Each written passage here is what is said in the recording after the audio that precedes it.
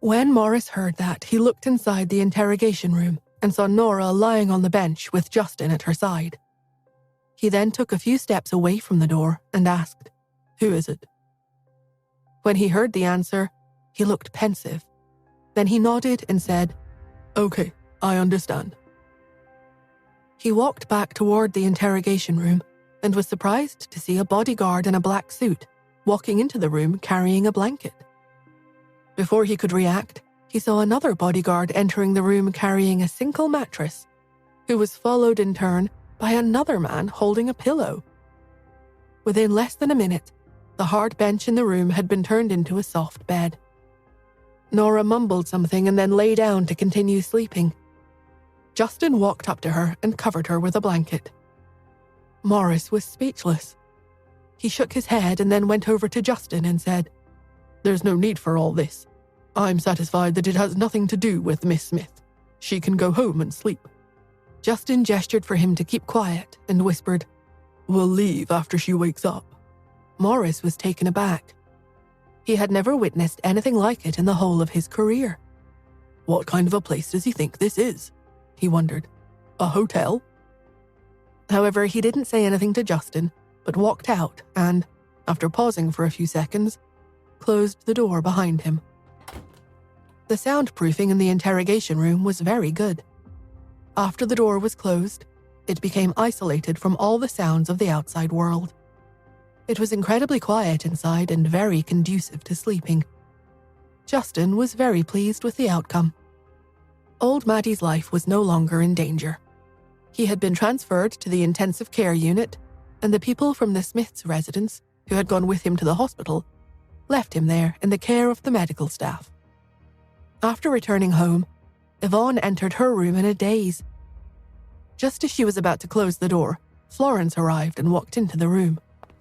She looked very annoyed. "Miss Yvonne, that illegitimate daughter of Yvette's turned out to be a famous doctor. Even so, it's not such a big deal and nothing she can boast about. It looks like she inherited her mother's medical talent. If she's made from the same mold as her mother, then she's also a bitch. She must have used some kind of drug on Mr. Hunt to make him fall in love with her, even though she comes with the baggage of a child. I don't understand why Mr. Ian went soft on her and allowed her into the Smith family. Her existence is a humiliation to him." Yvonne said indifferently, "It's because Mr. Hunt and Nora like each other, and the Smiths and Hunts need a marriage alliance. So even if he's less than happy about Nora's situation, he'll still accept her." Florence became tearful as she said, "Mr. Ian has sacrificed too much for the Smiths. After Yvette ran away and left him alone, he remained unmarried throughout his life, and he was forced to adopt a child. Mr. Ian said that after he dies, he wants his ashes to be scattered into the sea so that he can look for Yvette. He was so devoted to her, and yet she betrayed him." She wiped her tears and continued, "I'm so angry at Yvette. Why did she betray Mr. Ian? His health has never been the same since she left. And now that her daughter is here, she's also causing chaos in the family. Mr. Ian personally invited old Maddie to stay here. Everyone in this family takes care of old Maddie, but she harmed him, and none of us should tolerate that." Yvonne said, "Captain Ford is saying that old Maddie was poisoned, but I don't understand it. He eats the same things that we eat, so how could he be the only one who was poisoned? Unless, of course, someone did it deliberately." Florence sneered and said, "I think Miss Nora was the one who poisoned him. She probably planned to use an antidote to save him at the critical moment so she looked like a hero, which would increase her reputation." After she spoke, the sound of a disturbance came from downstairs. Yvonne and Florence looked at each other and then went down to investigate. They saw the police chief standing there with a few other officers. The butler looked at them sternly and asked, "Isn't Miss Nora at the police station? Why are you gentlemen here again?" The chief took out a search warrant and said, "We've detected pesticides in old Maddie's blood, and we've determined that he must have taken this drug." The police officer took out a pill and said, "This pill looks like something used in traditional medicine, but it's actually a pesticide. So we need to investigate who gave this pill to old Maddie." The butler seemed shocked as he looked at the pill in the captain's hand. He then turned around and looked at Florence. He knew that Florence had secretly gone to old Maddie's house and given him that pill. He knew that because he had seen it with his own eyes. Florence's eyes widened in shock and she cried, "Isn't this the carefree pill?" The police officer turned toward her and asked, "Did you give old Maddie this medicine?" Florence nodded blankly. She then explained in a shaking voice, "Officer, you're mistaken. This is a carefree pill. I gave it to him to treat his condition.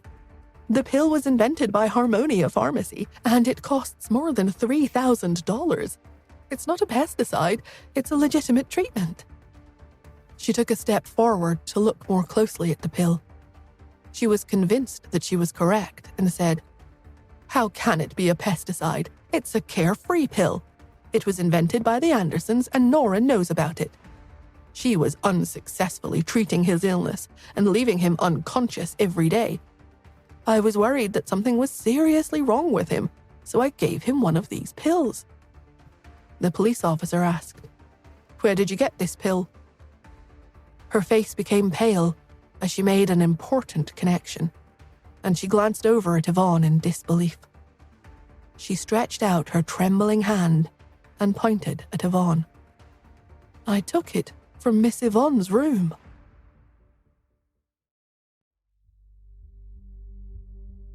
After Florence spoke, everyone in the room turned and looked at Yvonne.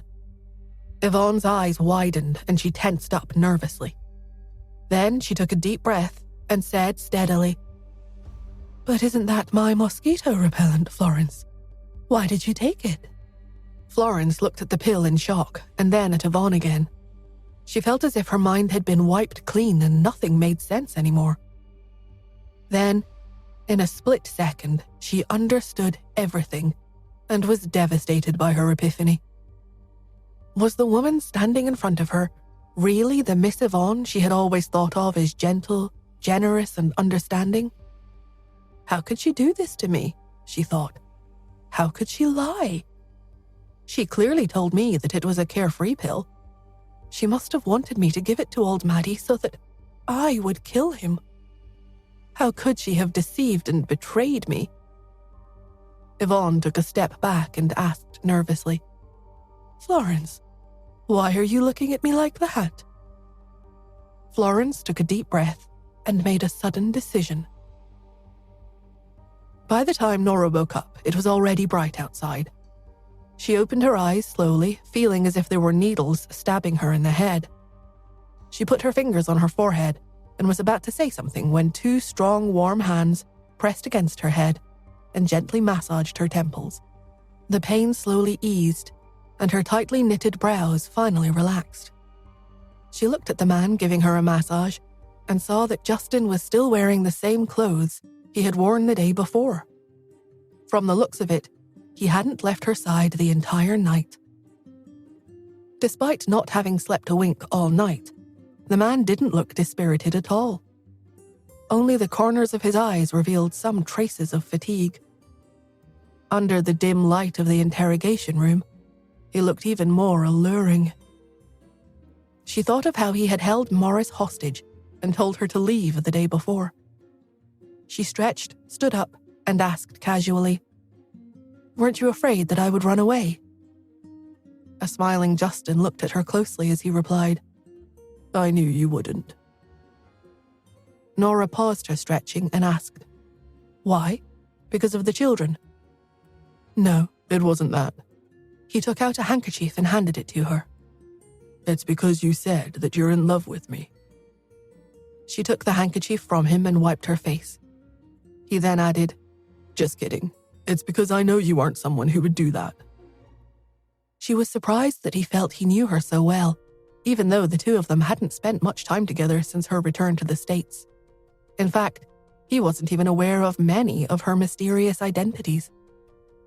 Despite that, he had trusted her, even in that situation. She put down the handkerchief and, as she gazed at the man's handsome face, her heart skipped a beat. She felt slightly embarrassed, so she looked away as she asked, "Is there anything to eat?" She had been asleep for a full 14 hours. Although she was still sleepy, she had to get up and replenish her energy. Otherwise, her body wouldn't be able to function. "Yes," he replied calmly. After taking out his cell phone and sending a message, someone opened the door and came in with a cart of food. Morris, who had hurried over when he heard that Nora had woken up, seemed troubled by what he saw. "Those two are treating the interrogation room like it's a hotel," he thought. "Not only has the man prepared her bedding, but he has brought a wash basin and toiletries over while she was asleep, and now he's even brought in a cart of food." Morris had never seen anyone who spoiled their partner as much as Justin did. He was about to say something when Justin held up his hand and stopped him. "Captain Ford," he said, "wait till she's done eating if you have something to say. I don't want her to get indigestion." Morris pulled up a chair and sat down.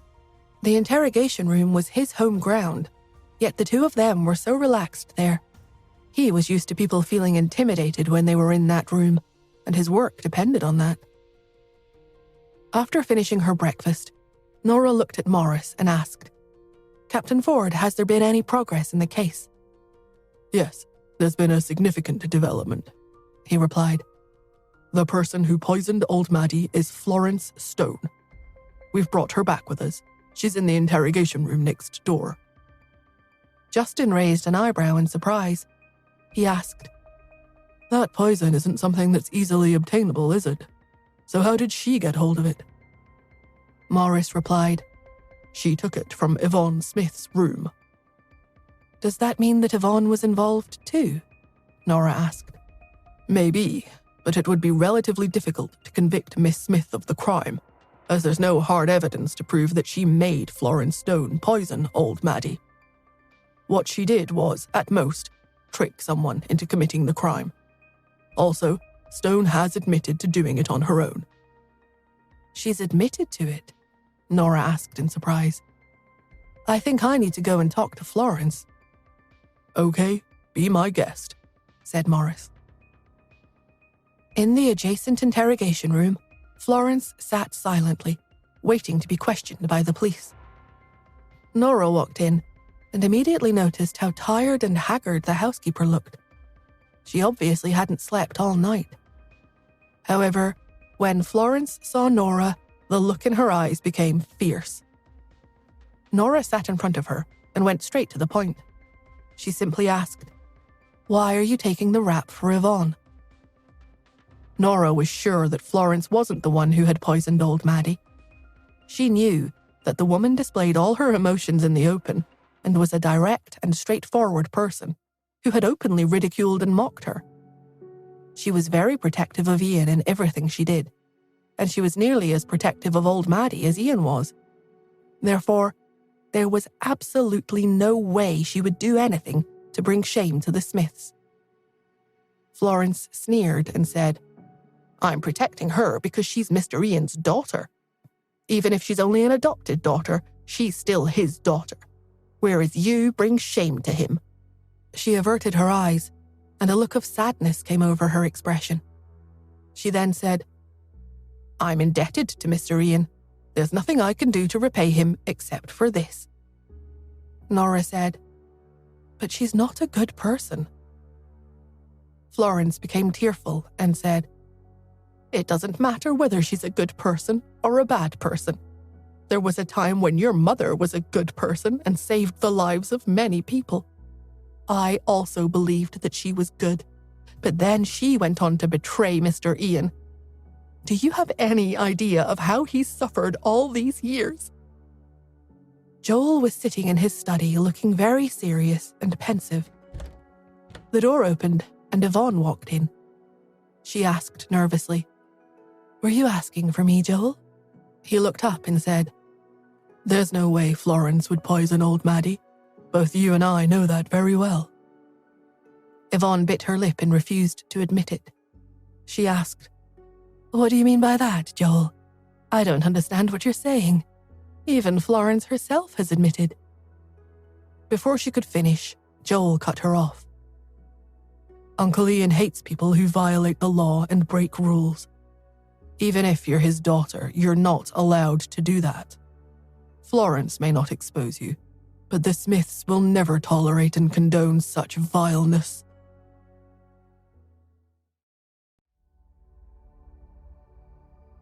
Yvonne felt exposed.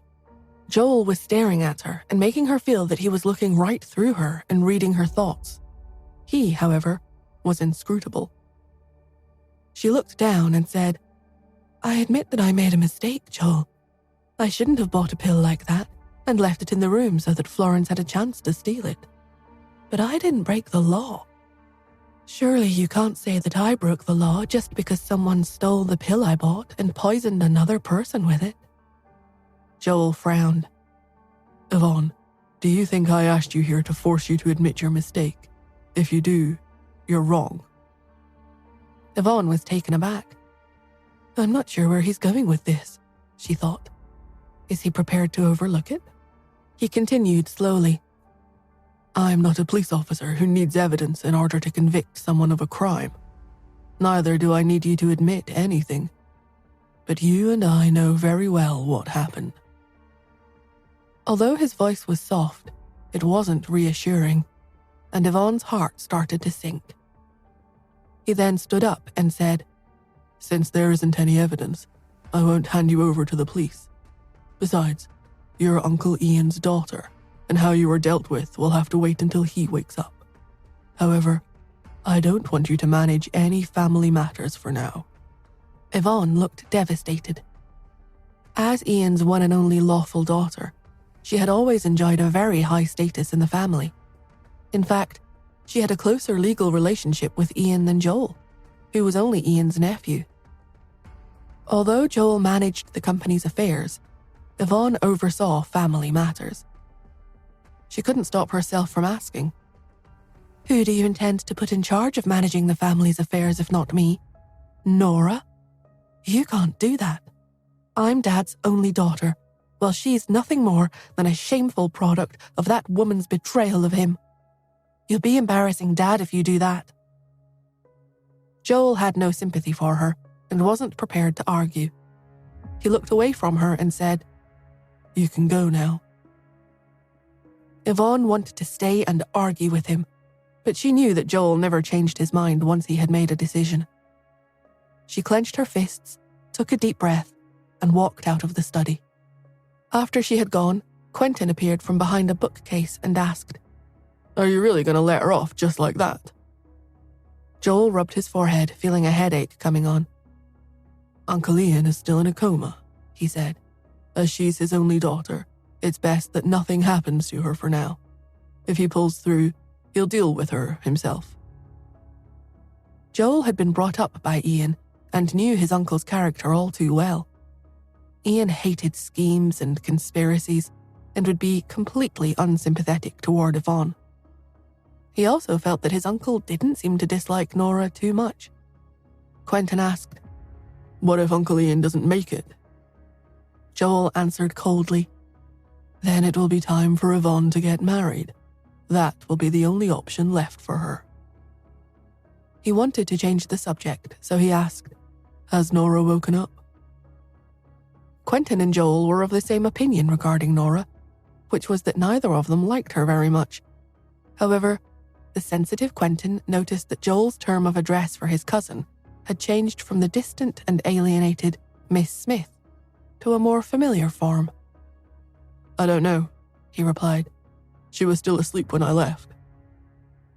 He then sat down in front of Joel's desk and said, "You know, she always seemed lazy to me. She never seemed to do any work and spent most of her day asleep. But then she turns out to be the famous Dr. Athena. It's no wonder she's rich. I hear that Louis has become her fan just because she's rich." Joel remarked dryly, "What a promising future that fellow has." "Quite," said Quentin. "I, for one, won't bend over just because she's rich. She'd only get my recognition if she was the Quinn School's top student." He leaned closer to Joel and asked, "What does our little cousin have to do in order to gain your recognition, Joel?" Joel glanced at him, picked up some company documents from the desk, and said, "What a meaningless question." Joel's phone vibrated. He looked at it and saw that it was a text message from Tanya. "Please let me know when Nora gets back." Joel sent her a question mark. Tanya immediately replied, "Nora isn't picking up my calls, so I reckon she's still being detained. Cherry misses her mum. Tell her to pick up her daughter once she returns." Joel immediately got up, picked up his car key and walked out. Quentin asked, "Where are you going? Aren't you going to wait for our little cousin to come home?" Joel didn't stop. On his way out, he replied, "I am picking up the child and bringing her home." "Child? What child?" Quentin wondered. "Isn't it the weekend? Maya wouldn't be at school today." Nora only came out of the room after she was done talking to Florence. She didn't blame the housekeeper. In fact, her loyalty to Ian received her admiration. It's so rare to find someone so loyal to their employer these days, she thought. No wonder Joel didn't fire her after he took over the family. Morris asked, "How was it, Miss Smith?" Nora said, "The interrogation room's soundproofing is pretty good. You should try using it if you ever have insomnia in the future." He was asking whether Florence had said anything and not inquiring about the soporific qualities of the interrogation room. However, as he watched the unaffected woman in front of him, he decided not to rephrase his question. Instead, he said, "I apologize for my actions previously, Miss Smith." "Apology accepted, Captain Ford. But I'd still like to ask you to do me a favor." "What is it?" She hesitated for a few moments before asking, "Can you tell me what kind of case I'm involved in?" Morris remained silent for a while. He looked up and stared at her, considering whether he could tell her about it. Eventually, he stepped away and said, "Let's talk over there, Miss Smith." He realized there were some things he didn't need to hide from her anymore. Nora nodded and gave Justin a reassuring look as she followed Morris into the room across the corridor.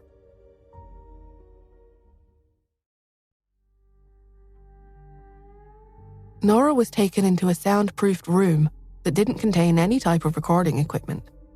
Any conversations that occurred inside the room were never recorded. She was intrigued. She had thought that the soundproofing in the interrogation room was good, but when she entered the room and Morris closed the door, she was shocked. All the sounds outside were blocked by the door, making her feel as if she were isolated from the rest of the world. Morris showed no emotion as he pointed to a chair and motioned for her to sit down. He then sat opposite her. The two chairs were identical, and he stopped acting as if he were interrogating a criminal. Instead, the impression given was that they were going to be talking as equals. Morris wasn't sure how to introduce the subject, and while he was struggling with his choice of words, Nora asked, "Is the case about illegal drugs and human trials?" "I didn't expect you to be so perceptive," he said. Nora rolled her eyes. How could I not understand at this point, she thought. After old Maddie's incident, Morris had kept asking her if she had given him any drugs. Then he had detected some unknown components in the man's blood. He had immediately become nervous, and his attitude toward her had worsened. At that time, he was certain that she had given old Maddie something dangerous. Later, when he had discovered that the old man's blood contained substances commonly used to poison rats and mosquitoes, he had become less interested in the case. Nora thought about it and asked, "Captain Ford, can we talk about this properly now?" He nodded and rested his arms on the table. He said, "Nora, do you know that there's a mysterious and dangerous organization in the world that outsiders don't know about?" When he mentioned a mysterious organization, her first reaction was that he was talking about the Imperial League. She tried to look calm, but felt anything but. The Imperial League was a dangerous organization that aimed to control the global economy. But according to what she knew, it wasn't involved in human experiments or illegal drugs, so she quickly realized he couldn't be talking about that organization. She looked up at Morris and said, "Please elaborate." His police training made him closely observe the woman in front of him. Unfortunately, although he wanted to be able to, he couldn't guess what she was thinking. Despite his many years of training, he was left with the impression that she was covered in an impenetrable veil. Whenever he felt that she was just an ordinary person, she would do something that surprised him. He said, "We still don't know what the mysterious organization is called. We only know that they're involved in human experiments and illegal pharmaceuticals. Moreover, the drugs they create are extremely dangerous and could deliver a destructive blow to the entire human race." When Nora heard that, she sat up straight and looked genuinely concerned. A destructive blow? Yes. We've received intelligence that they're creating a virus and that they started human trials more than 20 years ago. 20 years ago? Was my mother related to this organization? Morris seemed reluctant to answer. He was silent for a long time before he said slowly, "We suspected that your mother was working in the organization, so we arrested her back then. At that time, my mother was the leader of the operation team. After her arrest, your mother said that she had a patient waiting for her to treat. She said that she was the only person who could treat the patient's illness." Nora understood and said, "Your mother let my mother go, and she ran away. That's why you refused to let me go this time. You didn't believe what I said." He was speechless. What does she mean by refusing to let her go? He wondered. He ignored her choice of words and simply said, "Yes."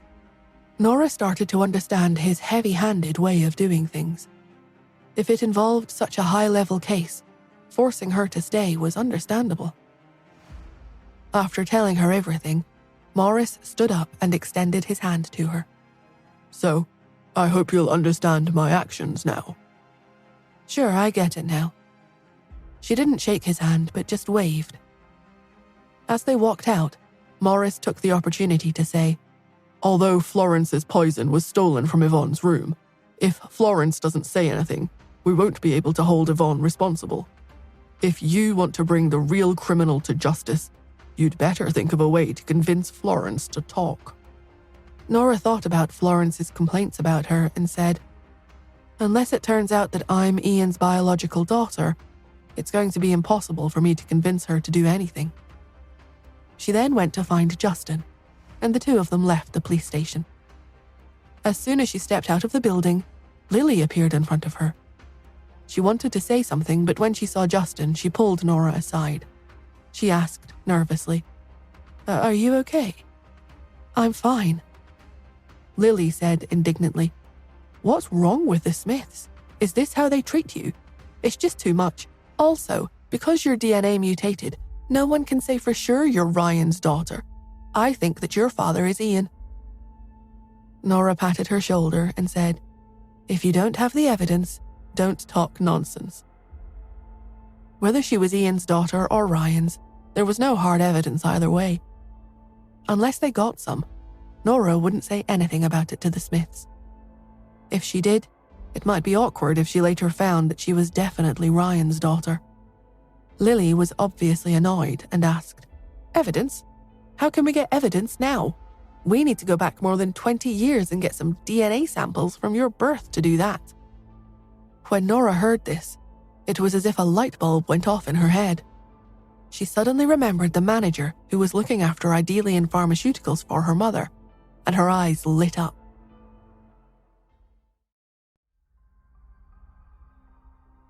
Idelian Pharmaceuticals always sent dividends to Nora's account on time. She had plenty of money and never thought much about it. However, she remembered that Wayne Myers was the man that her mother had personally chosen to act as director of the company.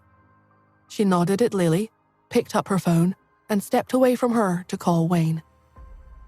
As soon as the call connected, she heard Wayne's excited voice say, "Miss Nora, you finally thought it through. Are you coming back to help with the company?" Why does this guy seem so pleased to hear from me? She wondered. Isn't he happy to be managing the company? She didn't want to get involved in a discussion about that, so she said, No, I just want to ask you a question. Wayne's voice became serious as he said, Okay, ask away. Did my mother leave anything for me at your place? Yes. Before he could continue, Nora interrupted him. Other than companionship and love, is there anything else? Wayne sighed and dragged out his words. What specifically do you want? Nora asked tentatively. For example, did she leave anything from when I was a baby, such as a lock of my hair or a blood sample? No, of course not, Ms. Nora. Why would your mum leave anything like that with me?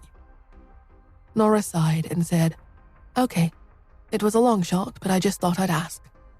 Are you busy, Ms. Nora? Do you have a minute for us to talk? No, what's wrong? Is there a problem with the company? Not really.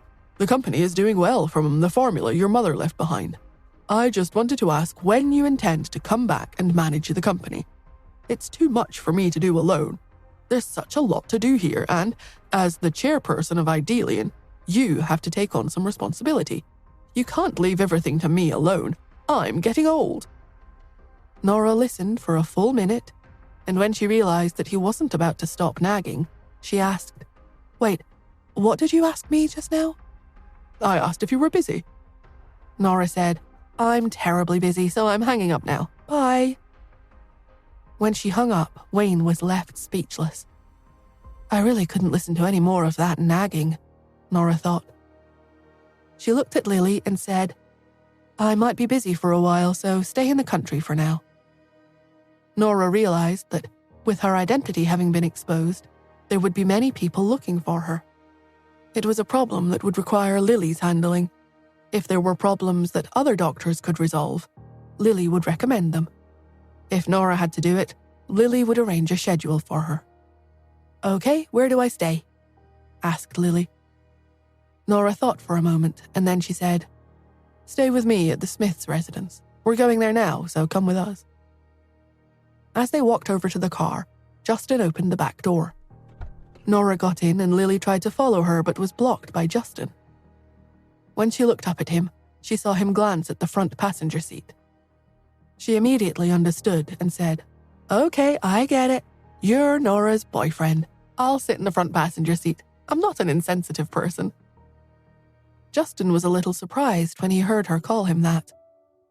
Usually people would call him Mr. Hunt or Justin, and it was the first time he had been referred to as Nora's boyfriend. He felt quite pleased about it. He got into the car and sat next to Nora in the back seat. The journey passed in silence.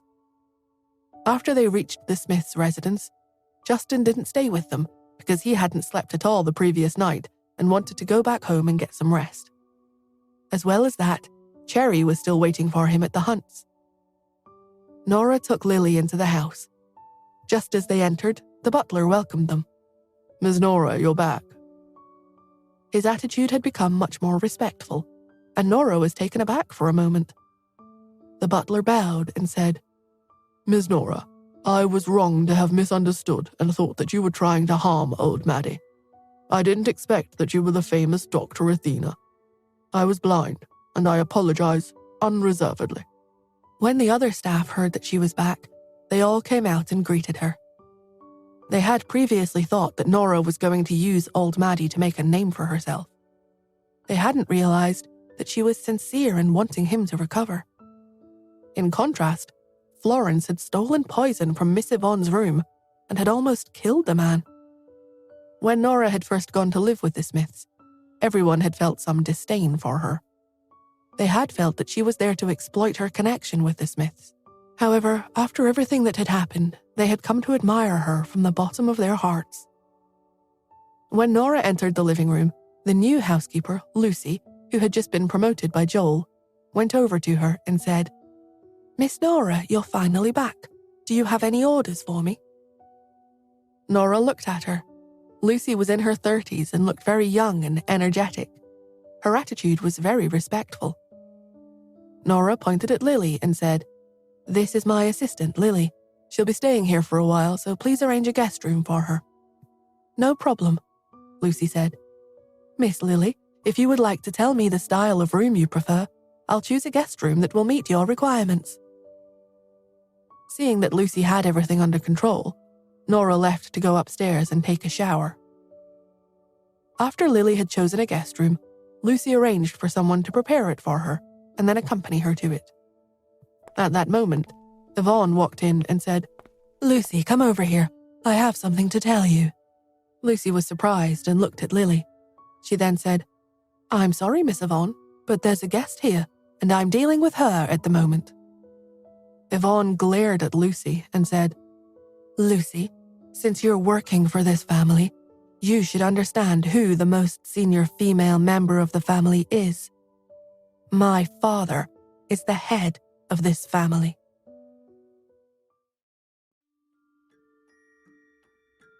Lucy had looked after Joel ever since before he had taken over running the family household.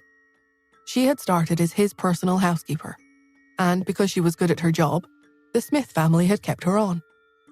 Even Florence and Yvonne were polite to her because of Joel. If she spoke, the family listened to her, and that was before Florence had been taken away by the police. Now that Joel was the new head of the family, and Florence was getting older, her future status could only be imagined. Lucy had watched Yvonne grow up, and she had never warmed to her. As Ian's adopted daughter, she was highly regarded, but she was prone to looking down her nose at others, something which Lucy disapproved of. She was glad that Ian had chosen Joel over her. Over the years, she had repeatedly seen Maureen giving in to Yvonne, and she often wondered if Joel would let her treat any wife of his the same way. After all, the woman Joel married would become head of the family alongside him. Lucy secretly looked forward to Joel getting married for that very reason. She loved it when someone put Yvonne in her place. Now that it was confirmed that old Maddie had been poisoned, the staff all felt that Florence had either acted under Yvonne's orders or had been deceived. Yvonne was becoming more unpopular by the day. As a result, she had lost a lot of respect, so much so that Joel had put Lucy in charge of the household. Lucy didn't feel threatened by Yvonne's words. Instead, she merely smiled at her. "Yvonne," she said patiently, as if she was talking to a small child. "From what you're saying, you're doing nothing more than reminding me that you're older than Miss Nora. Of course that makes you the eldest daughter of the family. It's just that I work here, and Joel has handed the responsibility of running the house over to me. I'm a quiet and careful person, and I wouldn't dare make any mistakes or embarrass anyone. If news of this gets out, no one will blame me. They will only say it's all the fault of your upbringing. Don't you think so?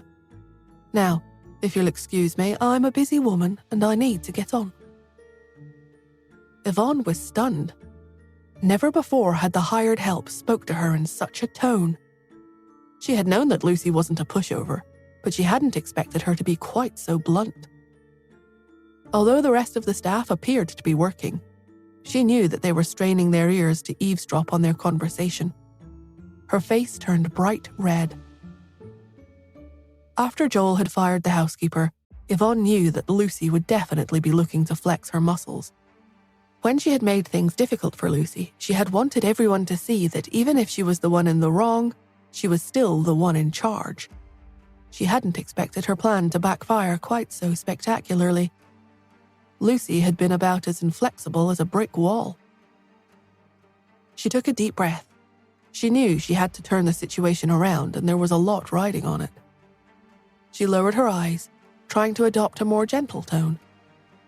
"Lucy, I only called you over to tell you a little bit of information about our guest. Why are you making such a big deal of it? Or do you think that I've got no right to give you instructions?" She paused, waiting to see how Lucy would react. "Yes, Dad may be in the hospital, and yes, Joel is in charge of the family right now, but Dad is still alive. Do you think he'll be happy to know you're talking to me like this once he wakes up?" Lucy's eyes opened wide. She had thought that Joel's promotion to head of the family was a permanent change. She had not appreciated that one day Ian might be well enough to resume his role. She quickly stood up. "In that case, what do you need me to know?" she asked politely. Yvonne glanced at Lily. "Since there's a guest here today, let's add a few dishes to the menu tonight. She's coming from overseas, so I suspect she will be very interested in our local delicacies. I know. Let's have fish." The menu had already been prepared in the kitchen. If Yvonne suddenly added more dishes, it would certainly make life harder for the chef. However, Lucy still agreed, eager to keep the peace. "In that case, I'll get someone on it straight away," she said with as much enthusiasm as she could muster. Yvonne nodded. "Good," she said. She turned around and walked upstairs, but not before she saw Lucy purse her lips and glare at her. As she climbed the stairs, she took some deep breaths and counted to 10 in her head to calm herself down. She couldn't believe that a member of the household staff had been so rude to her. But it wasn't just the staff. She had noticed that the entire family's attitude toward her had changed. They were cold, just like they had been to Nora in the past. But so what? She thought. I'm part of this family and there's nothing anyone can do to change that fact. Not even Nora. For as long as I'm Ian's legal daughter, I'll inherit a share of his family fortune. She smiled. As far as she was concerned, Nora was nothing more than a distant relative, and it was very rare for people like Nora to inherit anything. Lisa, Nora's cousin, stood outside the front door of the Smith household. She had just been about to ring the front doorbell when her cell phone had rung. It was her mother, and Lisa knew she wasn't going to hang up until she had said her piece. "How is Nora?" she asked. "You need to find out for me. I can't believe she's been suspected of medical malpractice. She hasn't told me anything. If I hadn't seen the news, I wouldn't have known," she sighed. Lisa listened politely, not knowing what to say. "Mum," she said, "Nora isn't Henry's biological daughter. I shouldn't really be here looking for her like this." Ever since she had found out about that, she had not visited again. Finding out that Nora was also her mentor, Dr. Athena, had made her even more reluctant to go to the house. However, after watching the news, she had the same opinion as her mother. She had become very worried about Nora's standing in the Smith family. What if they weren't treating her well enough? She looked at the imposing door in front of her and became even more hesitant. She couldn't believe that Nora was part of such an illustrious family. Irene's voice interrupted her thoughts. "Why shouldn't you look for her?" she asked. "Nora isn't the kind of person to ignore us." Lisa took a deep breath. "All right," she said, trying to sound more confident than she felt. Lisa could hear her father, Will, talking in the background. "Honey," he said to her, "do you remember Lisa's umbilical cord blood cells?" "Yes, why?" asked a surprised-sounding Irene. "The hospital has just called and reminded me that we paid to keep them for 20 years, Lisa heard him say. "They want to know if we want to keep them any longer." Irene didn't hesitate. "Yes," she said emphatically. "Pay whatever they ask to keep them for as long as possible." She turned her attention back to Lisa. "Speaking of which," she said, "I learned about storing umbilical cord blood from Nora's mother. When she gave birth to Nora, she had kept her cord blood for her. Her cord blood should be in the same storage facility as yours. Lisa, you need to mention this to Nora next time you see her. It may be of use to her in the future."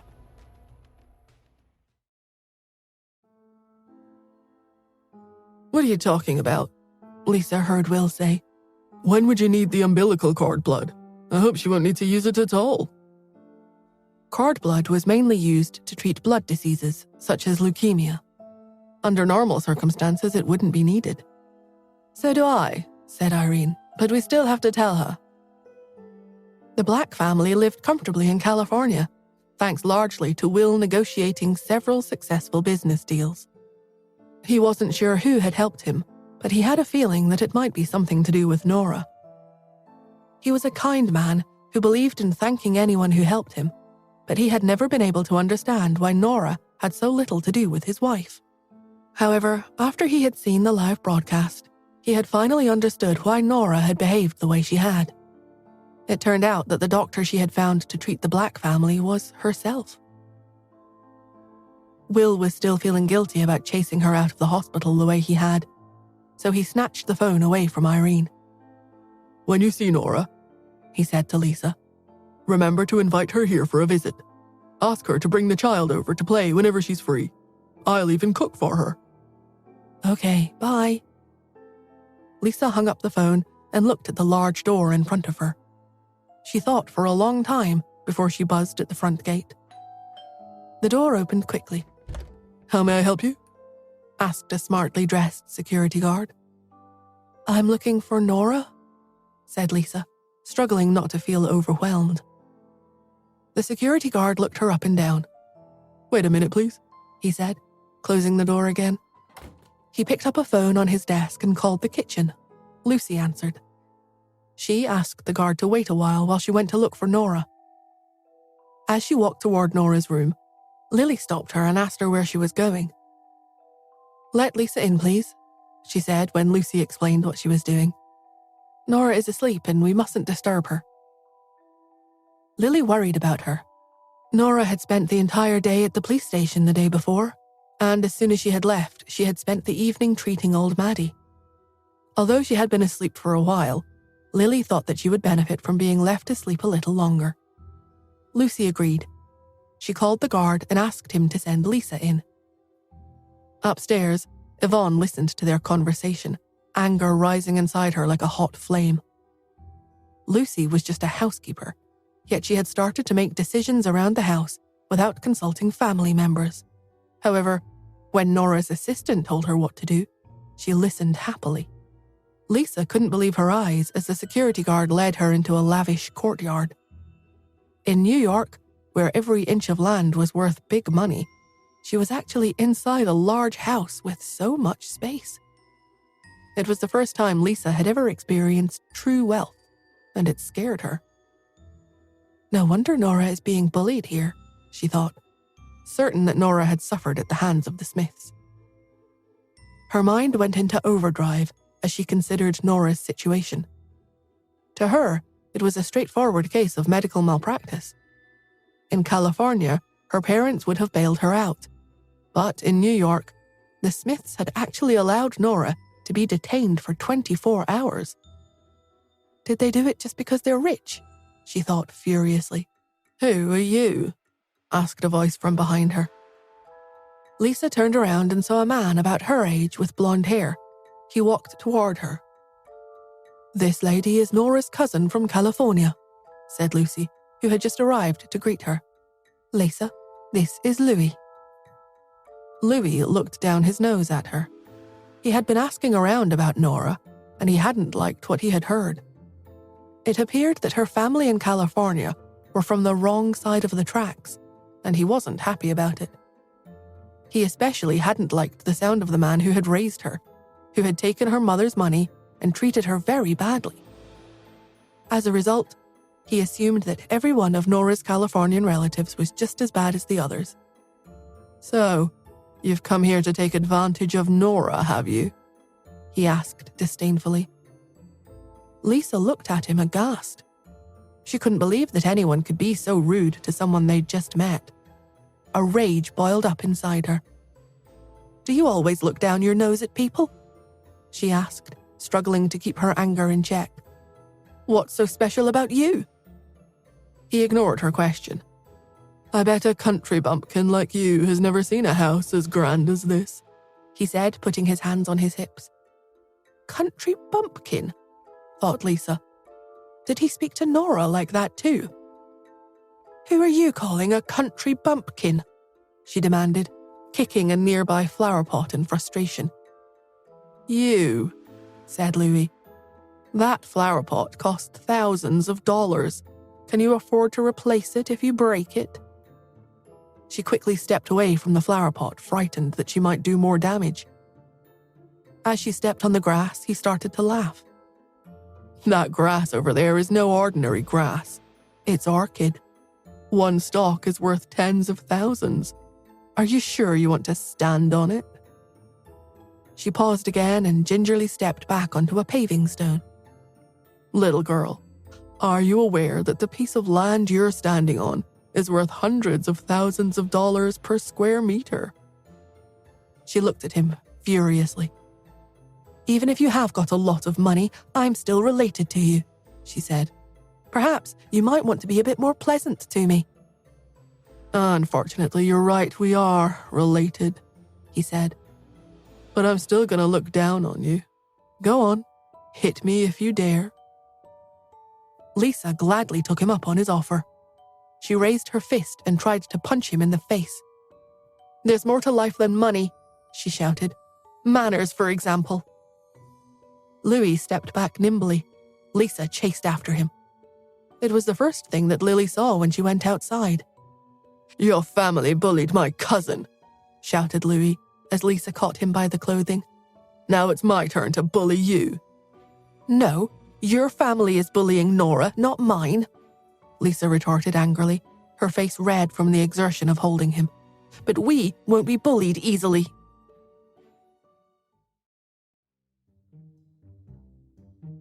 Louis grabbed Lisa's wrist as she tried to hit him again. He was trying so hard to avoid her blows that it took a few moments to register what she had just said. "What did you just say?" he asked, holding both of her wrists in his hands. "I said that I won't let you bully me the way you bully Nora," Lisa said, trying to wriggle free of his grasp. "Bully Nora?" he repeated. He paused. "I think we've misunderstood each other. Let's go inside and talk." "With pleasure," she replied. She stopped struggling. "But you'll need to let go of me first." "Do you promise to stop hitting me if I do?"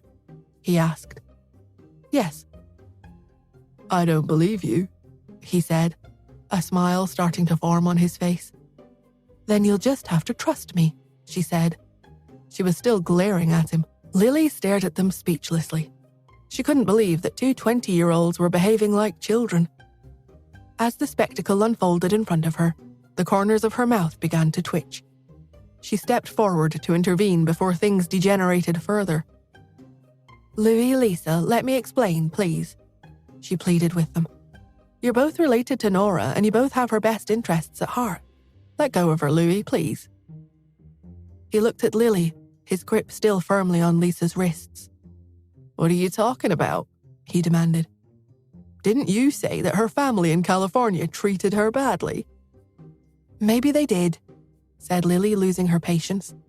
"But Lisa is the daughter of Nora's aunt, and if it wasn't for her aunt, Nora might have starved to death when she was young." Louis let go of Lisa, but he continued to stare at her warily. Lisa looked at Lily. "Who are you?" she asked, stepping away from Louis. "Are you treating Nora as badly as the rest of the family?" Lily laughed. "Of course not," she said. "I'm Lily, Nora's assistant. I work with her every day, and I promise you, no one in the family has ever treated her badly. If they did, I would have known about it." Lisa had heard of Lily. She might have been Nora's assistant, but she was also a well-known surgeon in her own right. "Lily, hello," said Lisa sheepishly. "I'm sorry, I didn't know." "Why are you being so polite to her when you can't be kind to me?" asked Louis. "Because you were rude to me from the moment you laid eyes on me," she retaliated, her anger burning up inside her again. "But I wasn't the one who lashed out," he retorted, emotions rising up in him again. "I think you've been ruder than me, you blonde brat." Lisa stared at him, her eyes glinting in anger. "Who are you calling a blonde brat? Why don't you look in a mirror if you want to see one of those?" she shouted. Louis touched his blonde hair self-consciously. He hated it when people pointed out his hair. "Come here and say that," he shouted, anger exploding out of him. "Why?" she asked. "Can't you hear me properly?" He took a step forward in an attempt to intimidate her when he tripped and fell toward her. Lisa didn't have time to react. They both tumbled to the ground, Lisa pinned underneath him. Fortunately, the soft lawn cushioned their fall. It didn't hurt much, but Louis's lips landed on Lisa's unceremoniously. It was several moments before either of them moved. Lisa was the first to recover her composure. She pulled away from him. "What are you doing?" she shouted, wiping her lips with her sleeve. "I don't have an infectious disease," he replied, stung by her actions. "Aren't you overreacting just a little bit?" He touched his own lips, recalling the soft feeling of hers. His face turned red. He looked at Lisa, pleased to notice that she had gone red too. A tear formed in the corner of her eye. "Hey, what's the matter?" he asked. "It's just a kiss. Is it really worth crying and making a fuss over a kiss?" "It's all right for you," she replied. "You can afford to replace the lawn." Louis sighed. It turned out that a lawn was more important to her than a kiss. He scratched his head and looked away, embarrassed. "Don't cry. The lawn isn't expensive." She looked at him incredulously. "Didn't you just say that a single orchid costs thousands of dollars?" she asked. I lied," he replied. He blushed an even deeper shade of red. She stood up and wiped away her tears. What kind of family does Nora live with? She asked herself as she followed Lily into the living room. Lily offered her a seat. Louis followed her in and sat down on a couch. He put his hands behind his head, trying to act as nonchalantly as possible. Yvonne entered the room. "I hear we have a guest," she said brightly. Lisa looked at her. She looked like someone from a noble family. Feeling slightly intimidated, she sat up as straight as she could. "This is Lisa, Nora's cousin," said Lucy, who had followed her into the room. "Nora really has a lot of friends and relatives." Her words were filled with mockery. She smiled, but Lisa noticed that the smile didn't reach her eyes. Lisa bit her lip. She sensed Yvonne's hostility as she looked at her from head to toe, her eyes filled with disdain. "I don't need to be perceptive today," she thought. "This woman is making her opinion of me quite clear." "Why are you pretending to be the mistress of the house?" asked Louis, giving Yvonne a filthy look. "Now that Joel is head of the family, I thought he'd asked you to stop behaving like that." Yvonne took a deep breath, trying not to rise to his bait. "Louis, there is a guest here. Be polite, please." Louis pouted. "She's not a guest. She's Nora's cousin, which means she's also my cousin." Yvonne smiled again. "But I heard Nora break off all her ties with them during the live broadcast." Lisa squirmed. Yvonne was trying to make it look like she was pestering them. She stood up suddenly, planning to say goodbye, when she heard Louis laugh. "What are you laughing about?" Yvonne asked. "I'm laughing at you," he said. "All this talk about blood relations is rich coming from you. You're not related to our family by blood, so, according to your logic, that would mean you're not a member of this family."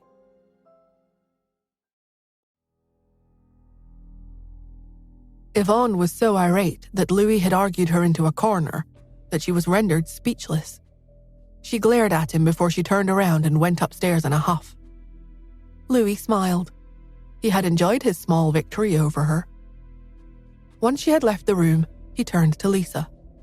"Don't worry about her. She's spoiled." "Spoiled?" thought Lisa. She bit her lip.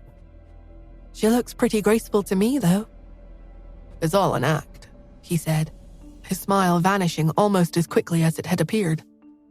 "I know that woman well. We grew up together. She behaves one way in front of people, and then she's totally different behind their backs.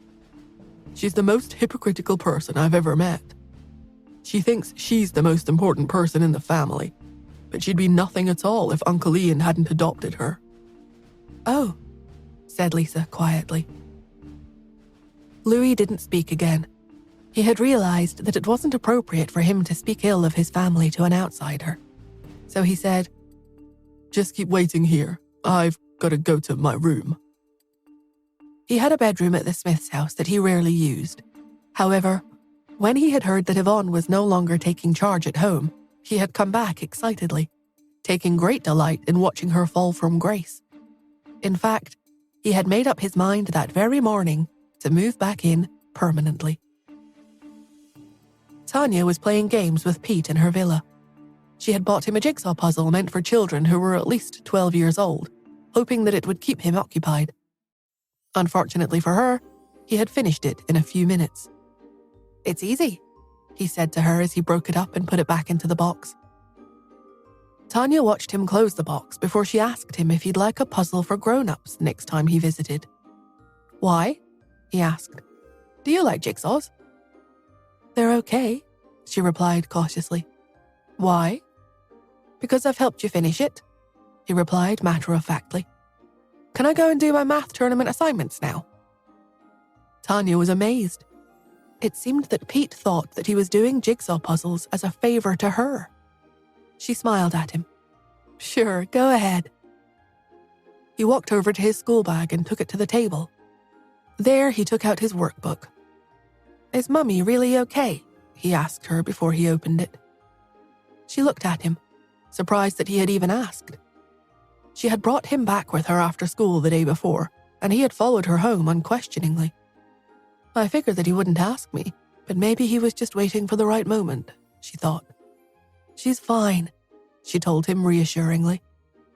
He sat quietly for a while. "She will come and pick me up, won't she?"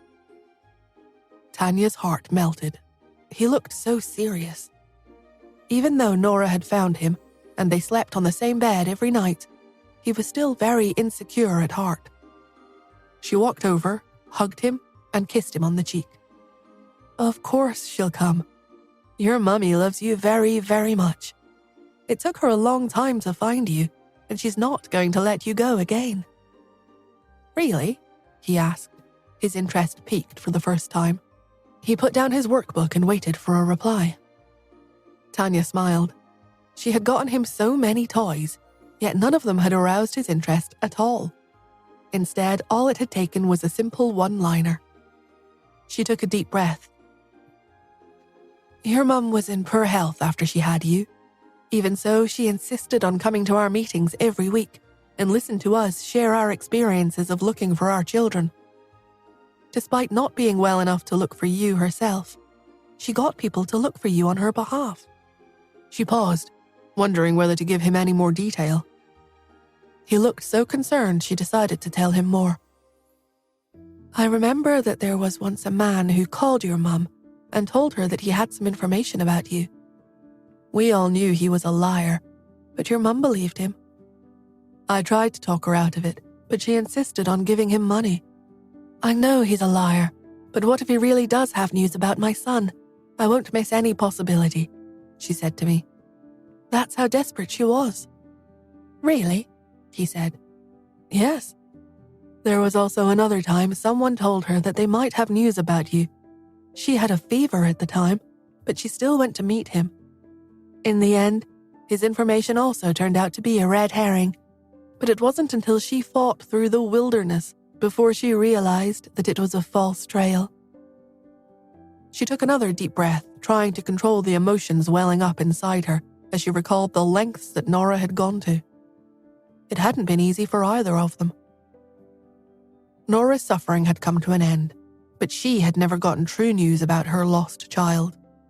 And as time went on, the trail only grew colder. She lowered her head. It was getting too hard to talk about it. Even though Pete's mother had eventually found him, he still felt insecure. His family was still incomplete, and his parents were always arguing. He still had regular nightmares. One night, he had dreamed that his mum had told him that she didn't want him anymore. She had then left and gone abroad with Cherry.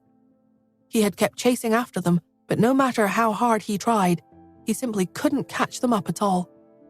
His feet had been too heavy to run. Listening to Tanya talk about how she had gone to such lengths to find him had upset him, but it also comforted him to know how much she must love him. She wouldn't have gone to such trouble to look for him otherwise. What Cherry had said was true. Mummy had never given up on him before, and she was unlikely to in the future. The doorbell rang, preventing any further conversation on the subject. "It's Mummy," Pete shouted, jumping up. Tanya stared at him, caught between laughter and tears. It was only at times like this that Pete looked like what a boy his age should look like. She smiled and went to open the door. "You're finally here. Pete's had enough of me," she said as she unlocked it. As the door swung open, her smile vanished. Instead of Nora, Tanya saw Joel standing outside. "Why are you here?" she asked suspiciously.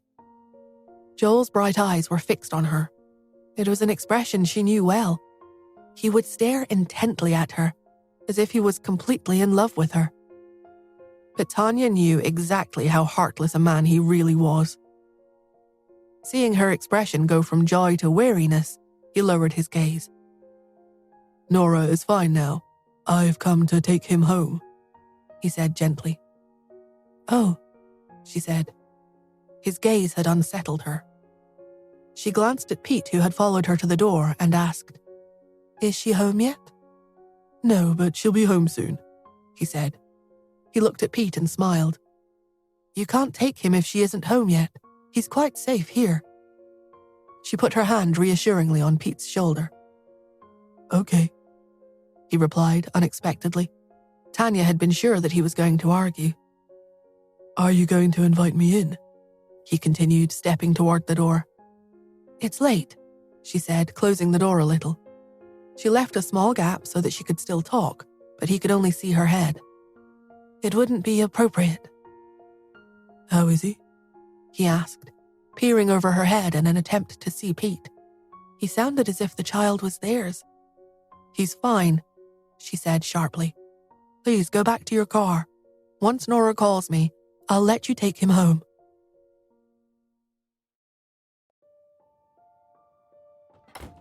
Tanya closed the door, not giving Joel an opportunity to reply. He stood and looked at the closed door. He could hear Tanya and Pete talking on the other side of it. "What did he want?" he heard Pete say. "Nothing," he heard Tanya say.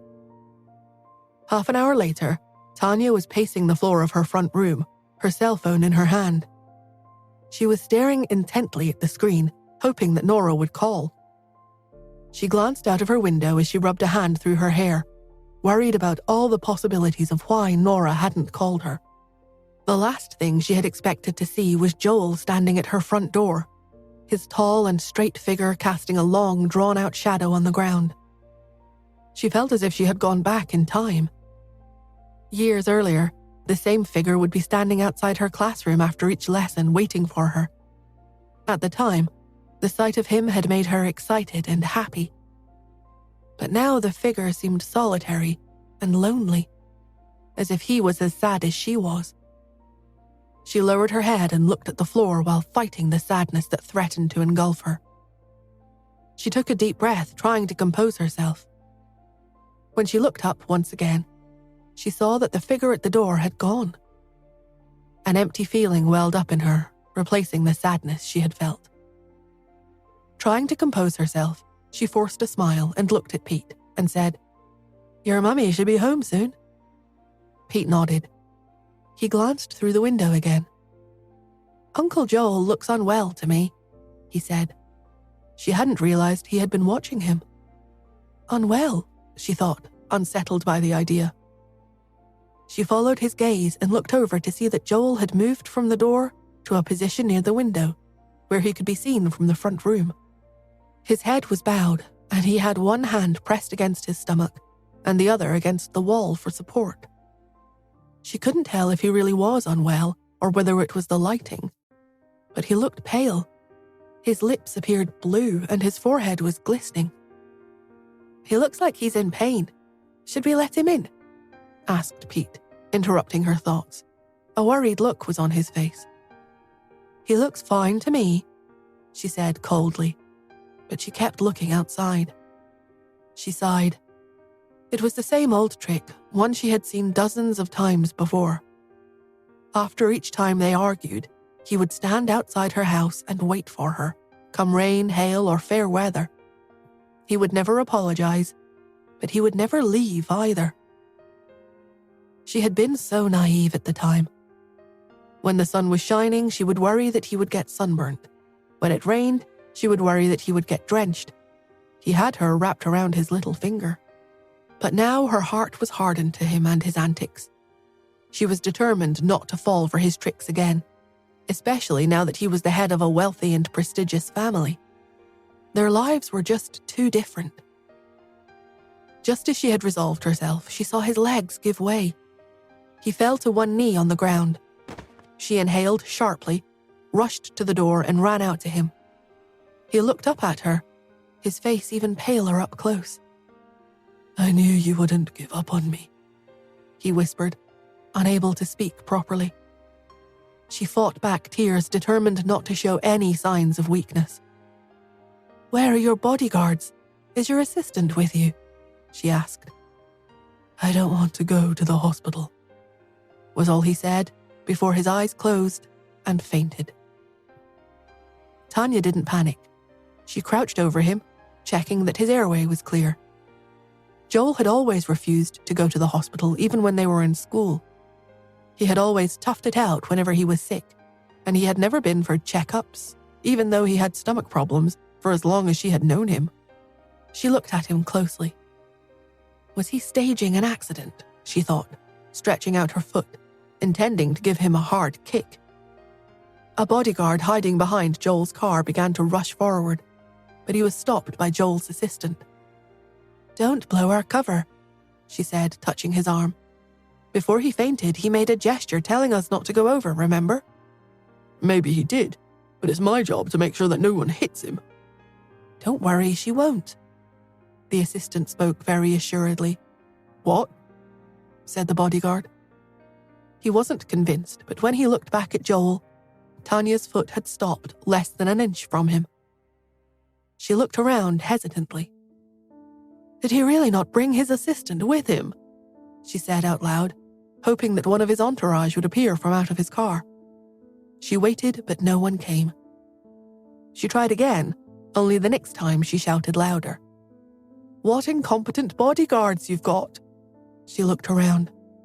"What if he'd collapsed in the middle of a busy street? Would you have left him there too?" Still nobody came. She sighed and started to drag him toward her house, watched by his bodyguard and assistant. They chuckled quietly as she swore profusely each time she slipped. It was the next day before Nora woke. She got out of bed feeling refreshed. She looked at her cell phone, noticing that Tanya had sent her several messages. Each one got more and more urgent. However, they couldn't be that urgent if Tanya had messaged her. If it was a real emergency, she would have called. She scrolled through the conversation they had before she fell asleep. The last message she had sent to Tanya had been to tell her that Joel was on his way to pick up Pete. Soon after that, she had fallen into a deep sleep. But why wasn't Pete here now that she had woken up? She looked at the chat again. Tanya had repeatedly asked her if she was awake. The same message had been sent hourly over a period of about 8 hours. Things must be bad if she's been repeatedly sending me the same message, she thought. However, Pete was a good boy. Surely he wasn't that hard to take care of, was he? She thought, panic rising inside her. The phone started to ring before she could dial Tanya's number. It was Tanya calling her. "Hello," said Nora, answering after the first ring. "Are you okay?" "My goodness, you slept for 12 hours again," said a relieved-sounding Tanya. "I didn't wake you, did I?" "No, you didn't," said Nora. "What's up?" "Hurry up and come over to pick up your son," Tanya whispered urgently. "Sure," said Nora. "Is he all right?" "And your elder brother, too," Tanya whispered urgently. She sounded furious. "Which brother?" asked Nora. "How many elder brothers do you have?" Tanya had lost her patience completely, so much so that her whisper had become a roar. "5, actually," said Nora, beginning to lose patience too. "Plus a younger one, seeing as we're counting. Are you talking about Joel?" "Yes." Nora was puzzled. "Didn't he go over to pick up Pete for me? How did he end up staying there?" Tanya ignored her question. "You have half an hour. If you're not over by then, this friendship is over." She hung up, not giving Nora a chance to reply. Nora glanced at the phone in horror. She quickly brushed her teeth and got dressed. She was downstairs less than 2 minutes later. "Hello, you've finally woken up," said Lucy happily as Nora rushed through the kitchen. "Yes," Nora said, grabbing an apple from the fruit bowl as she ran. "Why are you looking at me like that?" she asked, noticing that Lucy looked like she had something to say. "Your cousin is here," she said, smiling. Nora was surprised to hear that. "Where is she?" she asked, looking around. "Since you were still sleeping, she left," Lucy replied. "She said that she'll come over to visit again, either later today or tomorrow." Lisa had been gone for quite some time, so Nora simply nodded and then sent her a text asking if she would come over that afternoon. Lisa replied evasively. "Will Louis be there?" she texted. Confused, Nora asked Lucy if Louis was at home. "He went out early this morning," Lucy said. "Why, Miss Nora? Do you need him for something?" "Not right now," Nora said. "Will he be home this afternoon?" "Most likely not." She sent Lisa her reply. "No, he won't." "Okay, I'll see you later then." Nora stared at Lisa's message, confused. First I get asked to pick up Joel, and now Lisa's avoiding Louis as if she's scared of him. What on earth happened last night while I was asleep? She looked at Lucy hesitantly, but decided against asking too many questions. Instead, she went downstairs and then drove out to Tanya's village in the suburbs. Tanya was standing at the door as she pulled up, lips tight with anger. As Nora walked up, she said, in a voice dripping with sarcasm, "You sure got here quickly."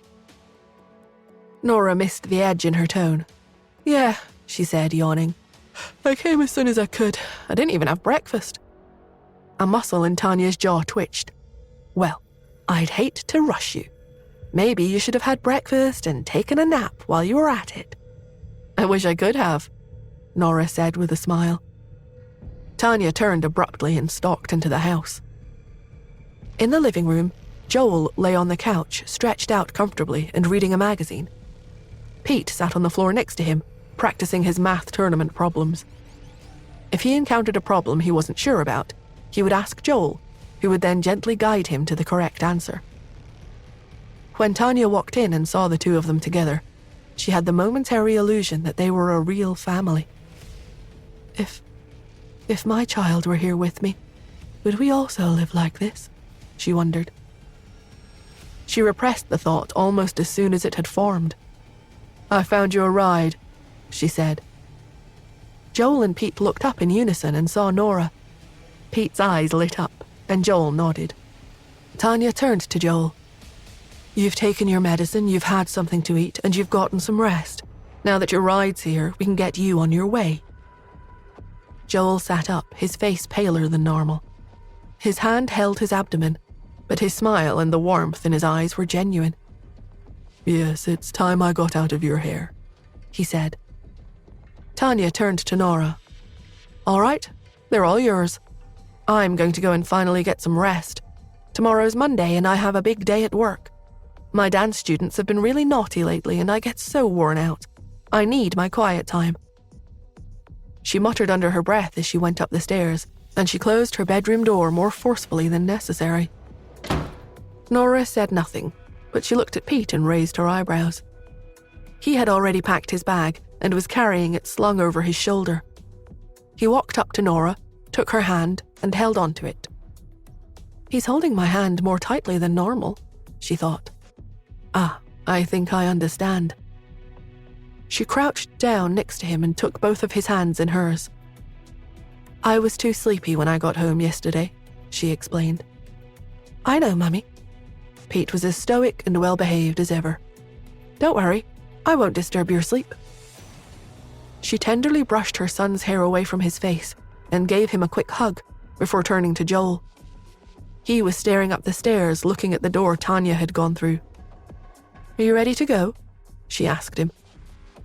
Joel shook himself and turned back toward Nora and Pete. He nodded. Once they were in the driveway, Joel said, "I'll drive." Nora frowned. "Do you think you're okay to drive?" she asked. "Okay enough." "Well, I suppose." She handed him the keys and crawled into the back seat with Pete. They were quiet on their way home, each thinking their own thoughts. "She's still ultimately Uncle Ian's adopted daughter," Joel said, unexpectedly startling Nora. "What?" she asked. "I'll be honest with you," he explained. "Uncle Ian has been comatose ever since he went to the Hunt's party and came home with you. He has a brain tumor and needs to undergo surgery. Without surgery, there's no hope of recovery. But it's said that Dr. Athena is the only one who has a hope of performing the operation and saving his life." "I'll take a look at him," Nora said. "I wouldn't," Joel responded, but his voice was softer, as though he was explaining rather than giving an order. "From what I understand of Uncle Ian, since he's already acknowledged you as a Smith, he wouldn't mind too much. But he's still in a coma and can't give consent. And other people in the family would have misgivings about you." "Is this why he was so lukewarm to me previously?" thought Nora. It doesn't matter. In fact, it's understandable. A successful man like Ian could have his pick of women, but the one woman whom he loved deeply his whole life had, from his perspective, gotten into a relationship with his brother instead. He wouldn't be human if that didn't bother him.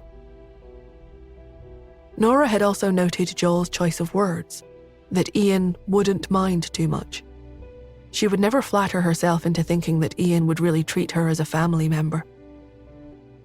"But he's a man who makes a clear distinction between his public and private interests," Joel continued. "Yvonne is his daughter, so he's the one who has to deal with her." Nora was surprised. Should I interpret that to mean that Ian will deal with Yvonne eventually? I didn't expect Joel to stand up for me.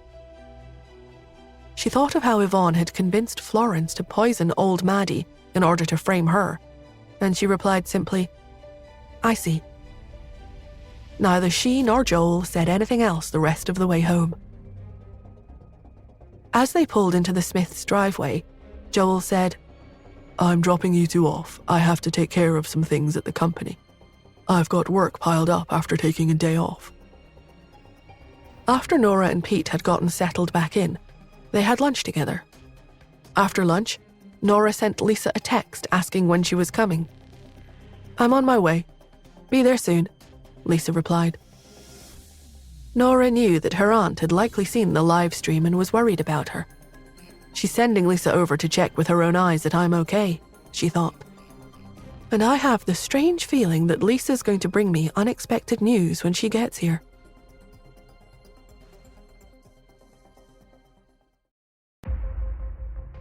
Pete went upstairs to read, and Nora sat on the couch in the living room to wait for Lisa to arrive. Lucy walked into the room with someone in a suit who looked like a business manager. "Great timing, Miss Nora," she said. "They've brought the new season's clothes over, so you can pick some out for yourself." As a high-class wealthy family, the Smiths ordered custom-made clothes regularly. Representatives from the high-end brands came to the Smiths' house each season to give them the pick of the designer styles. Behind the manager, staff members carried bolts of fabric samples, as well as thick magazines featuring various styles of clothing for the Smith ladies to choose from. The manager acknowledged Nora with a respectful nod and handed her the magazine he was holding. "Please have a look at our newest line, Miss Smith." "I'll go and notify Miss Yvonne and Miss Maureen," Lucy said as she hurried off. Nora, Yvonne, and Maureen were the only Smith women currently living in the mansion. Apart from Warren, none of the other sons were yet married. When Hillary had been living there, she had also come to pick out clothes. Now that she and Joel had broken up, there was one less person to share in the process. Maureen arrived first, and she and Nora sat on the couch and flipped through the magazine together. Yvonne saw them as she descended the spiral staircase, and she paused. Her eyes narrowed as she looked at Lucy. In the past, Florence had never asked her to go downstairs to pick clothing. She had always brought the manager straight to Yvonne's room to let her have first choice. Only after Yvonne had chosen her clothes had Maureen and Hilary picked through the remaining styles. Now, not only had Lucy called her downstairs, but Nora and Maureen had been allowed to choose before her. She felt anger start to simmer inside her. Look at them, huddled together on the couch, she thought. So intimate, like they're the best of friends. That's not how they treat me. She sneered as a plan formed in her mind. She walked into the living room and sat in the chair next to the couch. The manager immediately presented her with another magazine. She flipped through the pages and listened to the other woman's conversation. Look at this red dress, Maureen exclaimed. Isn't it gorgeous? Just look how that fabric drapes. It's so flattering. Oh yes, Nora said in agreement. Yvonne flipped to the section featuring this season's red dresses. Because of the boldness of the color, there were generally only a few of them each season. After so many years, Yvonne knew that Maureen favored red clothing. And although the color didn't suit her, Yvonne had always picked out the nicest red clothes first and left the less attractive designs for Maureen. Someone has to let her know who ranks highest around here, she thought. Yvonne leaned over and pointed to one of the red dresses. Nora, she said, you would look fabulous in this dress. The dress she was pointing to had a unique cut and was easily the prettiest of the season. She knew that Maureen would have had her eye on it from the beginning. Surprised, Nora leaned over to look. Isn't it fabulous? Yvonne gushed. Nora, since this is your first year with us, I'll let you have first pick. This dress is so pretty. I think it's the nicest design this year. Why don't you take it? Now that Maureen's favorite dress has been snatched away from her, let's see if she still likes Nora, Yvonne thought. She snuck a glance at Maureen. Sure enough, the excitement in her eyes had faded. Maureen looked away and flipped the magazine pages to a different section. She's given up, Yvonne silently crowed. But I can tell she's not happy about it. It doesn't matter if they were acting like best friends before. How genuine could their friendship be if a mere dress could come between them? While Yvonne gloated, Nora said softly, Yes, it certainly is a pretty dress. Maureen's shoulders stiffened as she forced a smile. Yvonne's right, she said. It would look nice on you, Nora. She then straightened and gave herself a little shake. Besides, true red gives you a presence, so it's well suited to formal occasions. Since this is your first year with us, it would be a good choice for you. I can't believe this, Yvonne thought. How can Maureen be so generous to Nora? Every time I picked a dress she liked, she acted as if I stole her baby. But when Nora did it, everything's just fine. Is this the difference between a blood relative and an adopted one? Yvonne clenched her fists in fury. You know what, Maureen? Nora said. I think the dress would suit you better than me. Yvonne turned and looked sharply at Nora. Nora didn't seem to notice. Red is your color, you should take the dress, she continued. Maureen's eyes lit up. Do you really think so? She asked. Yeah, I do. Nora was observant. She had seen Maureen flip straight to that section when she picked up the magazine, and she had stared at that dress for a long time. I wondered why she didn't take it immediately, since she obviously liked it, she thought. It was only when Yvonne came into the room that I figured it out. I don't really care about the dress or about clothes in general. Why deprive Maureen of something she really wants? Maureen stood up, excited and a little misty-eyed. Finally, she thought. This is the first time, the very first time, I've felt respected in the Smith household. Yvonne's always had the first choice of every good thing, and she hasn't been shy about taking it. This is the first time I've gotten something I truly liked. If it had only happened once or twice, Maureen would not have minded. But even as warm-hearted as she was, resentment had built up over the years. Courtesy was a virtue, but it was not limitless. Even Maureen's courtesy could be pushed too far. We're all women in our 20s, she thought. I'm only a few years older than Yvonne. So why do I have to give in all the time? She gave Nora a hug. Nora, you're so generous, so sweet, so... Anyway, how could anyone not like you? Overcome, she gave Nora a quick kiss on the cheek before she turned to the manager. Please make this dress in my measurements. The manager nodded. He had the body measurements of all the Smith ladies on file. Wait a minute, Yvonne said, stepping forward. Sorry, Maureen, but I really like this dress too. She turned toward the manager. I'll be taking this dress, sir.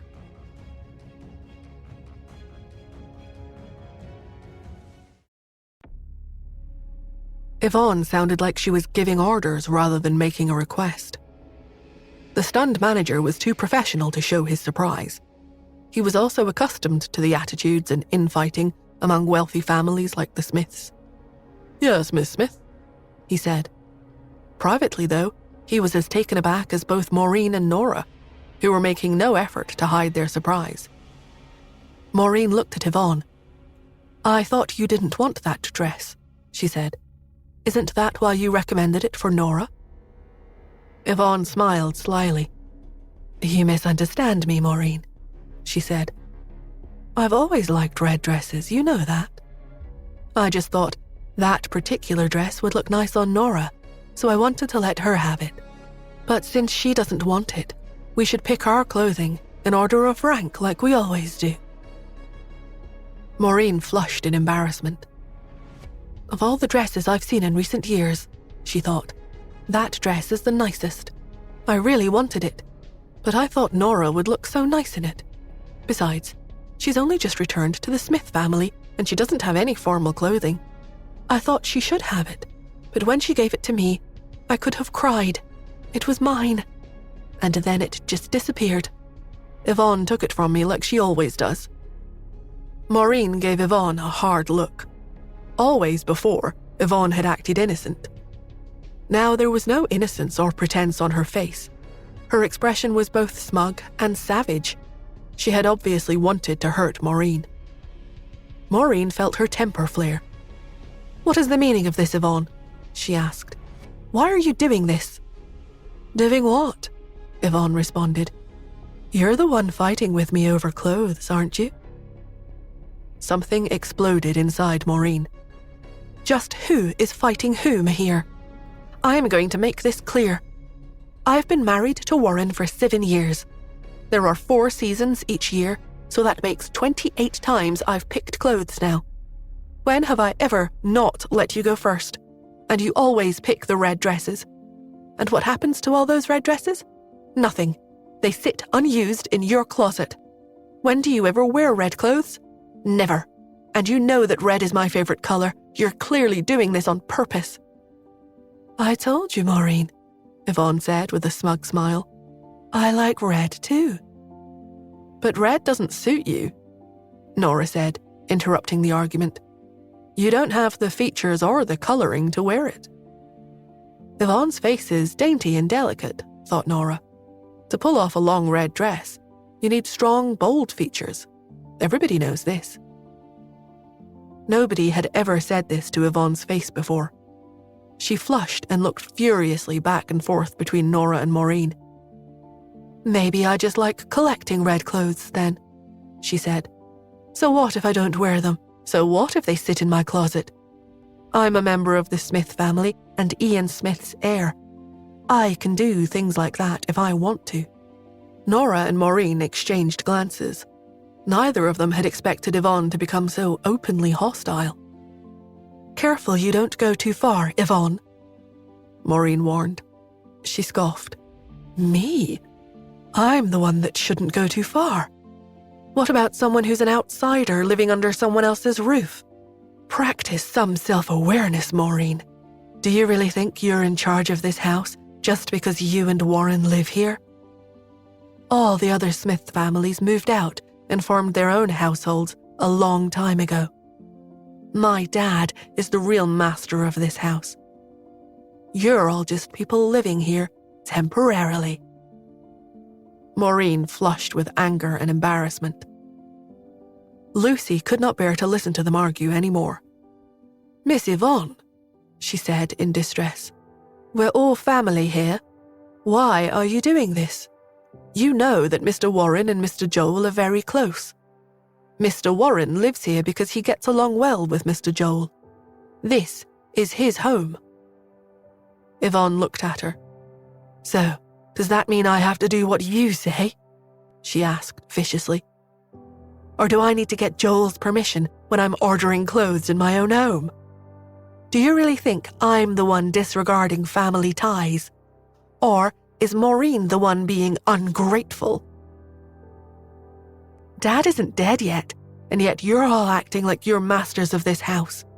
You, Lucy, you're stepping beyond your boundaries as a member of the staff and disrespecting me.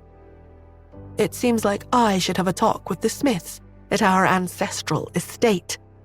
Her voice got louder the further she got into her diatribe. "Joel isn't Dad's adopted son either. I'm Ian's one and only lawful daughter, and all of you are bullying me because Dad is sick and I don't have anyone to defend me." They all stared at her, speechless. Yvonne grabbed Lucy's arm and dragged her toward the door. "Come on. Since you feel this way, come with me to our ancestral estates. Let's talk to my granduncles there and see what they have to say about this." "Please, Miss Yvonne," Lucy pleaded. "Let me go. I was wrong. I'm sorry." "The Smiths at the ancestral estate will agree with me," Yvonne thought savagely. "Joel is being disrespectful to his elders. He's the successor that Ian chose, yet as soon as Dad fell into a coma, he started to bully and oppress me." Lucy didn't care if she looked desperate. She knew she had to appease Yvonne. "Please, Miss Yvonne," she said, "this matter isn't really that serious. It's just a piece of clothing, isn't it?" She looked desperately at Maureen. Lucy had been with the family a long time, Maureen thought. She's very close with both of them, and I like her quite a bit myself. I can't let her take the blame for this, when I'm the one that started it. She sighed. "Fine," she said. "You can have the dress, Yvonne. In fact, I won't order anything this season." She turned on her heel and left the room. "I can always buy ready-made clothes anyway," she thought as she marched out. "Why should I let Yvonne bully me just for the sake of tailored clothes?" Satisfied, Yvonne sat on the main couch. Without looking at Nora, she flipped through the catalogue and pointed out designs to the manager. "I want this, and this, and this, and also this. Make them all to my measurements." "Yes, Miss Smith," the manager said. After she finished her order, Yvonne got up and left the room without another word. The whole incident had caused Nora to lose interest in the clothes, so she thanked the manager and sent the design staff on their way. She sat by herself in the living room. "I finally understand all those things Maureen said," she thought. "I also understand how much injustice she's suffered living here over the years." Lucy interrupted her thoughts. "Miss Nora, your cousin is here," she said as she led Lisa into the room. Nora pushed those thoughts to the back of her mind and stood up to greet her cousin. Lisa rushed up to her and gave her a hug. "Nora, it's good to see you." She pulled back and studied Nora's face carefully. When she was at last satisfied that Nora was doing well, she sighed with relief. "By the way," she said, "I need to pass on a message from Mum. She wanted me to let you know that your umbilical cord blood is still in the blood bank at the hospital."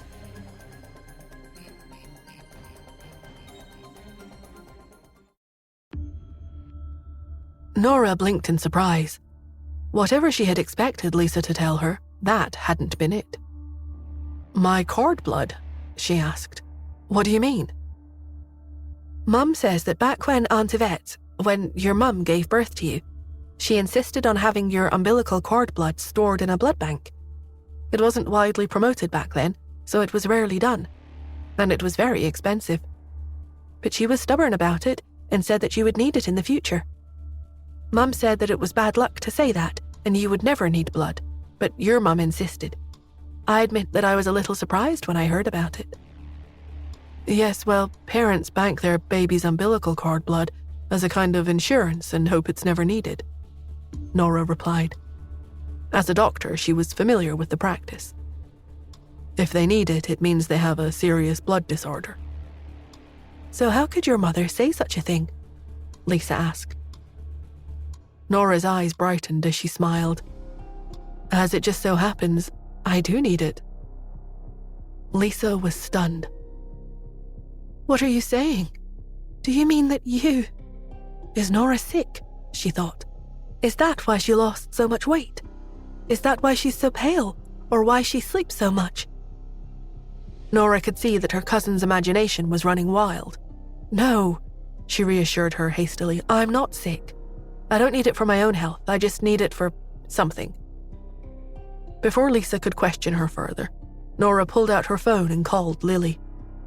Where are you? She asked once Lily answered. I'm arranging your operating schedule, Lily replied. I'm reviewing the applicants and fending some of them off. What's up? Make some time to head to California. Go to the hospital I was born in. They've got my umbilical cord blood banked there. Collect the blood from the bank and do another DNA test. They still have your cord blood there? Lily was astonished. Wow, your mother was amazing. Did she think you would need it? Perhaps. Nora narrowed her eyes. Why exactly would a vet insist on banking my cord blood like this? She thought. I just keep feeling like there's a purpose behind all my mother's arrangements. She recalled what Officer Ford had told her at the police station. Was my mother really involved with some mysterious organization? Did she really participate in human experimentation? Nora's expression turned cold as she thought of it. Get to California as soon as you can, she said. Lily heard the change in her voice and knew that Nora was serious. Okay, she said. I'll leave right away. I should be able to have the test results by tomorrow at the latest. That sounds good, thank you. Nora hung up and rubbed her temples. Once again, she pushed her thoughts to the back of her mind and looked up to find Lisa watching her curiously. She opened her mouth to speak when a male voice cut through the room. Nora, you're awake. And look, it's your little cousin visiting us again. Nora and Lisa turned to see Louis striding into the house. His blonde hair seemed to glow, and his handsome face lit up at the sight of Lisa. Lisa's eyes widened, and she looked like a mouse that had just seen a cat. She turned to her cousin. Nora, you said he wouldn't be here, she said quietly. Louis walked up to where they were sitting. Yeah, I originally wasn't planning to come home tonight, he said. But Lucy called me and said that Nora was asking if I would be around. So I turned down Chester when he wanted to go out and came back just for her. Nora tried to think of what to say when Lisa jumped up. Nora, I suddenly remembered that I have a paper that I need to write. It's due tomorrow, so I have to leave right away. Mum was very worried about you, but now that I've seen you're okay, I can reassure her. She'll be so relieved. She turned toward the door. Tell us if anyone gives you trouble, she continued. I've got to go. Nora had been looking forward to a nice chat with Lisa, but it seemed that was not going to happen that night. She stood up. I'll see you out. Louis stepped forward. Don't worry about it, Nora, he said enthusiastically. I can show her out. He walked quickly after Lisa. Hey, Nora's little cousin, he called out. Can I drive you back to school? No, that's all right, you don't have to, Lisa replied. Come on, you don't have to stand on ceremony. We'll take my car. I'll just hail a cab, thanks. We really don't know each other that well. What do you mean we don't know each other? You stole my first kiss, you know. That's nonsense, Lisa said. Why would you say that? Louis laughed. I have something to ask you. Will you get in my car so we can talk in private? Or should I ask you right here with everybody listening? You... Fine. Lisa went with Louis out to his car. The sound of the engine revving echoed through the house as they took off. Nora sat in the living room, even more confused. Just what happened between them last night, she wondered. She shook her head and went upstairs. As she reached the top of the landing, she decided to check in and see how Maureen was doing. Maureen's eyes were red when she opened her bedroom door. She had obviously been crying. Nora started to comfort her when Maureen cut in. Say, Nora, do you think everything will be okay if Warren and I move out? What? Warren loves and respects Ian like a father, and Warren and Joel are very close. But I can't stand it here anymore. Yvonne bullies me time after time, and I'm just supposed to take it. It's not like my family is poor, so why should I have to stay here and be miserable? Nora opened her mouth to say something, but Maureen interrupted her again. Never mind, she said. Ignore what I just said. Warren and Joel are just too close, and Brandon wouldn't want to leave Mia. It would be selfish of me to ask my family to leave. Nora was quiet, uncertain what to say. Warren walked into the room, carrying a box. Hello, dear, he said. I brought your favorite cake, a matcha cake. Oh, Nora, you're here too. Good. You can eat the cake together. He paused, noticing Maureen's face. Dear, what's wrong? Why are your eyes red? Oh, it's nothing. Maureen turned away. Something got into my eye. Come on, really? Has someone been giving you a hard time? Maureen's face reddened. Yvonne chose that moment to come into their room as well. With a sigh, she said, It's just a dress, Maureen. If you like it that much, you can have it. She lowered her head. Joel took away my rights to manage the house anyway. I don't have a place in this family anymore.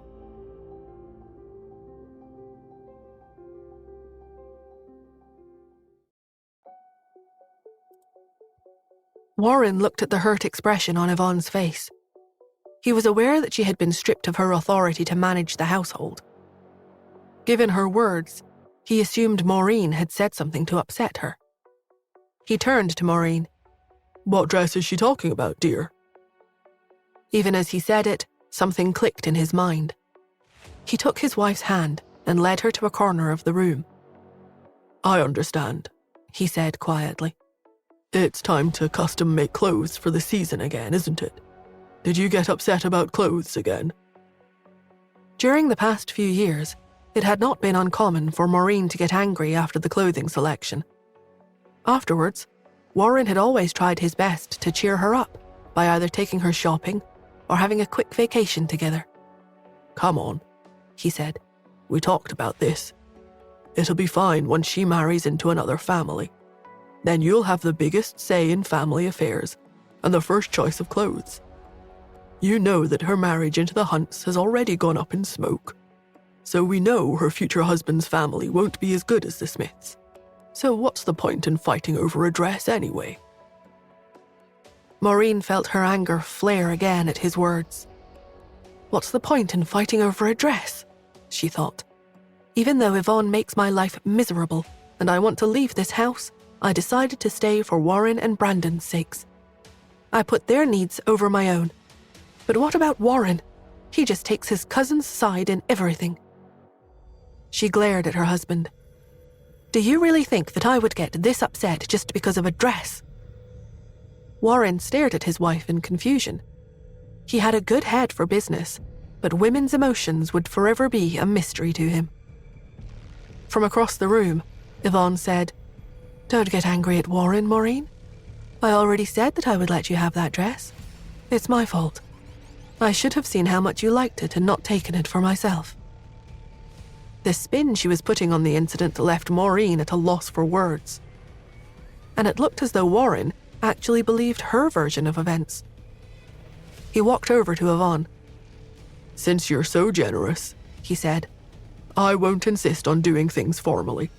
To make up for this, why don't I take you out tomorrow and we'll do some clothes shopping? Yvonne smiled at him. All this talk about formality. We're family, Warren. I should give in to Maureen once in a while. You're being very sensible. Please don't hold this against her. Nora stared at Yvonne. Her two-faced behavior in front of the Smith men doesn't surprise me anymore, she thought. It's just going to make her look pitiful. Maureen, on the other hand, was furious. Yvonne started all of this, she thought. It's clearly all her fault, but she's making me look like the unreasonable one. Warren Smith. she said firmly. Warren looked at his wife, startled. Yes, dear, what's the matter? The dress is yours. Isn't that what you wanted? Why are you still upset? Maureen rounded on Yvonne, breathing heavily.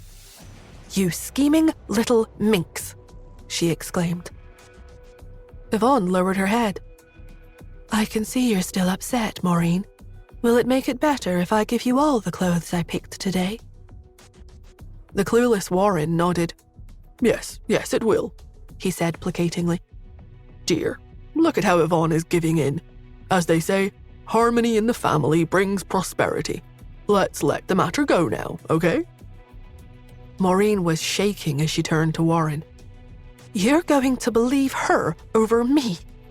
No, it's not about who I believe.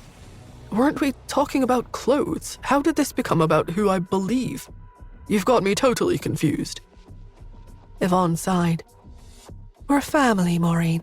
If you're still not satisfied, will it help if I apologize to you? Apparently, I'm not worthy of your apology. Maureen spat sarcastically. After all, this is your home, and you are the heir of Ian Smith. Didn't you say that Warren and I are just outsiders here? Warren looked at Yvonne in disbelief. What are you talking about, Maureen? Yvonne asked. It's just a piece of clothing. How did it escalate to this? Yvonne turned to Warren and hastily explained. I'm not sure what Maureen heard, but you must have misunderstood it. You know you've always been like a brother to me. Dad always wanted us to be one big family. Warren frowned. He looked back and forth between his cousin and his wife. Maureen isn't the type to make groundless accusations, he thought. If she heard Yvonne say that, she must have said it. But Yvonne is reliable and looks at the big picture, and she loves her family. How could she possibly say something like that? Yvonne saw his hesitation, and she turned to Maureen. You know that out of all my cousins, I'm closest with Warren, she said. I know you're making a scene because Joel doesn't like me anymore. Why are you trying to cause a rift between Warren and me too, Maureen? Well then, Maureen said with cold fury. Why don't you repeat what you said downstairs when we were fighting over the clothes earlier? What do you mean? What did I say? Maureen, I really don't know what you're talking about. Maureen felt like she was about to explode. I hate her, she thought. I always try to do the right thing, and yet I end up fighting against hypocritical little witches like her. Nora broke in. Excuse me, she said softly. The other three turned to her. Yvonne, I really didn't expect you to have such a bad memory, she said disdainfully. Have you already forgotten what you said less than an hour ago? Yvonne sighed and maintained an innocent expression. Nora, I know you got into trouble because Florence took the pill from my room, she said. But you can't just make up lies about me like that. Oh, they're not lies. Nora held her cell phone up where they could all see it and hit the play button. Yvonne's recorded voice was clearly audible to everyone in the room. Maybe I just like collecting red clothes then. So what if I don't wear them? So what if they sit in my closet? I'm a member of the Smith family and Ian Smith's heir. I can do things like that if I want to. Practice some self-awareness, Maureen. Do you really think you're in charge of this house just because you and Warren live here? All the other Smith families moved out and formed their own households a long time ago. My dad is the real master of this house. You're all just people living here, temporarily. Joel isn't Dad's adopted son either. I'm Ian's one and only lawful daughter, and all of you are bullying me because Dad is sick, and I don't have anyone to defend me. Silence hung in the air when the recording finished. Warren looked at Yvonne, stunned, while Nora simply smiled. Did Yvonne really think I would let her get away with this? She thought in triumph.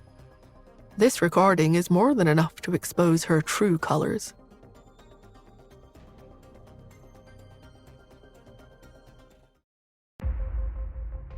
After the recording finished, everyone fell silent. Warren looked at Yvonne in disbelief. He had never expected his gentle and elegant sister to speak like that to his wife. He looked at Maureen again. He knew that she had a bad temper and was not the type of person to be humble.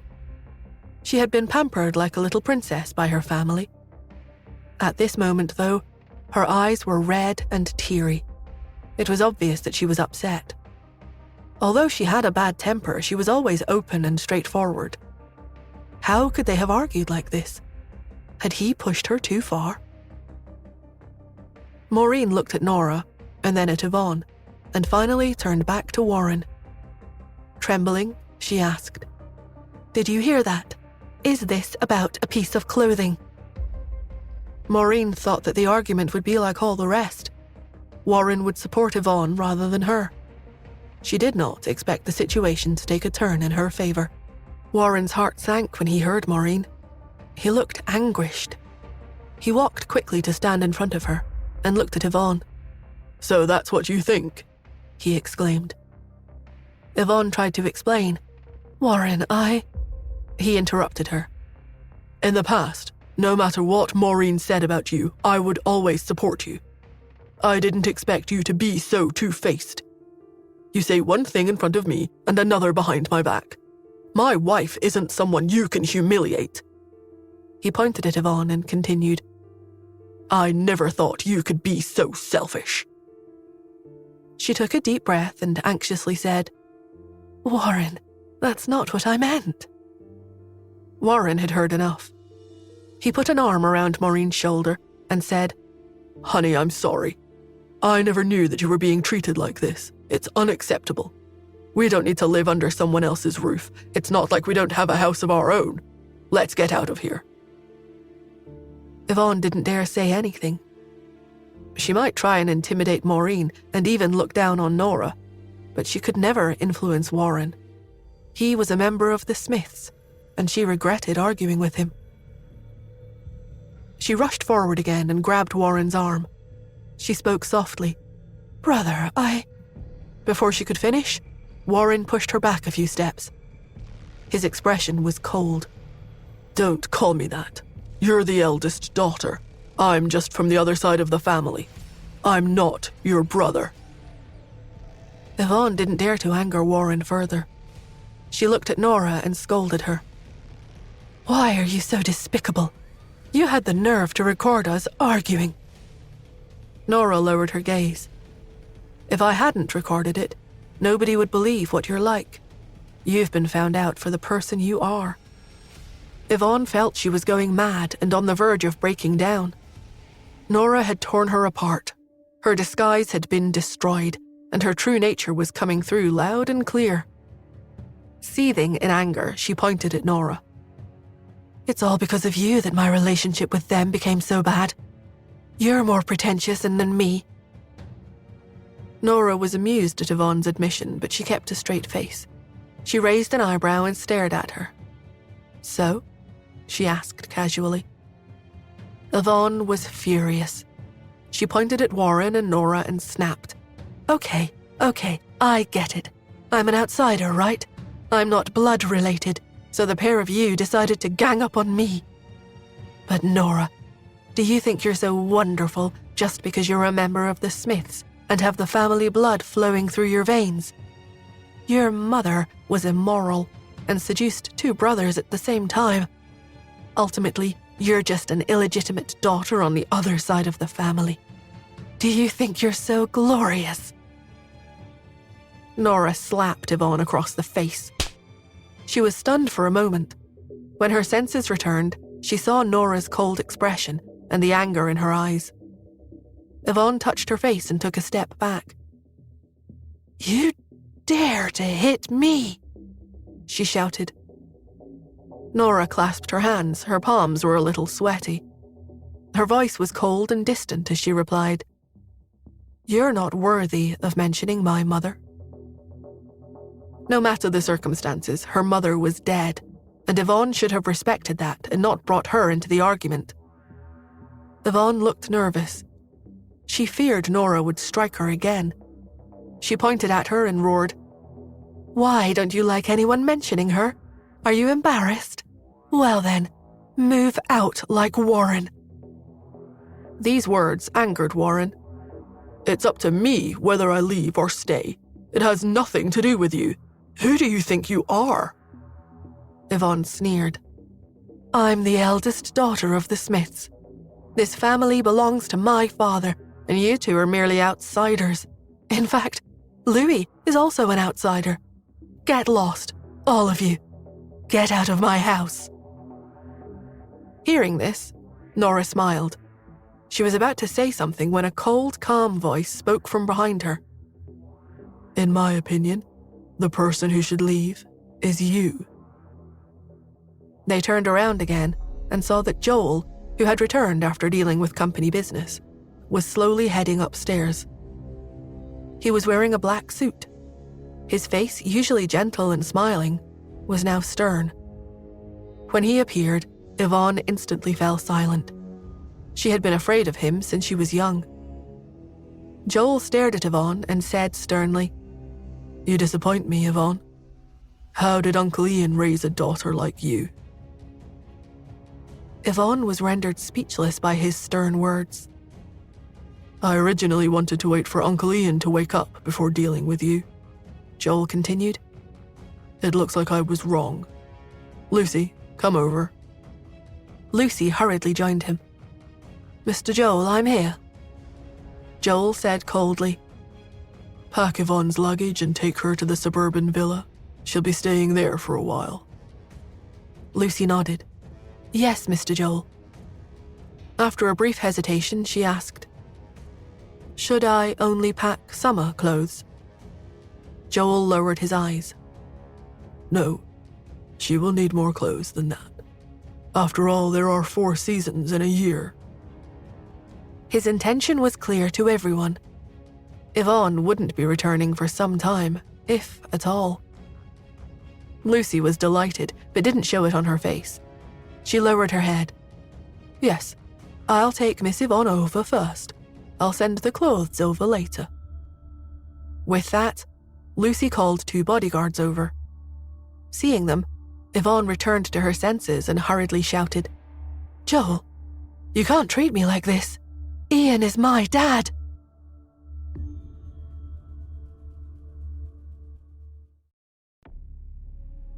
The Smith villa lay in the suburbs.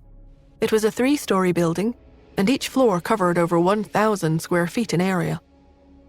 Yvonne looked at the floor as she walked to the living room at the end of the hall. She sat down and clasped her hands tightly as she watched a maid unpack her luggage. Rage roared in her heart. Lucy came over to help with the unpacking. Yvonne stood up and said, "This place is too small. Get Joel to move me somewhere else." Lucy did not look at her and ordered the others to take the clothes upstairs. She then turned to Yvonne and said, "Miss Yvonne, I think you should face reality. You're not here on vacation. This is your home now." Yvonne sneered. "Even if it's not a vacation, I'm still the eldest daughter of the Smiths. Joel won't let you bully me, right?" Lucy pursed her lips. "Yes, you're the eldest daughter, but Mr. Joel has instructed me not to let you go home for the time being. You need to reflect on your recent actions." Yvonne's face turned red with anger. She lowered her head and, in a quiet voice, said, "Tell Joel I know I was wrong. I shouldn't have acted that way and said those things. My dad is still in the hospital. It's not right for me to live in the suburbs like this. Let me go back." Lucy nodded. "All right, I'll ask Mr. Joel for you," she replied. Lucy turned and walked away. Yvonne couldn't see the frown on Lucy's face. Hearing Lucy's words, she felt relieved and walked upstairs. She entered the main bedroom and looked around. Although it couldn't be compared to the one in the manor, it was still passable and was clean and fresh-smelling. She changed her clothes and then left the room. As she was about to walk downstairs, she heard someone say, "Lucy, are you going to pass on her message to Mr. Smith?" Lucy angrily replied, I didn't hear Miss Yvonne ask me anything of the sort.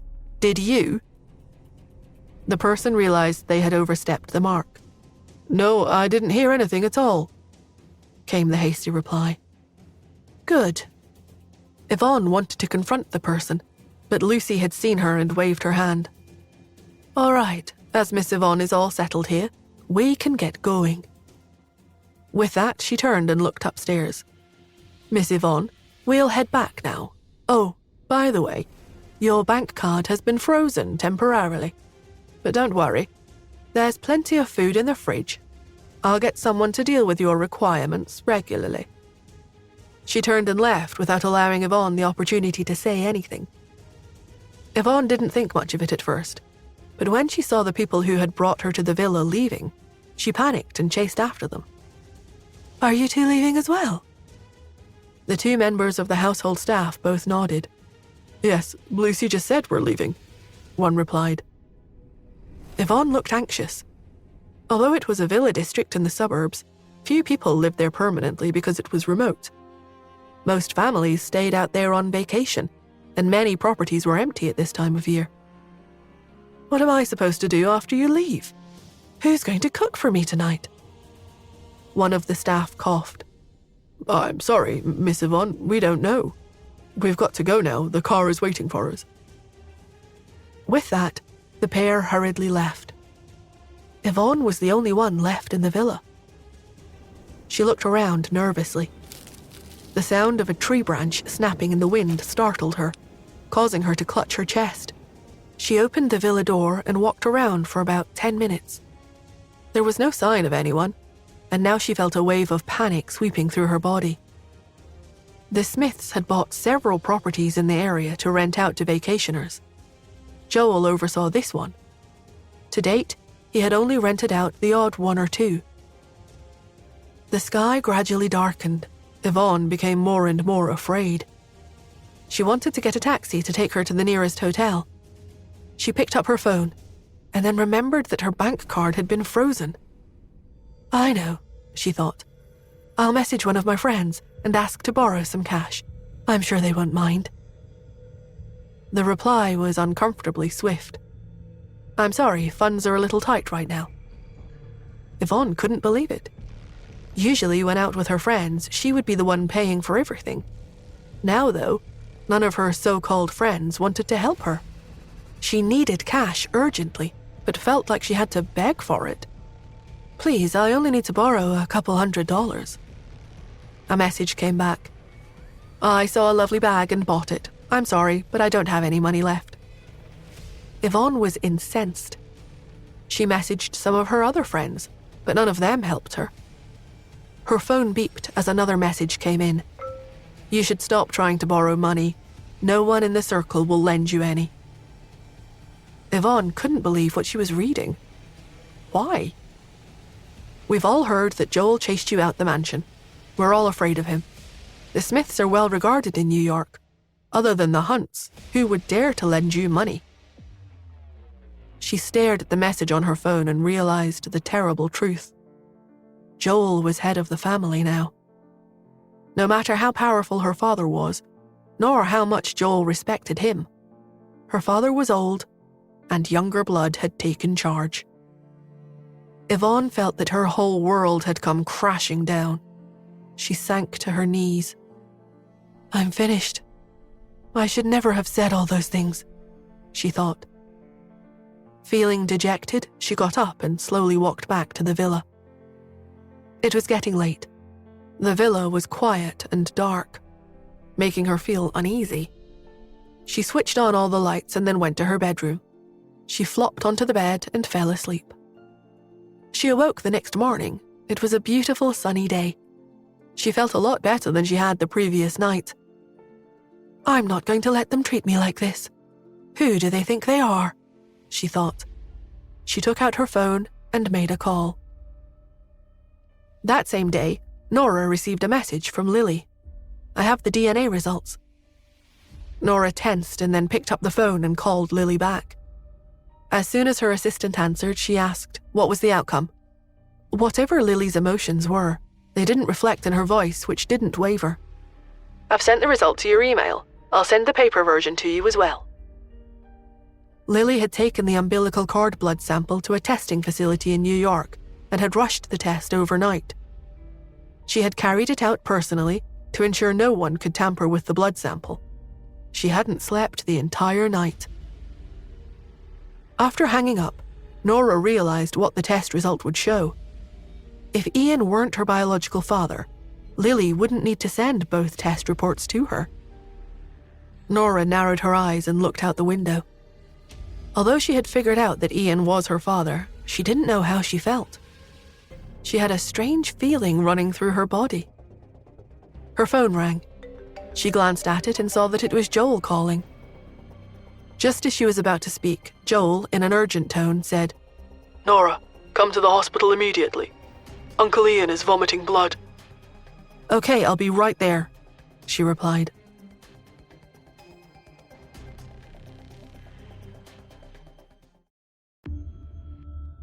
Joel stood outside the operating theatre. He was worried sick. When Ian had started vomiting blood, it had taken Joel entirely by surprise. The medics had stabilized Ian's condition, but he wasn't out of danger. The doctor said, "We saved Mr. Ian this time, but he's in a coma. I can't give you any guarantees for the future. I'm sorry." Joel said, "I've already called Nora and asked her to get here straight away." The doctor appeared hesitant. Joel asked, "What's wrong, doctor?" The doctor sighed. "A few days ago, she operated on Mr. Ian and just managed to save him. Unfortunately, he has blood in his lungs and he's getting weaker. We can't operate on him again. His body cannot take any more." Joel grabbed his hand. "What did you say?" The doctor slowly took his hand from Joel's grip. He said, "I'm sorry, there's nothing further we can do. Mr. Ian is dying." The doctor slowly walked away.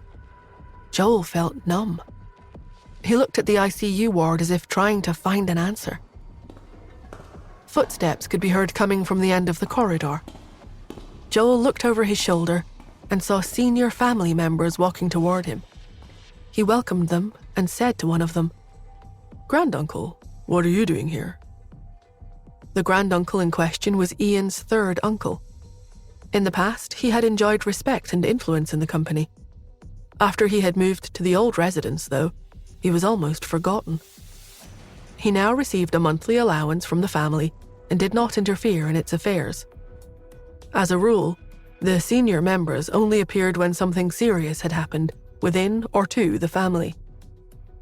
However, he did not have a good relationship with Ian, who had refused to get married to anyone after Yvette's rejection. He regarded him as an oddity. Ian didn't have a direct heir and appeared unworried by the fact. Joel knew that his granduncle had repeatedly criticized Ian and had accused him of being selfish, with no regard for future generations. He had tried to compromise with Ian, saying that he didn't have to get married, but could still have a child. Ian had rejected the idea, having said it was undignified. In his day, Ian had run the family with an iron fist. No one ever questioned his actions and orders. He had forced his granduncle to move back to the old residence. He had even sent him a handwritten note, telling him to take care of himself, but to stop sticking his nose into the family business. The granduncle had been furious when he had read it, but he knew there was nothing he could do to Ian. According to what Joel had learned, the granduncle used to watch over the old ancestral residence. He had taken satisfaction in cursing and scolding Ian. It had almost become a daily routine. He had been delighted when he had heard that Ian had taken ill. Joel had even heard that he had awaited news of his death with anticipation. Joel had a feeling something was about to happen. Sure enough, the granduncle tried to strike him with his walking stick. Joel dodged the attack. "Don't you know why I'm here, boy?" He growled at Joel. "What do you mean?" The wrinkles on the older man's face furrowed. He answered sharply, "What do I mean? Your Uncle Ian isn't dead yet, but you couldn't wait to chase his daughter out." When Joel heard this, his eyes narrowed. His granduncle moved aside to reveal Yvonne. Her eyes were red from crying. She looked up at Joel and said in a choked voice, "Joel, I was wrong. Let me come home." Joel thought, granduncle has always been at odds with Uncle Ian. Why would he be so righteous as to help his adopted daughter? When Ian had been seriously ill a few years before, his granduncle had sent someone to contact him, suggesting he would take control of the family. He had laid plans for Ian's demise, but without success. Why was he here now? There had to be a reason. A thought came to Joel. Yvonne must have promised him something. And what exactly was she apologizing about? "What did you do wrong?" he said. Yvonne looked down and said, "I shouldn't have targeted Nora. But Joel, I treated her like that because I felt bad for my dad. Think about it. Who is responsible for him lying in the hospital, hanging between life and death? Who?" Yvonne was very good at twisting things. She continued, "I'm doing all of this for him. He should have just disowned her and prevented her from returning to the family. Now that she's back, his illness has worsened. Wasn't it all because of her? I know I'm not his biological daughter, but I'm his daughter legally. He raised me, so how can I not repay his kindness? I know that you and Nora are cousins and related by blood. You're biased towards Nora, but I'm not. I will always put Dad first." Her words were self-righteous, but she had found an excuse for what she had done wrong. When the granduncle heard this, he nodded slightly. "After all, Joel, you're not Ian's son, just his nephew. You shouldn't criticize his daughter for caring about what happens to him. Whatever the circumstances or your view of Yvonne, you shouldn't have chased her out because of someone from the other side of the family. I'm here today to tell you to bring her back home at once." As Yvonne was Ian's only child, even if Joel inherited his Uncle Ian's estate, she would be entitled to half. She would then give a share to the granduncle, who was well aware of how large Ian's private fortune was worth, for helping her. So, this was why he had agreed to go with her to the hospital to confront Joel. He had also contacted some loyal and trusted allies in the family to join him as added support. Standing behind Yvonne and the granduncle, they began to criticize Joel one after the other. "Joel, how could you forget Mr. Ian's help and support he has given you? That's right, Yvonne may be adopted, but she knows where her loyalties lie, and that's with Mr. Ian. What about you, Joel? Mr. Ian has always treated you very well." "I don't care what mistakes Miss Yvonne has made. Nora shouldn't have been accepted into the family. She should be ordered to pack her bags and leave, and Miss Yvonne brought back home where she belongs." "I agree. We must get that illegitimate daughter out of the family."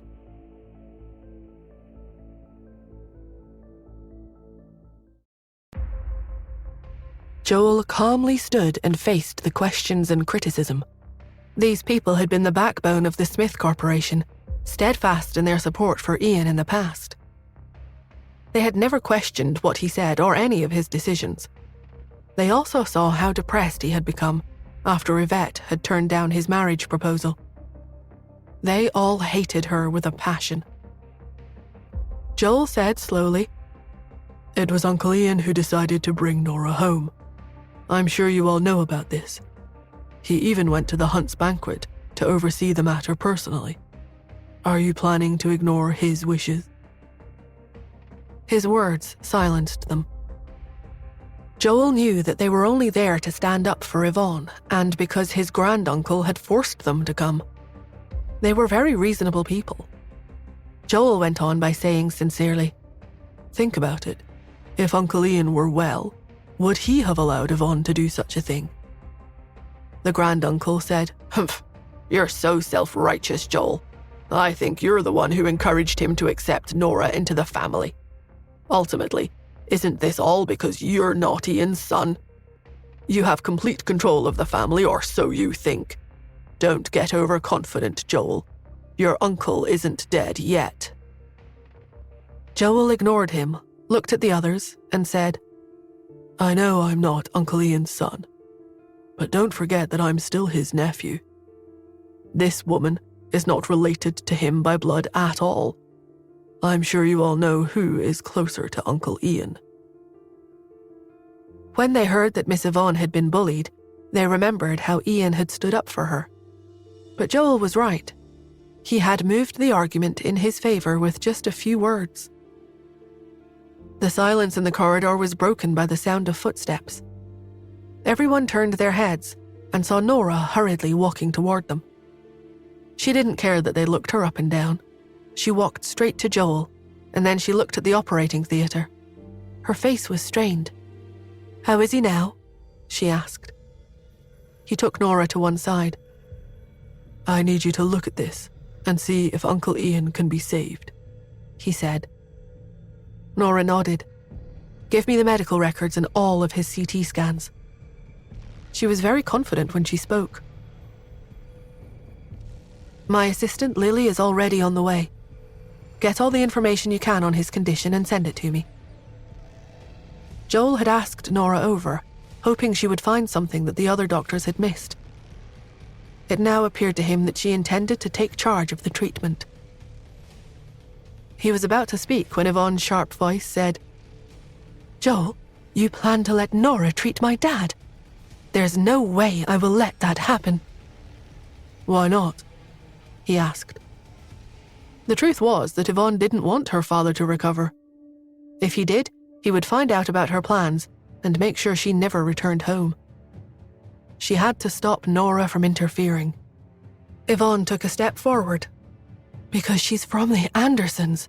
You're going against his wishes," she retorted, lying. Joel frowned. "What on earth are you talking about?" he asked. Yvonne snapped. "Joel, don't think I don't know. The medicine I've been taking is not from Myers Peace Pharmacy. It's just a replacement carefree pill. But you don't dare to tell the truth, because you know that Daddy has never taken Harmonia Pharmacy's medicine and would never do so. All these years, he's hated the Andersons to the core, and you know that. Even if he was about to die, he would refuse to take the Andersons' medicine. He wouldn't thank you, even if it saved his life. Do you want Nora to treat him now?" Joel had known that Ian had never taken medicine from Harmonia Pharmacy. The rest of the family thought the reason he refused was because Ian hated Yvette. Joel disagreed. He sensed that Ian didn't take the medicine because it caused him sadness. In the latter stages of his illness, Ian refused to take Harmonia Pharmacy's carefree pill. He didn't have anything against Harmonia. The stark truth was that he wanted to die. "Nora is not an Anderson. Her surname is Smith," Joel retorted. Yvonne said forcefully, "Her surname isn't important. What's important is that her mother is Yvette Anderson." Yvonne looked down at the floor and then back at Joel. Her voice grew softer. "Joel, he's frail. Do you have to humiliate him like this?" Joel was angry. "I'm just trying to save Uncle Ian's life. I believe Nora has the same intention." He turned to look at Nora. "Get his medical records." His voice was sharp. Nora was about to enter the ward, but Yvonne rushed and blocked the door. "You can't go in," she shouted. She looked at Joel angrily. "The person my dad hates the most is an Anderson. How dare you let Nora see his medical records? Are you trying to hasten his death?" Yvonne turned her head and looked at the granduncle in anticipation. Clearing his throat, the older man said, "If the doctors think a patient has no chance of recovery, they will ask the next of kin for permission to withdraw treatment. This includes resuscitation. The next of kin must sign a consent form to allow this. Joel, that decision will ultimately be Yvonne's, as she is Ian's adopted daughter. I'm afraid you don't have any say in the matter." Yvonne nodded. "Joel, if you insist on continuing this charade, I'll have no option but to call the police." Joel raged inside. He was going to throw the lot of them out of the hospital, but stopped when he heard Nora's soft voice. "Who said you're his immediate next of kin?" Everyone looked at her, not understanding what she meant.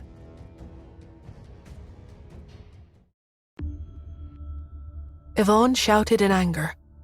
"What? I was forced to move out because of you. I'm a Smith, whether you like it or not. My dad adopted me. The adoption was legal and above board." "Let me explain," Nora said calmly. "I'm sure you know that a biological child takes legal precedence over an adopted one and would have the final say to continue or stop treatment." "A biological child? What does she mean?" Yvonne felt perplexed. She blurted out, "Everyone knows that because of your mother, my dad never got married or had a relationship with another woman. How could he have a biological child? Oh, I get it. Do you mean Joel and my dad? They're just nephew and uncle." "I'm not talking about Joel." Nora's voice was cold. She had already worked out the identity of her father. She wanted to get the test report from Lily before revealing the truth. Yvonne laughed. "Then who are you talking about? You can't be talking about yourself." Nora stared at Yvonne. Yvonne stopped laughing. Nora's stare seemed to go right through her, and she was starting to feel very uneasy. Just as Yvonne realized the terrible truth, Nora said calmly, "Yes, I'm talking about me." There was complete silence, as if no one dared to speak. Yvonne was the first to return to her senses. "You? Are you dreaming? You're Uncle Ryan's daughter. You're the illegitimate daughter your mother gave birth to when she eloped with him. Joel had your DNA tested to prove it." Joel looked at Nora. "What evidence do you have?" he asked. More footsteps could be heard. It was Lily. "The evidence has just arrived," Nora said confidently. Everyone turned around and saw Lily walking over. She stood in front of them and handed the DNA report to Nora, but Nora didn't take it. Instead, she nodded toward Joel. Lily turned around and gave the DNA report to him. "Mr. Joel, this is Miss Nora and Mr. Ian's DNA test report." Joel took the report and scrutinized it. When he saw a 99% chance that Ian and Nora were father and daughter, he looked up at Nora in disbelief. "There is no doubt about it. Uncle Ian is your father."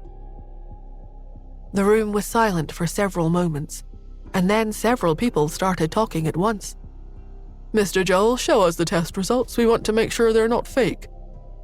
"Didn't you see the report logo? This is the most authoritative testing facility in the country. It can't be fake." "Nora is Mr. Ian's daughter. Yvette didn't reject him after all. But why did she leave him?" "That's not important, but what is that Mr. Ian has a daughter." Yvonne was shocked. She took a step forward, snatched the DNA report from Joel, and shouted angrily, "How is this possible? She is Ryan's daughter. Joel, tell me, what's going on?" What is going on? Joel thought. He was just as confused as Yvonne. However, that was not the time to argue the matter. Joel said, "The previous test report must have been wrong, but this one has been prepared by the most authoritative testing center in the country. There is no doubt that Nora is Uncle Ian's daughter." Joel looked at Nora. She was standing confidently, hands in her pockets. "I'm going to save my father now, if that's all right," she said. Yvonne roared, "No, this report is fake. I want to get a DNA sample and have it independently tested." Joel took a step toward Nora. He gave Yvonne a look of sheer contempt. He said, "Yvonne, why have you been trying to stop Nora from treating Uncle Ian? What are your intentions?" Yvonne choked and stuttered. I'm just fulfilling my dad's wishes." "His wishes?" Joel sneered at her and then turned to address the others. There will be no further discussion concerning the validity of Nora's DNA test. He looked back to Yvonne. Your words are all lies. You think that Uncle Ian's wish is to die? Do you want to help him on his way? Is this your twisted way of showing him respect? Yvonne was staggered by the scathing remarks. She couldn't speak. Joel turned again and looked at the others. He said, Yvonne has been trying to stop Nora from treating Ian all along. Why? The reason is that only Nora can give him a fighting chance of survival. You've told me I'm fighting for power and that I want to be head of the family. If this were true, why would I want to help Ian? I could let events take their course and wait for him to die. I'm sure it's plain to you all that someone else wants him gone. The group began talking amongst themselves. Joel could see a number of them nodding to each other. After a few minutes, the granduncle said, We have agreed that the treatment should be continued. Joel smiled, but Yvonne looked anxious. But the doctor said there was no point in continuing treatment. I don't care about Nora's test, or what anyone says. I'm going to fight for my inheritance, Yvonne thought. With this newfound conviction, she felt much better.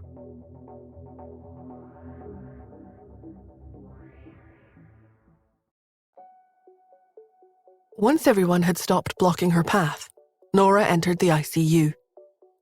As soon as she entered, she found a group of people guarding the place. It seemed that regardless of whether the people outside had any objections, from the moment Joel had called her to the hospital, the surgery was set in stone.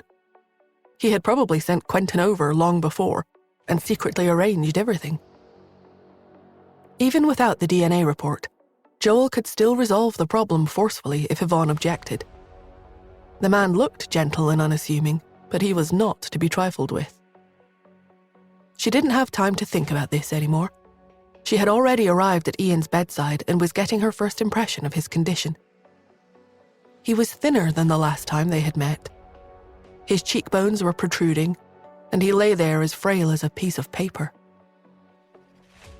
Nora withdrew her gaze and picked up his medical chart with the results of the CT scan she had taken. Every organ in his body was failing. The most serious thing was that there was a tumor in his brain that needed to be removed immediately. It was similar to the situation with Mrs. Hunt. However, Mrs. Hunt was in her 80s, so her body had already naturally deteriorated. Ian was only 50 years old. It wasn't right for his body to be so weak. While she was thinking, Lily, who had already changed her clothes, walked in. Dr. Athena's medical team had completely taken over Ian's treatment. Joel had no objections to this.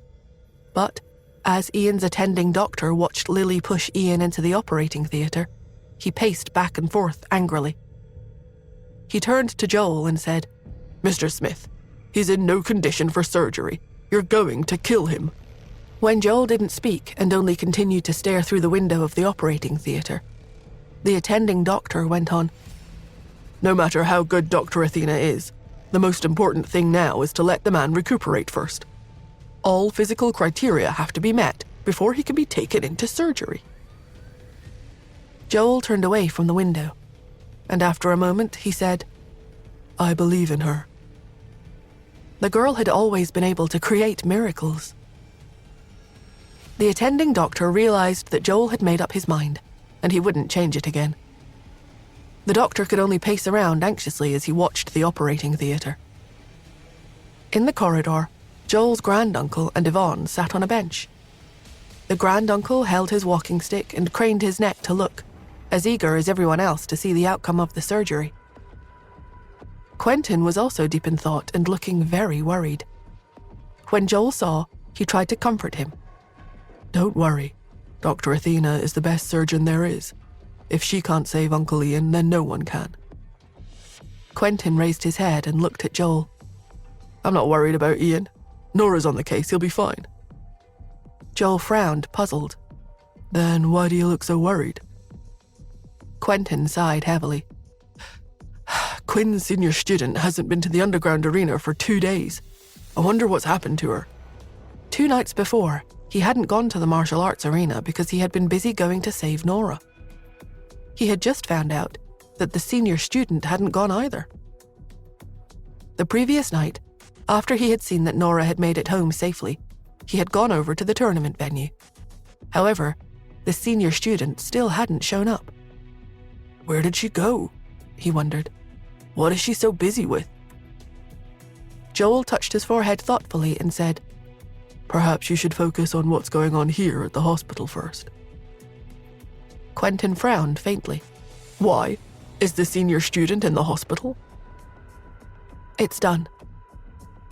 With Nora's words, the surgery in the operating theatre was done. She checked Ian's vital signs and started to stitch him up. Once she was done, she called out, Lily? Lily stepped forward and wiped the sweat from her forehead. Watching Ian's vitals, Lily said, The operation was very successful. Nora heaved a sigh of relief, nodded to herself, and then went out. She pushed through the door to the waiting room. Everyone waiting anxiously there immediately rushed over. How's Dad? Yvonne was the first to ask. Did the operation succeed? Will he wake up? Nora raised her eyebrows, glancing at her. Of course, the surgery was very successful. The words very successful made Yvonne's face turn pale. She took a step back in shock, staring at Nora in disbelief. Nora looked directly at Joel. He should wake up sometime in the next 24 hours. I think there are some things that need to be settled after that.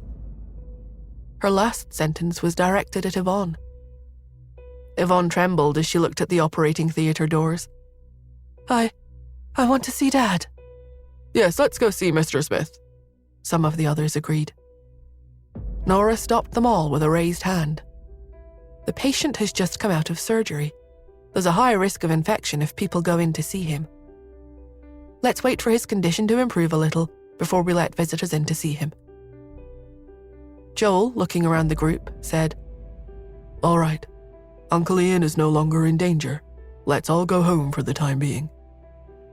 He looked coldly at Yvonne and added, And when he wakes up, I'll tell him everything that happened while he was asleep. Yvonne trembled again. She bit her lip, but she was helpless in front of Joel. He was too commanding. In the end, she could only leave with everyone else. Once people had left, Quentin stood up and approached Nora and Joel. He casually took the DNA report from Joel's hand. Quentin looked at Nora curiously and asked, How did you fabricate this report? It looks so authentic. Nora frowned, bemused. Quentin opened the DNA report and looked through the pages. It really looks like the real thing. No wonder they didn't see through it. Did Justin help you?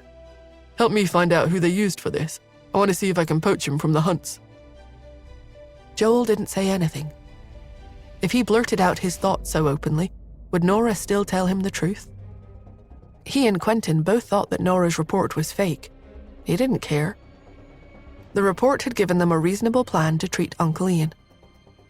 However, he didn't expect to hear her clear voice say, This report is real. Quentin and Joel were stunned. The two of them looked up at her simultaneously. What did you say?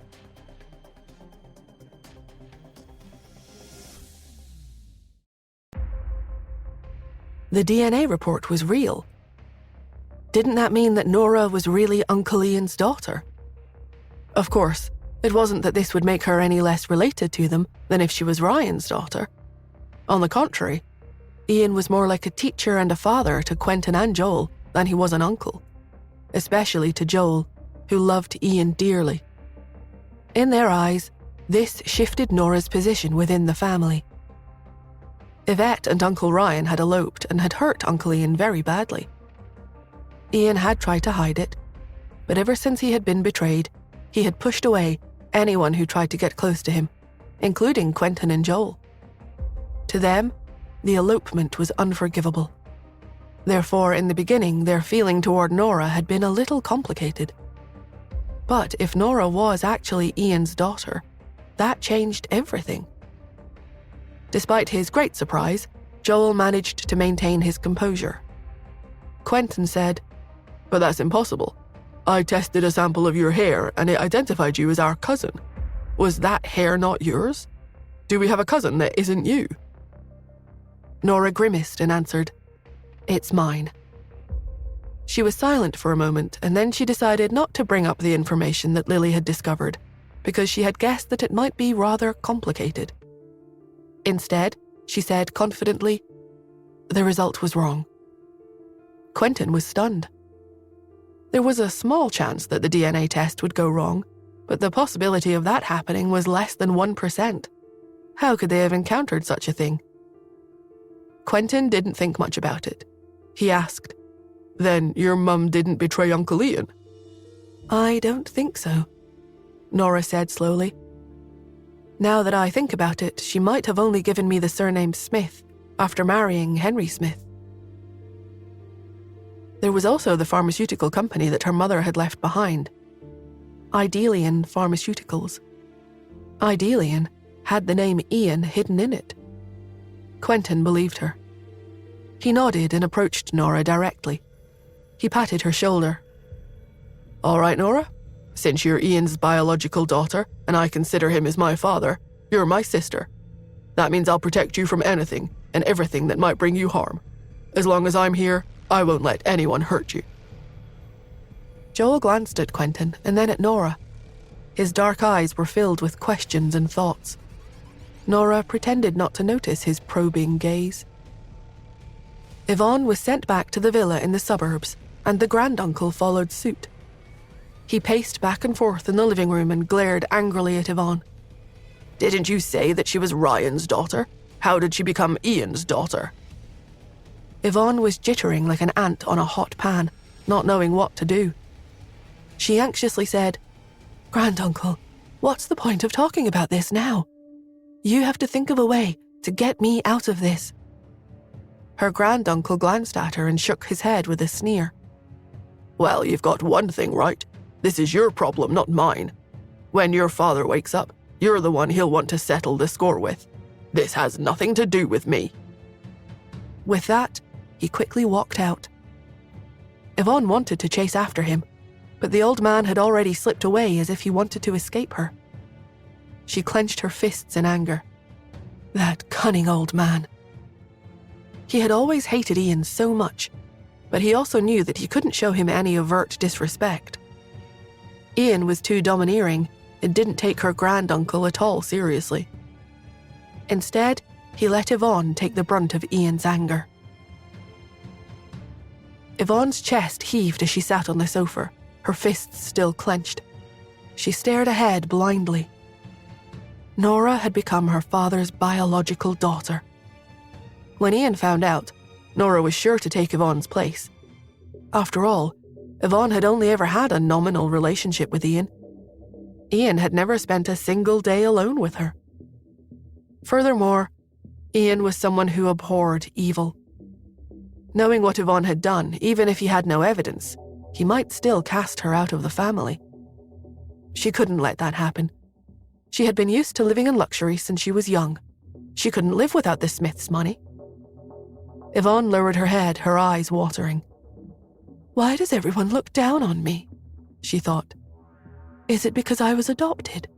Don't they understand that I'm scared to be chased away?" She covered her face and cried.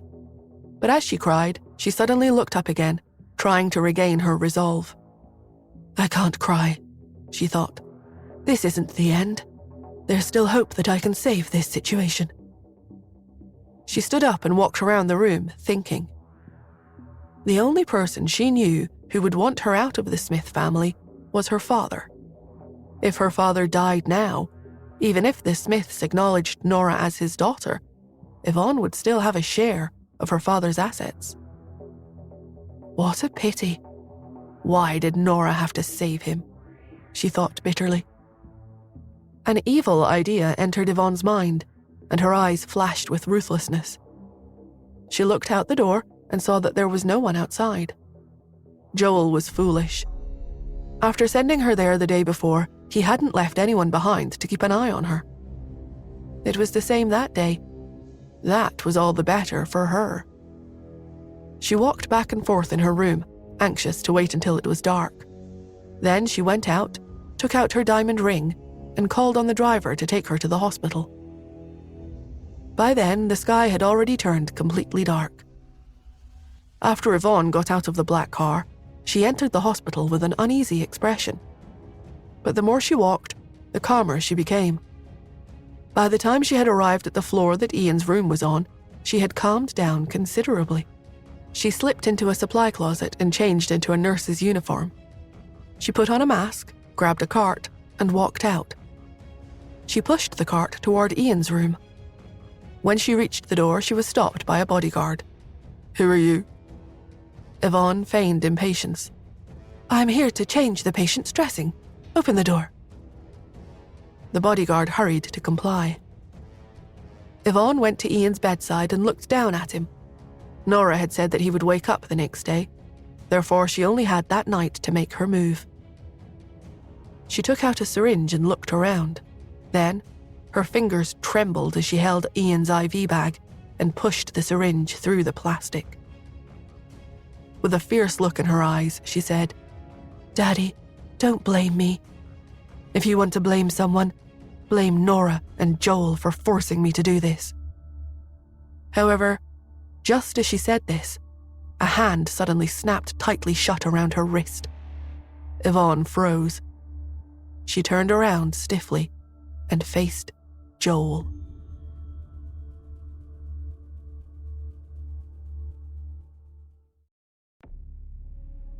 Yvonne was shocked senseless. She cried out in disbelief. In her fright, she dropped the syringe and it landed on the bed. Her lips trembled. "Joel?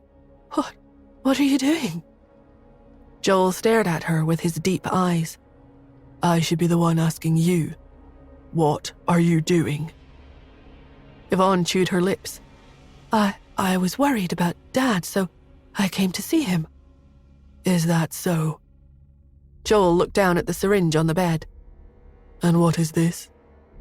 Yvonne gulped and stuttered. It's a vitamin." Joel snorted. "What are you doing giving him vitamins? Isn't that the nurse's job?" Suddenly, someone cleared their throat, and Yvonne turned her head again and saw Nora walking over. Nora picked up the syringe from the bed and peered at it. After studying it carefully, she came to a conclusion. This is potassium cyanide. As little as 1/10 of a gram would kill an adult male within 30 seconds. Yvonne stared at the needle and said in shock, This isn't... Don't talk nonsense." "Really?" Nora handed the syringe back to her. "If it's just vitamins, why don't you inject yourself with it? Then I'll believe you." Yvonne balked. She took the syringe with trembling fingers and stared at the liquid inside.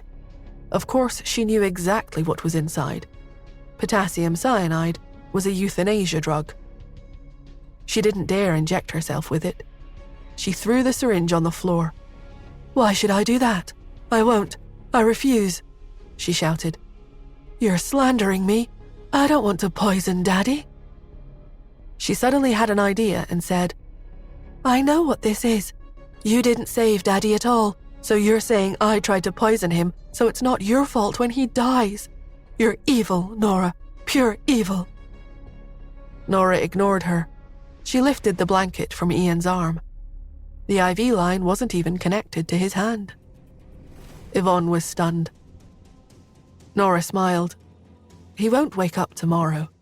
Do you really think he would wake up so soon after surgery when his tumor was so serious?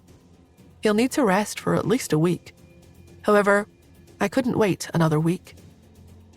While Yvonne was hesitating, Joel added, "You can't be charged with manipulating Florence to poison old Maddie, even if Florence confesses. As long as you refuse to admit it, there would be no evidence. Since we can't convict you of using her in an attempted murder, we thought we'd set a little trap." The moment Nora had come out of the operating theater, Nora had asked nervously when Ian would wake up, and Joel had given Nora a look. Nora had immediately said that Ian would wake up the next day. That only gave Yvonne one day to make a move. Yvonne took a step back and looked at the two of them in disbelief. Despicable. You're despicable. You planned this whole thing to trap me? Joel glowered. This is a setup, but we didn't force you to come in. I figured if you didn't come, it meant you still had some kind of conscience. From the looks of it, I overestimated you. I guess I'm just too soft-hearted. Yvonne cried out in surprise. You're too soft-hearted. You've always been the hardest to please. I've tried so hard, but I can't make you treat me like family. You never have, and you never will. Joel looked at her. She was right. He was a cold person by nature. There weren't many people he cared about. Ian was one of them. Mia was one of them. Tanya, many years ago, had been one of them. He could just about stretch himself to care about his cousins, but Yvonne had never had a place in his heart. Joel ignored her and said to the bodyguards outside, Come in. The bodyguards entered obediently. Joel pointed at Yvonne. Take her away to the police station. She stared at him. You're sending me to the police station? If you do that, everyone will hear about it. It will be a scandal. When Joel heard this, he nodded. You're right. The police will, at most, charge you with attempted murder. You'll be sentenced to life imprisonment. If you're more sensible inside, your life won't be too bad. The words, life imprisonment, made Yvonne shudder. Joel suddenly turned to look at Nora. Nora, tell me, what do you think we should do? He's putting my life in Nora's hands? Yvonne wondered, shocked. But Nora probably hates me. Yvonne panicked. Joel, you can't do this. You're my family. Please, give me a way out. Joel looked away. A way out? I suppose it's not impossible. I could make all this go away, but you would have to get married. Yvonne nodded immediately. Fine, whatever. I'll marry whoever you want. However, Nora could hear the threat in Joel's voice. The man Joel wanted her to marry was definitely not a good person. Nora lowered her gaze and said, Send her to the police station. These words stunned Joel. You're willing to let her off? Yvonne was scandalized. Nora, you're so evil. How could you do this to me? But then she realized something and she turned back to Joel in confusion. Joel, what do you mean by letting me off? Joel said, I wanted you to marry Jason. Jason? Hearing the name, Yvonne shivered. Jason had violent tendencies. He had been married twice, and both of his wives had been beaten to death. Because he was from a wealthy family, he had paid to have the matters hushed up. If Yvonne married him, there would only be one outcome. Yvonne's legs went soft and she fell to the floor. Joel was like a smiling tiger. He always had a smile on his face and in his eyes, but he was more ruthless than anyone. She shouted, Hypocrite! The Smiths are all hypocrites, like Ian. He adopted me, but didn't take good care of me. He never loved me. You're no better. You never treated me like your real family. Was I wrong to look out for myself? No one else was going to.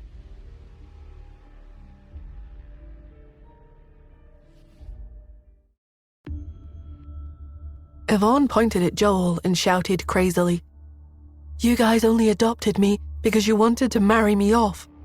Now that I'm useless to you, you're going to ditch me just as fast as you can. What does it matter to you, right?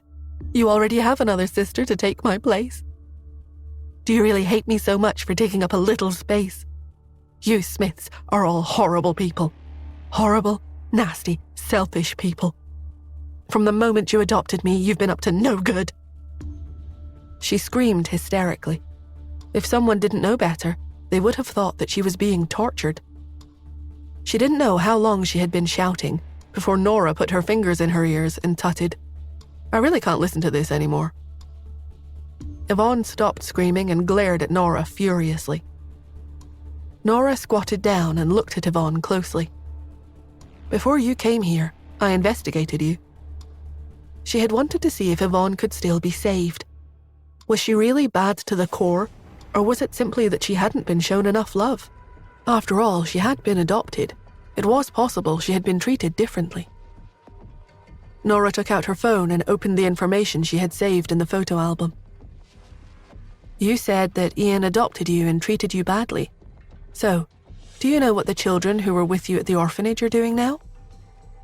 This is the girl who slept in your top bunk. You remember her, right?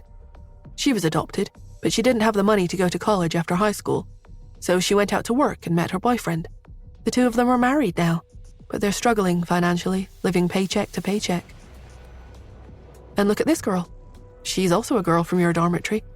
She was adopted by a beastly man who kept her locked up at home for 20 years and made her work for him, entertaining his so-called friends. She's since been rescued by the police, but she has a terminal illness and is stuck in hospice waiting to die. And this? The pictures were all of adopted children and their circumstances.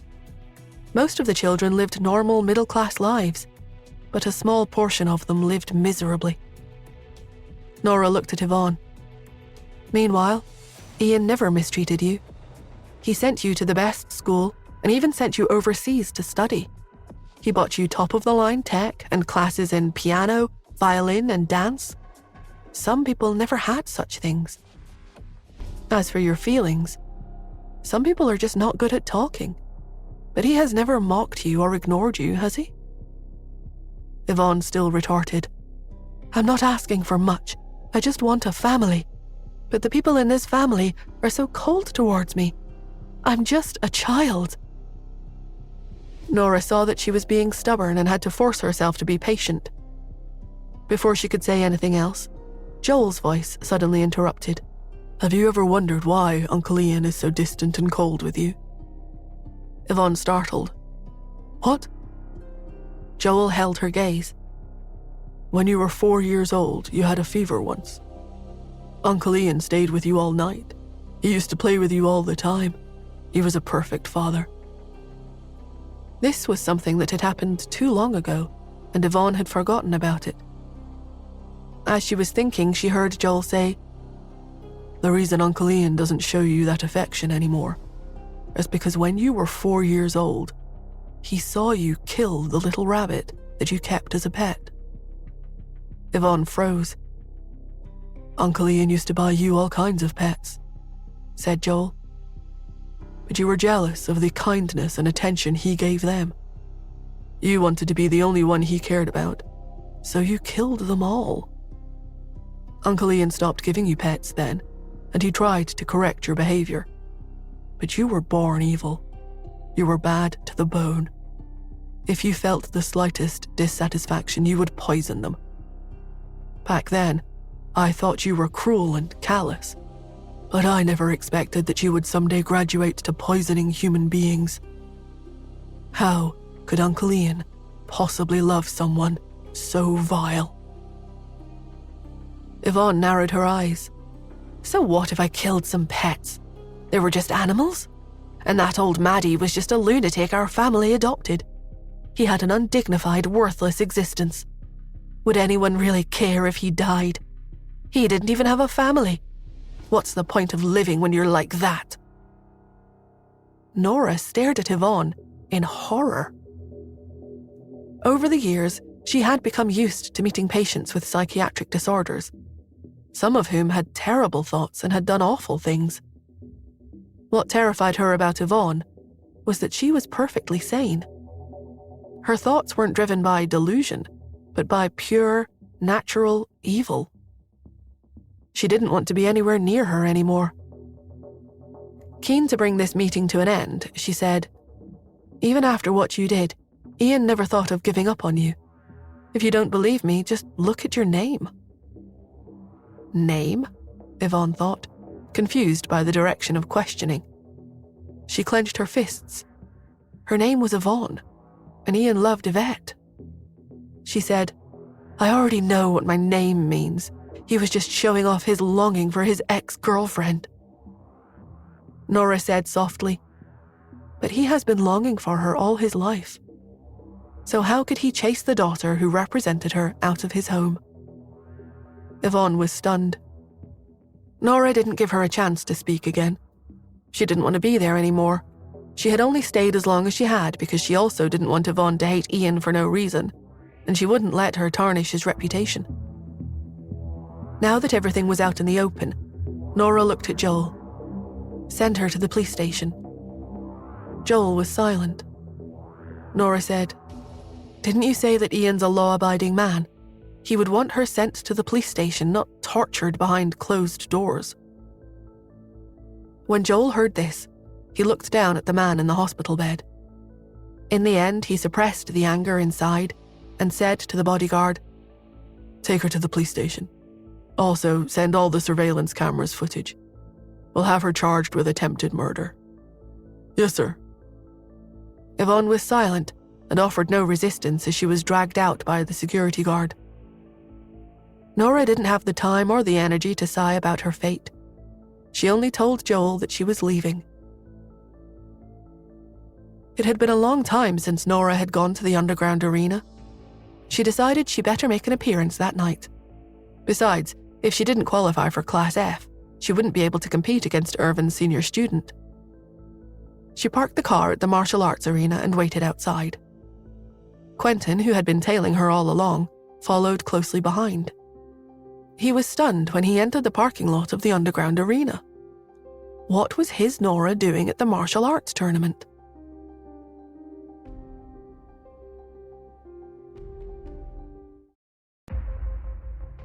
Nora entered the underground arena and saw Justin in the food section. After all, a man holding a little girl was too eye-catching down there. She walked over, and Cherry, who was wearing a silver mask, said softly, "Mummy, where have you been? I missed you so much."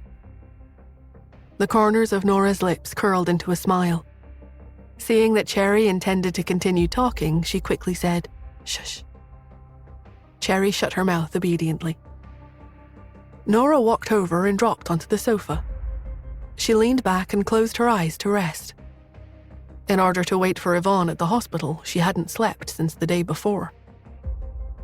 At that moment, enthusiastic applause and sighs erupted from around the nearest ring. Then someone passed by them, discussing the match fervently. My God, Victor's unbelievable. The last time he was injured, he was clearly more severely hurt than Randy from the Quinn School of Martial Arts. But Randy is still lying in the hospital and can't get up. But look at Victor. He's already recovered, and he seems to be stronger than ever. I agree. He only used a few moves to defeat that fighter from Class E. He's too powerful. I think he's as good as either of the senior students. No way, Victor's amazing, but he's just a boxer. And he's only been studying martial arts for 2 years. The senior students are masters of martial arts. It can't be. The two spectators continued talking as they walked out of hearing range. Nora suddenly opened her eyes. At that moment, her dark eyes met Justin's. Neither of them spoke. Nora stood up, and the two of them walked toward the arena. Indeed, Victor was getting off the platform. On the other side, a man was being carried away on a stretcher. Nora noted, "That's a Class E martial artist. He entered Class F last year, and his skills aren't bad. He couldn't even take a few moves from Victor." Justin was a little hesitant as he stared at Victor. He said, "From the way he walked, his injuries seemed to have healed completely. But how could he have healed that much in just 4 days?" There must be an explanation. Nora lowered her voice. "Shall we follow him and take a look?" Justin nodded. The two of them followed Victor out. When they saw him ascend the 2 steps into the locker room, he pressed a hand to his chest, his face filled with pain. Nora had taught him a hard lesson during their last match. Even if his external injuries had healed, the internal ones were still there. The damage to his chest would take the longest to heal. As the two of them were considering what could be going on, Victor took out a bottle of strange-looking medicine, opened it, and drank it. Once he finished drinking, The pain in his chest seemed to have been relieved. Even his movements became more vigorous. There's something wrong with that medicine. Just as this thought appeared in Nora's mind, Justin voiced it aloud. Nora nodded. Let's not disturb him. Let's just go over and take a look first. Victor finished the bottle of medicine, but he didn't throw the empty bottle into the trash can. Instead, he carefully placed it in his pocket. Nora frowned. Justin sensed her thoughts and asked, You want it? Yeah. Justin handed her Cherry. Wait here a minute. Nora took Cherry and watched Justin walk over to Victor. When the two of them brushed past each other, Justin's shoulder bumped into Victor. Victor was furious. What are you doing? Have you got some kind of problem? Under his black mask, Justin's thin lips curled up slightly. I'm sorry. Victor still wanted to shout at him. He always had a short temper. But for some reason, when he met Justin's pitch-black eyes, he couldn't bring himself to say anything else. Justin's presence was too formidable. Victor could only snort and mutter something before lowering his head and leaving quickly. After Victor had left, Justin turned around and returned to Nora and Cherry. He revealed the empty medicine bottle like a card in a magic trick, and he handed it to Nora. Nora took it and peered at it closely. She saw that there was some residue inside. She smirked. I'll have Lily see what's in this medicine tonight. I doubt it's legal. Justin nodded. Cherry, who Nora had placed on the ground, reached out her small hand to Justin. Daddy, carry me. Why do you need him to carry you? Don't you have legs? Nora muttered in disdain. But Justin bent down without any hesitation and picked Cherry up. When he saw Nora frowning, he explained, It's too busy around here. It's better to keep her close just to be safe. After a moment of silence, Nora asked, Do you carry Pete this much too? Justin said, He doesn't need it. He's a boy. Nora frowned. Why does he have such double standards? She decided to ignore him and rolled her eyes at Cherry instead. Cherry wrapped her arms around her father's neck and praised, You're a good thief, Daddy. Should we steal more things? Justin smiled. We have everything you want at home. He suddenly looked at Nora and said meaningfully, Other than the one thing that I really want to steal, I can buy everything we need. Cherry was curious. Then what do you want to steal, Daddy? Justin just smiled. For some reason, Nora's heart skipped a beat when he stared at her. Her face had become slightly hot, so much so that she didn't notice a figure quietly approaching them. Just as Justin opened his mouth to say something, the figure suddenly darted toward Nora. Quentin very swiftly snatched the mask from Nora's face, saying, It's time to see who you really are.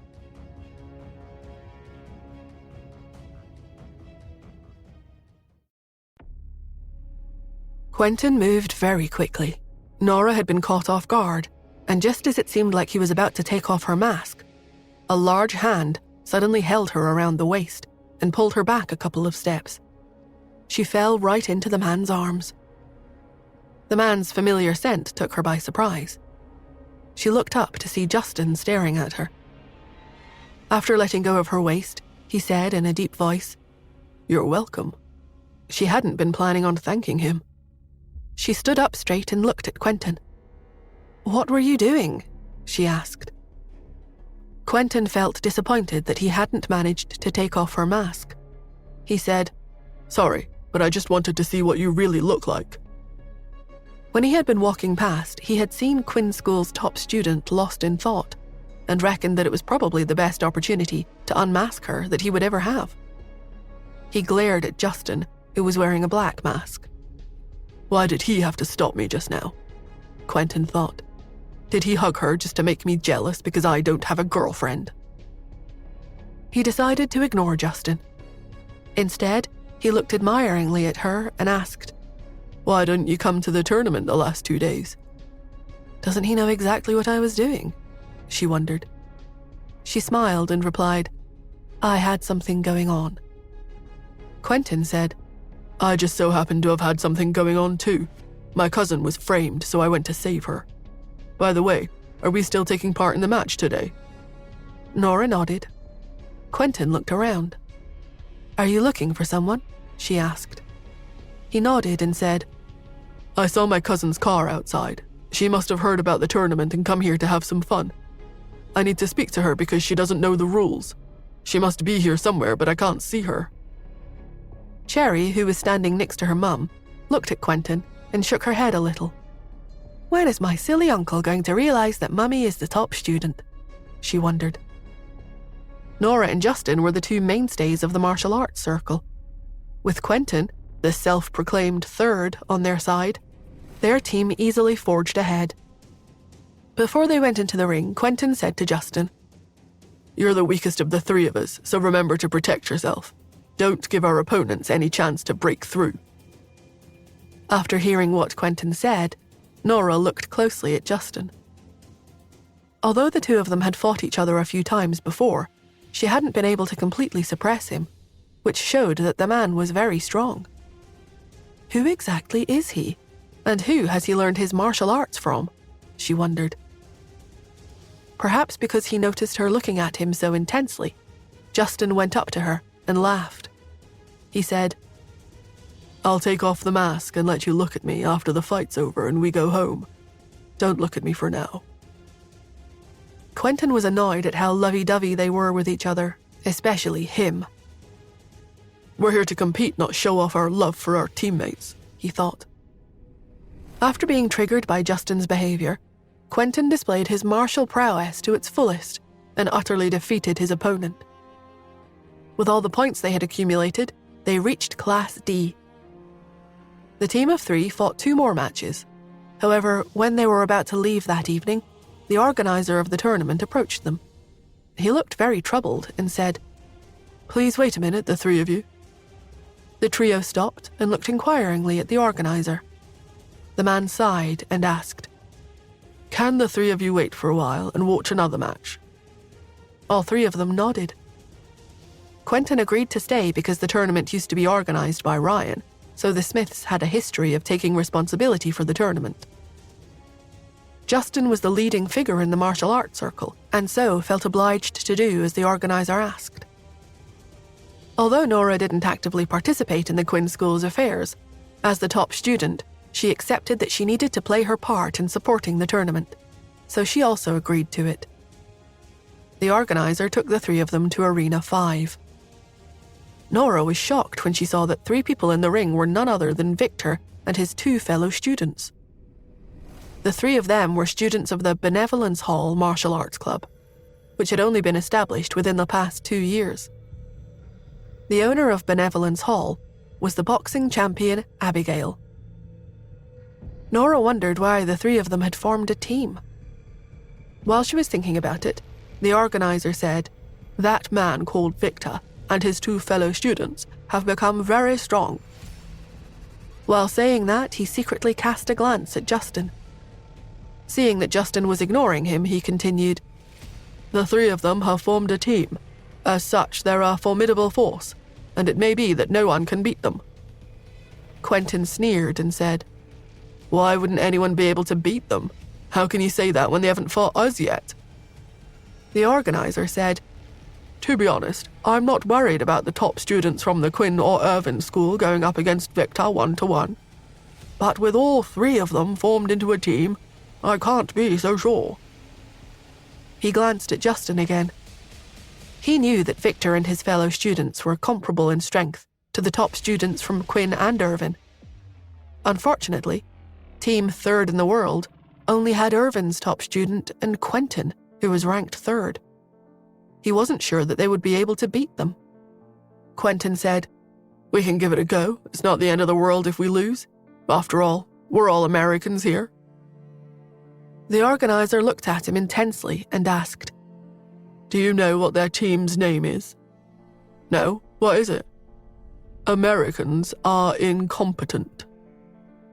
The 3 of them gasped when they heard that. Quentin then shouted angrily, What kind of ridiculous name is that? You guys actually allowed it?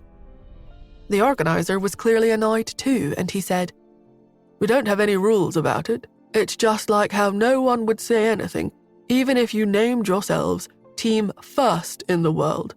They just exploited the loophole. So, do you still think it's okay to lose?"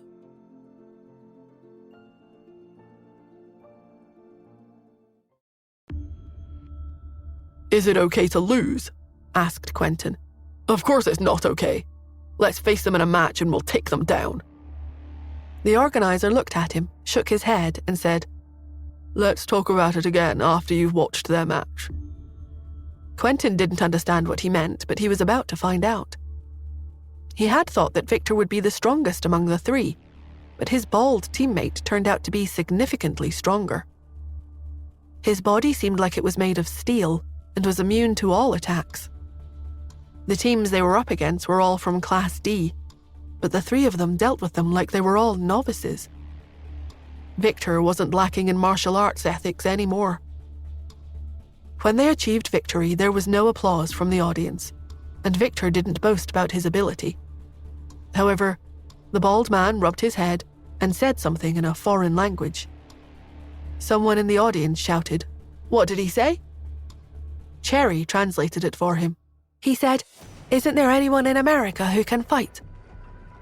When they heard that, everyone fell silent. Even Quentin, who was usually very talkative, had a serious look on his face. He stared at the three of them for quite a while before he leaned toward Nora and asked her, "Did you notice?" "They've become stronger," she immediately answered. "Yes, and it isn't just by a little," he said. "I reckon that Victor can last a few dozen moves against you now." "Probably about 20 moves," said Nora. He was impressed by her confidence. However, he felt an acute sense of crisis and said, "I'm ranked 3rd in New York, but I feel threatened by that guy now. Aside from their top students from Quinn and Irvin, there's probably no one else who would be their match now. I could only tie with them at most." The organizer said, "Now you understand why I asked you guys to watch the match. It'll probably only be possible to defeat them if the top students from Quinn and Irvin team up." Quentin nodded and said, "I think so too. Even if she could stop Victor, Queen's senior student would have a hard time dealing with the other two by herself." The organizer said, "Out of all the teams, Team 3rd in the world has the highest chance of beating them. Therefore, from tomorrow onward, I intend to arrange 5 matches for you guys every day so that you can enter Class F as soon as possible. That way, you'll be able to go up against them. If the Benevolence Hall students aren't stopped, the audience is going to get very angry, so I'm counting on you guys to do it. Are you still up for it?" The organizer looked at Nora. She was quiet for a moment before she nodded and said, "Okay." She felt duty-bound to uphold the American pride in their martial arts. He then looked at Quentin again. Quentin, who had a stern look on his face, hesitated for a long time before he finally said, "Okay. After all, as the person ranked 3rd in New York, who else could do it if not me?" The organizer looked relieved, and he then left them. After he had gone, Quentin walked over to Justin and Nora and said, "I think the 3 of us may not be able to win against the 3 of them because we have someone in the team holding us back." Both Justin and Nora nodded. "So he's got some self-awareness after all," thought Justin. To his surprise, Quentin then said, "How about you withdraw from the team? If we replace you with Irvin's top student, we won't have any problem beating them." Justin laughed and was about to say something when Nora said coldly, "No, I don't want that." Justin looked at her, unsure what she meant. "I don't want to be in the same team as him," she added. Quentin was dumbfounded. "Huh? Why not?" "Because we don't get along," she said. She then looked at Justin and said, "Besides, he isn't as weak as you think, so the 3 of us can do it." Nora had fought with him before and knew how strong Justin really was. Quentin usually fought very valiantly against their opponents, so he usually dealt with most of them for Justin. As a result, despite being on the same team, Quentin didn't know how strong Justin really was. Quentin said to Nora, "What did Irvin's top student do to you? Why do you have a problem with him? I know you think highly of this guy, but shouldn't you be realistic? You can't just think that he isn't weak because you have feelings for him." Then he stood up straight and said, "How about I compete with him in a duel? If he can beat me, he can stay on the team." Nora and Justin looked at him dismissively and walked away. What did those two mean by that? Quentin wondered. The more I look at them, the more I feel something is wrong. Why are they looking down on me? He tried to go after them, but he couldn't see them anywhere. Never mind. I'll just look for my cousin instead, he thought. He walked around the arena, but he couldn't find her. In the end, he decided to go to the parking lot and wait for her there.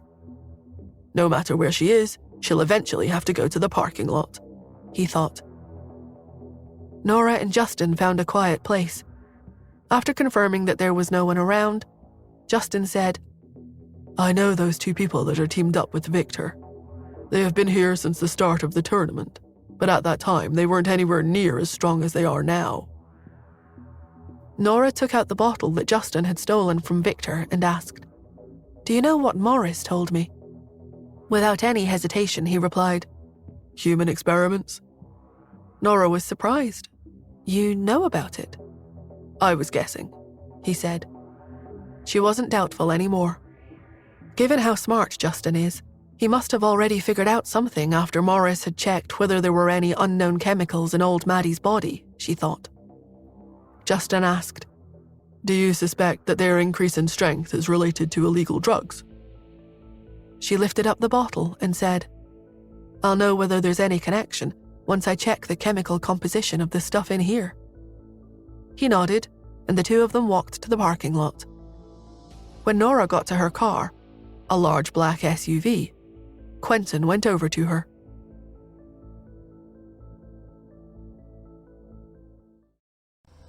Nora was about to stop in front of her car when she saw him coming over.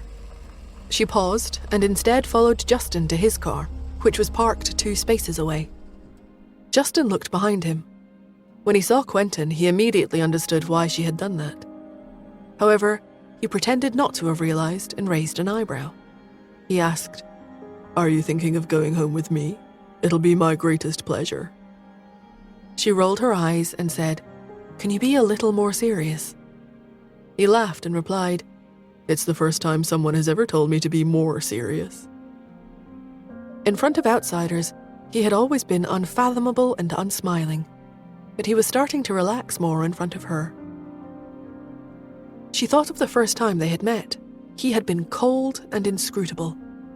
He had walked out of the elevator of California's hotel finest as if he were a movie star. She remembered that Pete's face had been buried in Justin's shoulder, with only the back of his head exposed. Justin had glanced at her and said coldly, "You're not my type, Ms. Smith." Times had changed, and that cold and distant man had become much more human. While she was thinking about it, he opened the rear door and put Cherry in the back seat. Then he looked at her and said, "Do you want to go in the back seat, or would you prefer to be next to me in front?" "No, I'm okay in the back," she said. After watching Quinn's top student get into the car with her husband and daughter, Quentin stood in front of Nora's car. However, even after waiting for a long while, he didn't see his cousin coming out. He looked into the SUV through the window and saw 2 pieces of clothing that had been placed on the back seat. He was intrigued by them. Weren't these the clothes that Nora was wearing when she was treating Uncle Ian in the hospital? He wondered. Why are they lying there? He began to understand something, and he smiled. After Nora had left with Justin, she waited until Quentin had exited the parking lot before she went back to her car. She got inside and changed in the back seat. After casually tossing the red dress aside, she got out and went into the driver's seat. Justin laughed and said, "If you really want to hide your identity, you should change your car to something more ordinary." He suggested that she drive his car, which looked plain on the outside, but was fitted out with high specification extras. Nora accepted his offer. They left the parking lot in the two cars, with Nora still driving her SUV. They drove to a high-end residential complex. After they had parked, Nora went over to Justin and said, "I've bought an apartment here." He looked up at the building and asked, "What's your apartment number?" She was a little surprised by his question, but nevertheless answered, 302. "Why do you want to know? What are you planning?" "To buy 301, he said. "When you move in, we can be neighbours." "You must be sick in the head," she said. "Yes, I must be. So why don't you treat my illness?" he immediately quipped. She got back into her car and said, "Jump in, leave your car here, and I'll take you guys home."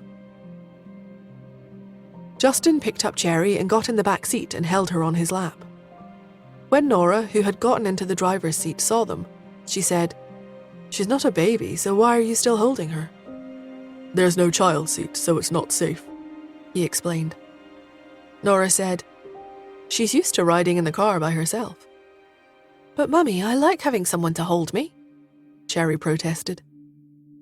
When she saw her mum's stern gaze in the rearview mirror, she shrunk back and said, "It's okay. I'm used to sitting by myself, so you can put me down, Daddy." Despite saying that, she didn't get off Justin's lap, but just hugged his neck tighter. Justin chuckled, stroked her hair, and said, "Don't listen to your mummy, she's just jealous." Cherry was puzzled and asked, "What's she jealous of?" "That I'm hugging you, of course." It was an ambiguous statement that could have meant that she was jealous of Cherry or Justin. Nora couldn't be bothered with the two of them, so she asked indifferently, "When are you and Pete switching back, Cherry?" Cherry panicked and said, "Mummy, I really miss you very much. I miss you super much. I miss the way you sleep, the way you get ready for bed, and the way you doze off while you eat." She tried hard, but couldn't come up with any more reasons why she missed her mum. After being stuck for a while, she finally said, "But Pete needs you more. After all, you haven't seen each other for 5 years, so I don't want to disturb your bonding session." My clever little girl obviously doesn't want to come back after Justin's been spoiling her so much, Nora thought. "Shall I thank you on behalf of Pete?" Nora asked sarcastically. "It's fine," Cherry said shyly. "What else can I do? He's slightly older than me, so I have to give in to my older brother." It seems like Cherry has become more selfish these days, Nora thought. She glared at Justin. It really is like they say, people are shaped by the company they keep, she thought. After they arrived at the Hunt's residence, Cherry got out of the car and asked, "Mummy, when are you and Daddy taking Pete and me to the amusement park?" "Another day," Nora answered. "When will that be?" Cherry persisted. Nora felt that she had no choice but to give her an answer. "The day after tomorrow." "Yay!" Cherry raised her hand and high-fived Justin triumphantly. Then she bounced along as she held his hand and they entered the house. Nora returned to the Smiths' residence. As soon as she got out of the car, Quentin came out of nowhere and blocked her way. He said, "You don't have to pretend anymore, Nora. I know your secret now." She froze. He hasn't discovered my identity as Quinn's senior student, has he? She wondered. She asked calmly, "What secret?" "Did you go to the martial arts tournament because you heard something?" he asked. A resigned Nora nodded and said, "That's right." "I knew it. You even changed and put on a mask so I didn't recognize you." He looked around after he spoke. Then he said, "Since you were at the tournament, you must have heard of me, right?" She looked blankly at him. He continued, "Didn't I already tell you? I'm the best fighter in the family, and I'm ranked 3rd in New York, so I'll definitely shine in the tournament. Do you know who I am?" "No, I don't." He looked around and then whispered, "Since you're my cousin, Nora, I'll tell you. You're the only one I'm telling, get it? Even Joel doesn't know the alias I'm using in the tournament." He straightened his back, raised his chin, and declared, "I am Smithin." However, when he didn't see any reaction from his cousin, he looked at her and frowned. Haven't you heard of that name? Don't you know the famous Team Third in the world? Both Smithin and Team Third in the world had become very famous in the underground arena. Anyone who had been there would have heard of them. But Nora decided to tease him and said, I'm new there, so I only heard them talking about Victor. No one in the family knew that Quentin was taking part in the martial arts tournament, so he couldn't show off. Now that he had finally found a cousin who was interested in the tournament, he wanted to boast about his achievements. He was very disappointed by her response. Victor is nothing, he said. He's just a piece of trash who lost to me 2 years ago. Even if you've never heard of Smithin, you've heard of Team Third in the world, right? Nora shrugged. He hadn't competed in his own name, so he could accept that she hadn't heard of him. But he was astounded that she hadn't heard of the famous Team Third in the world either. Nora walked toward the house and said, So, was that the big secret? You could tell that she wasn't impressed, and said, If that wasn't enough for you, I'll let you in on another secret. Nora looked back at him. But you have to swear you won't tell anyone, he said. I promised that I wouldn't reveal her identity casually to outsiders. I'm only telling you because you're my cousin. When she heard what he said, Nora had a vague idea of what he was going to say next. Sure enough, the next moment he asked, Do you know who that woman in the red dress in Team Third in the world is? She shrugged again. She's the senior student at the Quinn School of Martial Arts, Quentin said delightedly. Are you impressed now? The top student has teamed up with me. She approached me because she thought that I was talented and fought pretty well. Surely you've at least heard of her, right? Yeah, I have. Quentin was satisfied at last. He said, So don't you feel honored that someone talented has seen something in your cousin? But don't go shouting this around.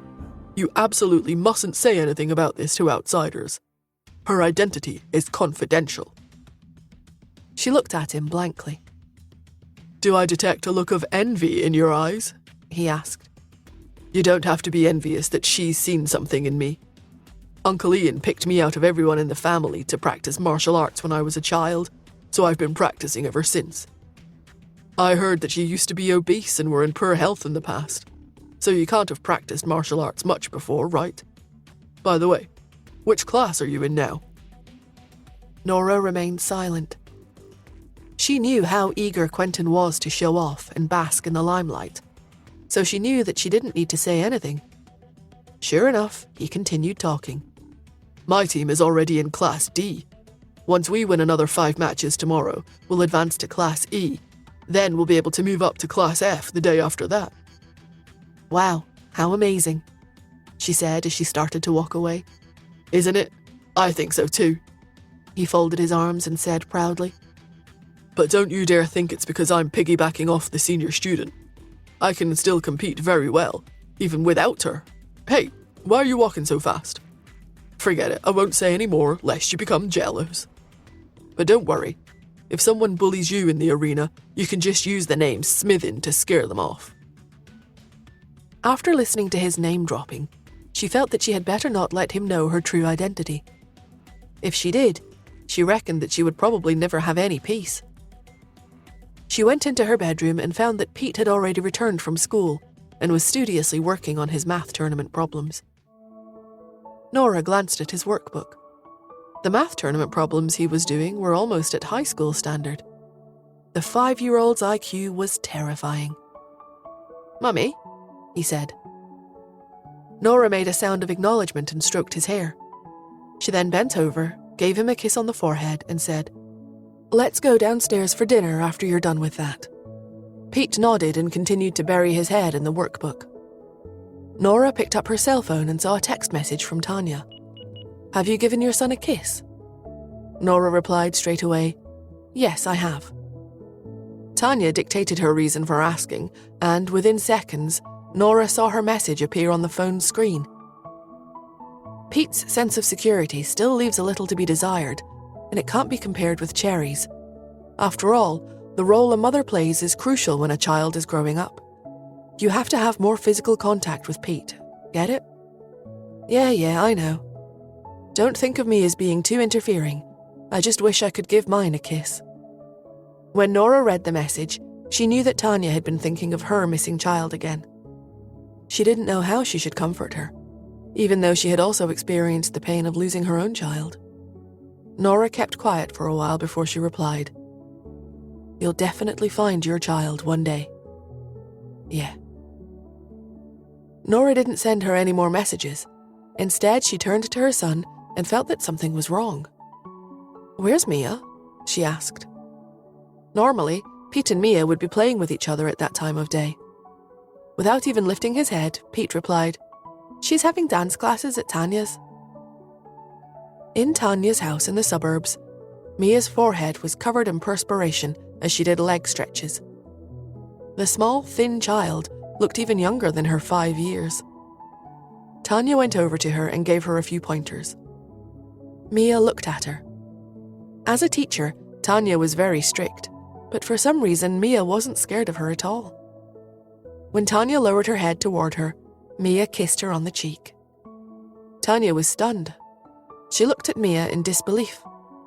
Seeing her shock, Mia said, "Didn't you want a kiss, Miss Turner?" A strong feeling welled up in Tanya, and she felt a mix of emotions come over her.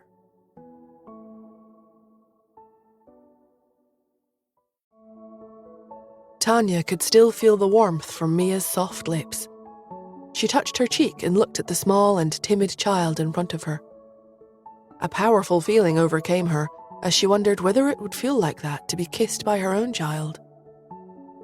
She was lost in thought and remained quiet for a while. Seeing her freeze, Mia became frightened and asked, "Are you angry with me, Miss Turner?" Tanya didn't know whether she should be angry or not. She felt like her decision to teach Mia dancing might have been a mistake. The child she had had with Joel was missing, yet she was teaching Joel's daughter how to dance. When the child kissed her, she hadn't even pushed her away. It was as if she had already accepted her. "Stop it, Tanya," she thought. "She's not your child." Tanya, who had been helping Mia with her leg stretches, stood up and wanted to tell her not to kiss her again in the future. But when she looked at Mia's round eyes and small pointed face, she couldn't bring herself to say it. In fact, the words on the tip of her tongue changed. She said, "No, I'm not mad at you." "Then, are you happy?" Mia asked. Tanya wanted to say that she wasn't, but when she saw the hopeful look in Mia's eyes, she instead replied impulsively, "Yes." Her answer made Mia's eyes light up. She said timidly, "My mother doesn't like me to kiss her. She sometimes gets mad if I touch her, so I thought you were cross too. I only kissed you because I heard you say that you wanted a kiss. Are you really not mad at me?" Tanya was dumbfounded. Her mother doesn't allow her to touch her. That's very unusual, she thought. If she were my daughter, I would never tire of her kisses. As she thought about it, she was sad Mia was deprived of affection in that way. She said, "It's true, I really am happy. I don't mind if children kiss me." "That's great." Mia stood up straight and grabbed Tanya's hand. She made her lower her head and then kissed her on the cheek again. She said, "I'll make you happy every day from now on, Miss Turner." She then gave a bashful smile. Tanya couldn't bring herself to reject such a well-behaved and adorable little girl. She ruffled Mia's hair and asked, "Doesn't it hurt when you stretch?" Mia nodded and said, "It hurts a bit." "Then why didn't you say anything?" Tanya asked. After she had decided to take Mia as her student, she added an hour of class for her after school every day. As there wasn't a suitable location in the kindergarten, she had brought her to her home. Fine beads of perspiration had formed on Mia's forehead when she was dancing, yet she hadn't complained about being tired. After she had finished dancing, Tanya told her to do leg stretches. It was important for students to do their stretches properly after exercise. Although Mia was only 5, it was a late start for a dancer because the body was already starting to lose its flexibility by that time. For that reason, Tanya had also taught her a few difficult moves, such as bending over backward. Despite the fact that the exercises were challenging, Mia hadn't made a single sound from beginning to end. She was wondering whether it was because the girl's pain receptors were less sensitive than others, when Mia said, "I can't complain that it hurts." Tanya was taken aback. "Why not?" Mia replied, "Because Daddy will be unhappy if I'm in pain, and if Daddy is unhappy, Mummy will also be unhappy." Tanya frowned and felt even more sorry for the girl. Although Mia lived in a wealthy family and had both parents with her, she obviously led a frustrating life. While other 5-year-old children from ordinary families were free to openly communicate with their parents, she didn't even have the right to complain when she was in pain. Tanya became a little angry with Joel. How could he treat a child like that? She thought. No matter what, children are angels in this world. They're innocent creatures. She said, "Mia, you can speak freely without holding back from now on. If you're tired from practice, you can say so. If you're in pain because of stretching, you can also cry out.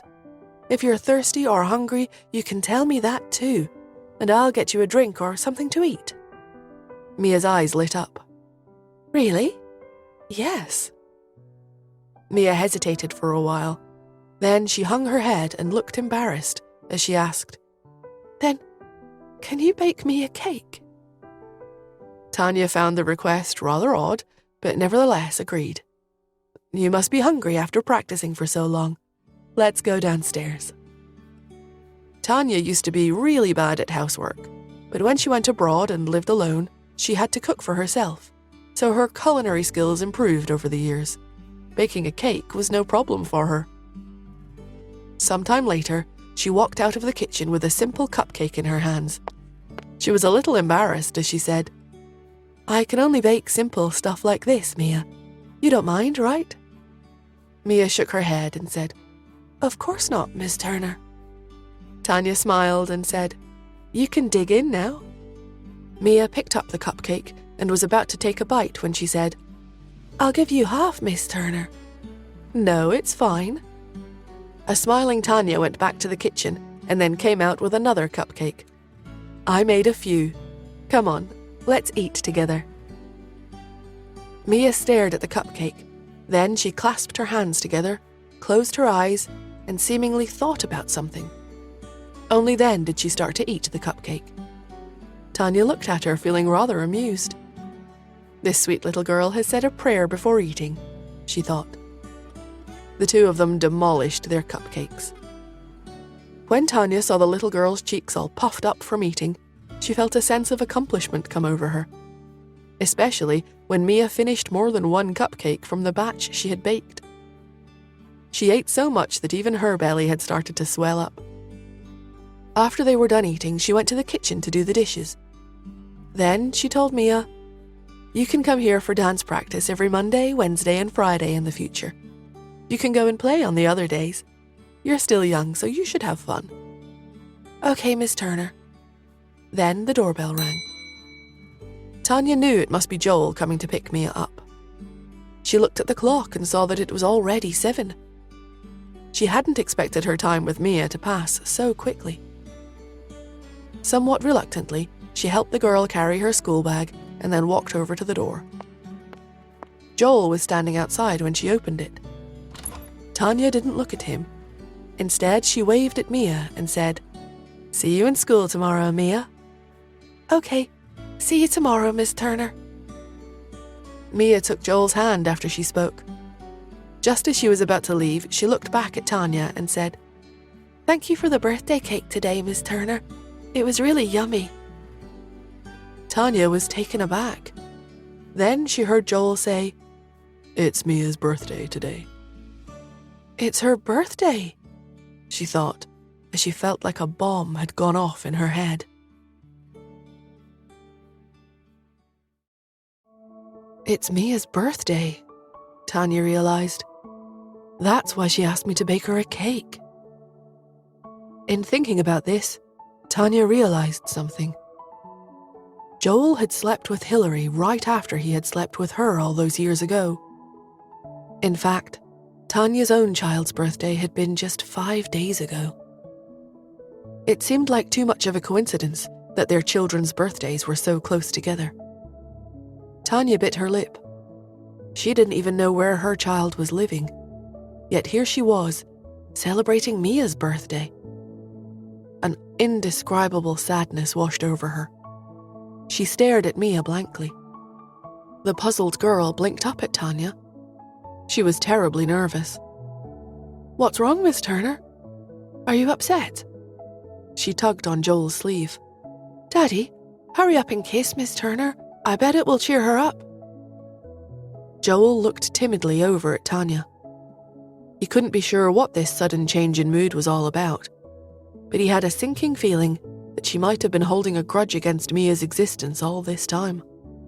He lowered his head. "I'm sorry," he said slowly. He truly was.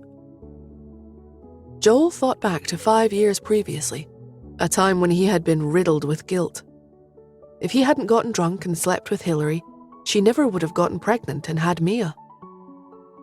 They wouldn't be in this awkward situation. But, to be fair, Joel hadn't even been aware at the time that she was pregnant.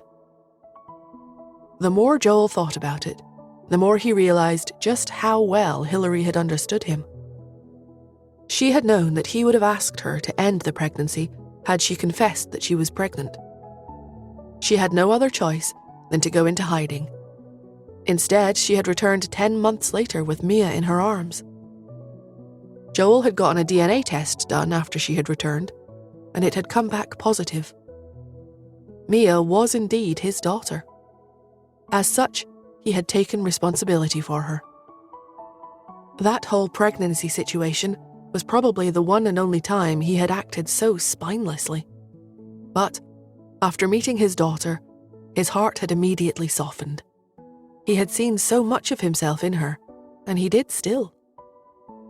Hearing his apology, Tanya's face reddened with shame and anger. She was about to scold him when Mia suddenly grasped her hand. "I'll kiss Daddy if you won't, Miss Turner. Don't be mad anymore, okay?" Tanya lowered her head.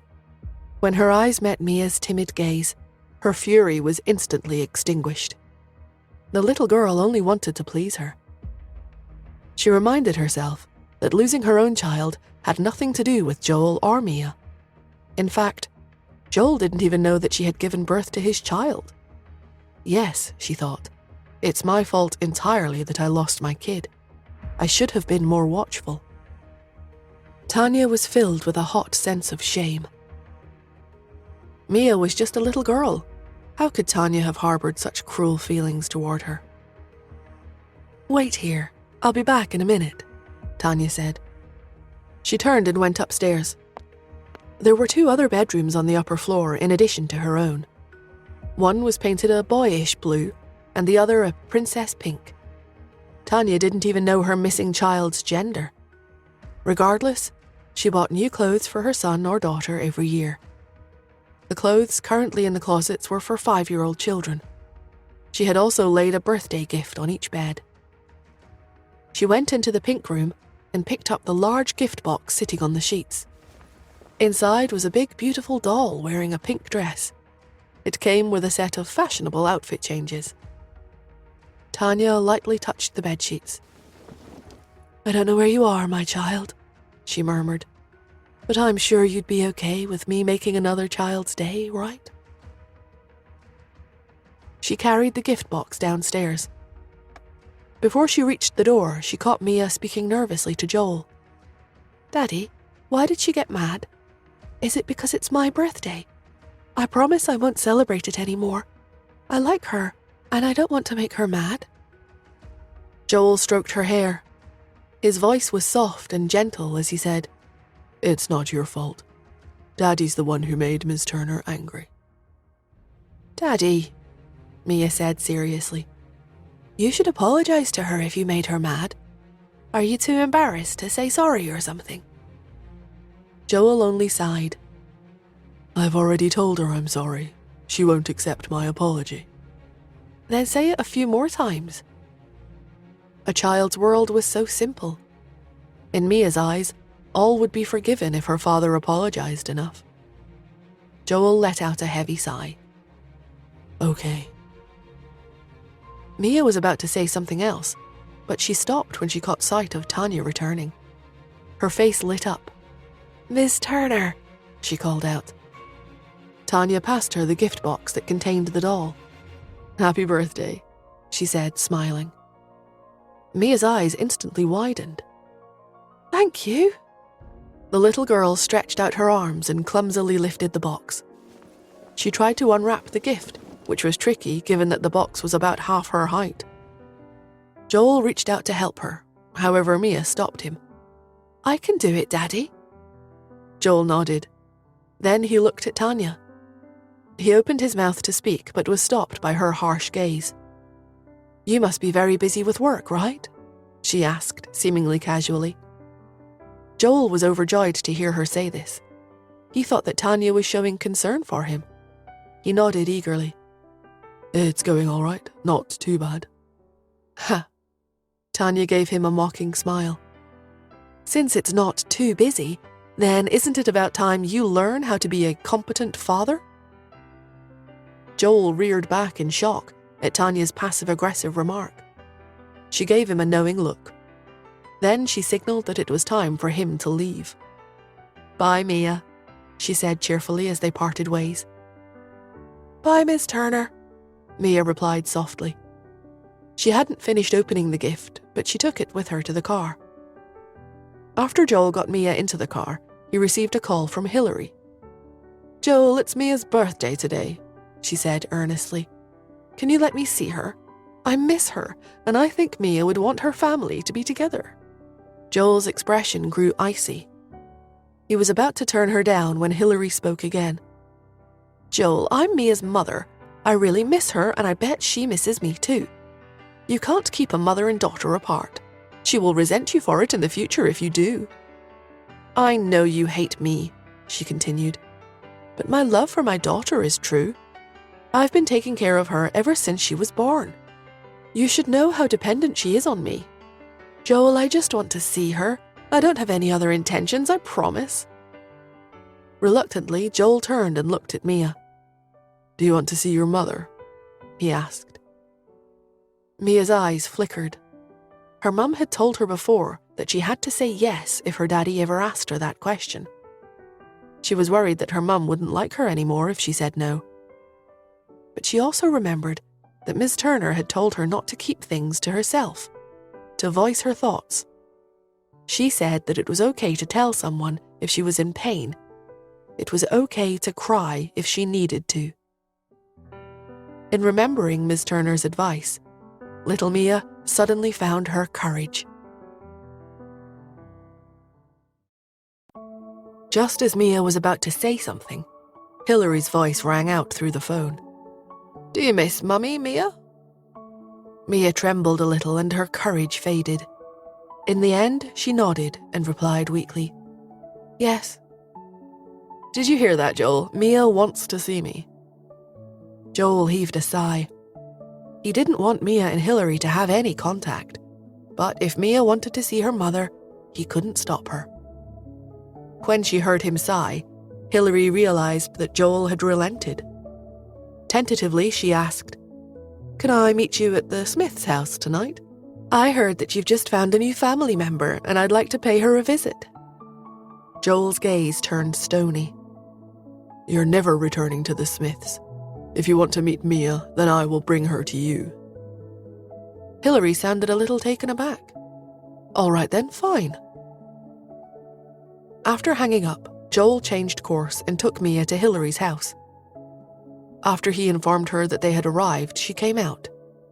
She invited both Joel and Mia into the villa. "Grandma misses you, Mia. Why don't you come in?"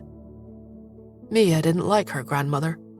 She was always pointing at her and scolding her for being a girl. She often said that if she were a boy, her parents would have gotten back together long ago. The little girl reflexively grabbed Joel's sleeve. "I think we'd rather stay out here," he said, putting his arm around Mia. Seeing that he wasn't going to give in, Hillary sighed. Okay, Mia, this is Mummy's birthday gift to you. Do you like it? Hillary held a toy car out for her daughter. Mia stared at it for a few seconds before hesitantly accepting it. Joel wanted desperately to whisk her away from all of this, but Hillary suddenly suggested taking a family photo. It's been such a long time since we as a family were last together. Joel sneered. We're not a family. You just happen to be Mia's mother. Hillary bit her lip. Her voice when she spoke sounded strained. All right, I won't make things difficult for you, but may I still take a picture with my daughter? Joel tried to deny her request, but Hillary cut him off. I already put up with you refusing to let me see her. Are you going to deny me this too? Photos are all I have of her nowadays. Joel's hands fell to his side, and Hillary squatted down and hugged Mia. She picked up her phone and held it out in front of them. Mia, look at the camera. She quickly snapped a photo, and then Mia returned to Joel, who hurried her into the car. After leaving, Mia breathed a sigh of relief. Finally, she could relax. Let's go out for dinner, Joel said, clearly relieved as well. Neither of them noticed that Hillary was following them. Even when they entered the restaurant, she trailed behind them. After they were seated, she secretly snapped a final photo. Tanya sat alone in the living room after seeing Mia and Joel off. She felt terribly troubled. Mia really was very lovable, and she liked her very much. Not only did they share a talent for dancing, but the two had hit it off the moment they had met. Where did Joel take Mia to celebrate the rest of her birthday? She wondered. Suddenly, her cell phone beeped. She checked her messages and saw that she had received a text from Joel. A photo of two hands, one big and one small, clasped together. The photo confused Tanya. After thinking for a while, she replied with a question mark. Joel responded with a text message. I'm celebrating Mia's birthday with her. The cake is too big for the two of us, so we can't finish it. Would you like to come and have some? Only the two of them were celebrating Mia's birthday. Tanya knew that Mia's mother, Hillary, had been driven out of the Smith house. Still, she was surprised that they wouldn't be spending the day with her. Initially, this realization brought her a fair amount of satisfaction. But a moment later, she felt disgusted with herself. What was the matter with her? Had she really been thinking about getting back together with Joel? There was no longer anything between them. Reluctantly, Tanya responded to Joel's invitation. No. She couldn't join them for cake, it would send the wrong message. He sent an audio message back a minute later, which surprised Tanya. She realized that she actually felt very nervous to hear his voice. Her finger hesitated over the phone screen. After a few seconds, she decided to play the message. To her surprise, it was Mia speaking. The cake is really delicious, she said. I'll save a piece for you in the fridge. Should I bring it to school tomorrow so that you can eat it? Mia's voice was soft and pleasant. Tanya couldn't refuse someone so sweet. Okay, she replied. Tanya felt a bit better. It felt as if she had already eaten the cake. Its sweetness filled her heart. Smiling, she pulled up a social media app on her phone and began to scroll. Hillary had posted a couple of photos. Tanya clicked on the post to get a closer look. One was of Hillary and Mia in front of a house. A man stood behind them. Although the picture only showed his body from the waist down, it was obvious at a glance that it was Joel. The other picture had been taken in a restaurant. Joel and Mia were seated in the background of a selfie that Hillary had taken. Tanya's heart sank, and a sour, prickly feeling welled up inside her. She clenched her fists and let out a cold laugh. Of course, she thought bitterly.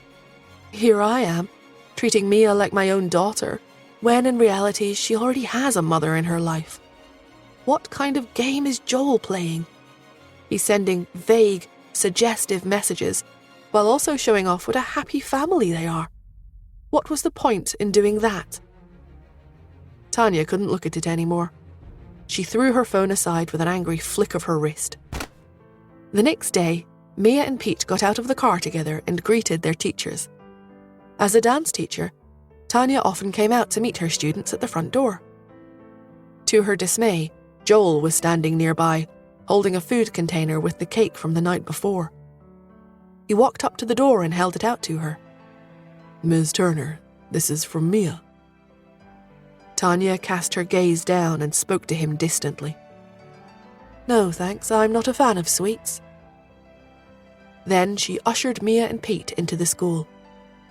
Joel stood there awkwardly holding the food container. Things had been a little tense between them the previous evening, but they hadn't been this bad. What is the matter with her today, he wondered.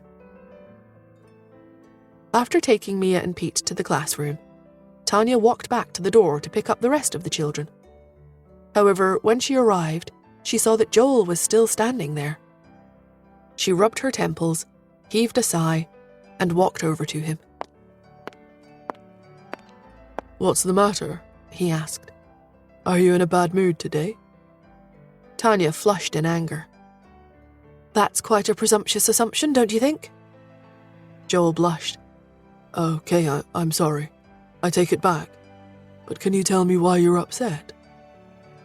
Tanya had always been a straightforward person.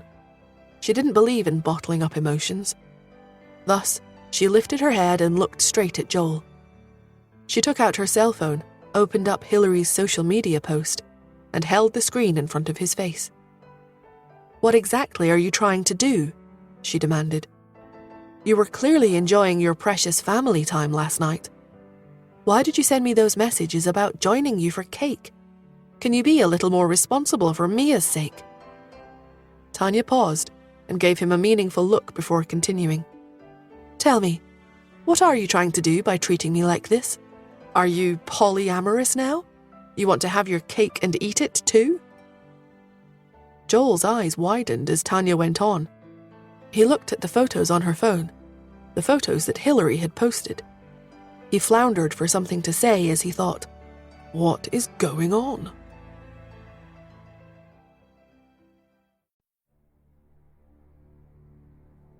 Joel waved his hands at Tanya.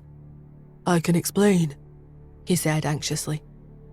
Save it for your daughter, Joel. There's nothing to explain to me. Goodbye. Tanya turned angrily on her heel and stormed back into the building. Fury and panic rose up in Joel as he watched her march away. He turned and got into his car. To the company, Mr. Smith? The chauffeur asked. To Hillary's, Joel said, practically gnashing his teeth in rage. He took out his cell phone and looked at his own social media timeline. However, he didn't see Hillary's post. This meant that she had blocked him from being able to see it. He stretched out his hand to the chauffeur. Give me your cell phone. His driver was also friends with Hillary on social media. He handed over his phone and Joel took a look. Sure enough, he found the post. Hillary couldn't have been more deceitful. The two arrived at Hillary's residence. She skipped downstairs upon hearing that Joel was there to visit her. However, the moment she saw him, her stomach dropped. Joel, what's the matter? She asked cautiously. Can you explain to me this post of yours? Joel pushed the chauffeur's phone in her face. Hillary froze. She bit her lip, forced a smile, and replied, That's just an ordinary post, Joel. What's wrong with it?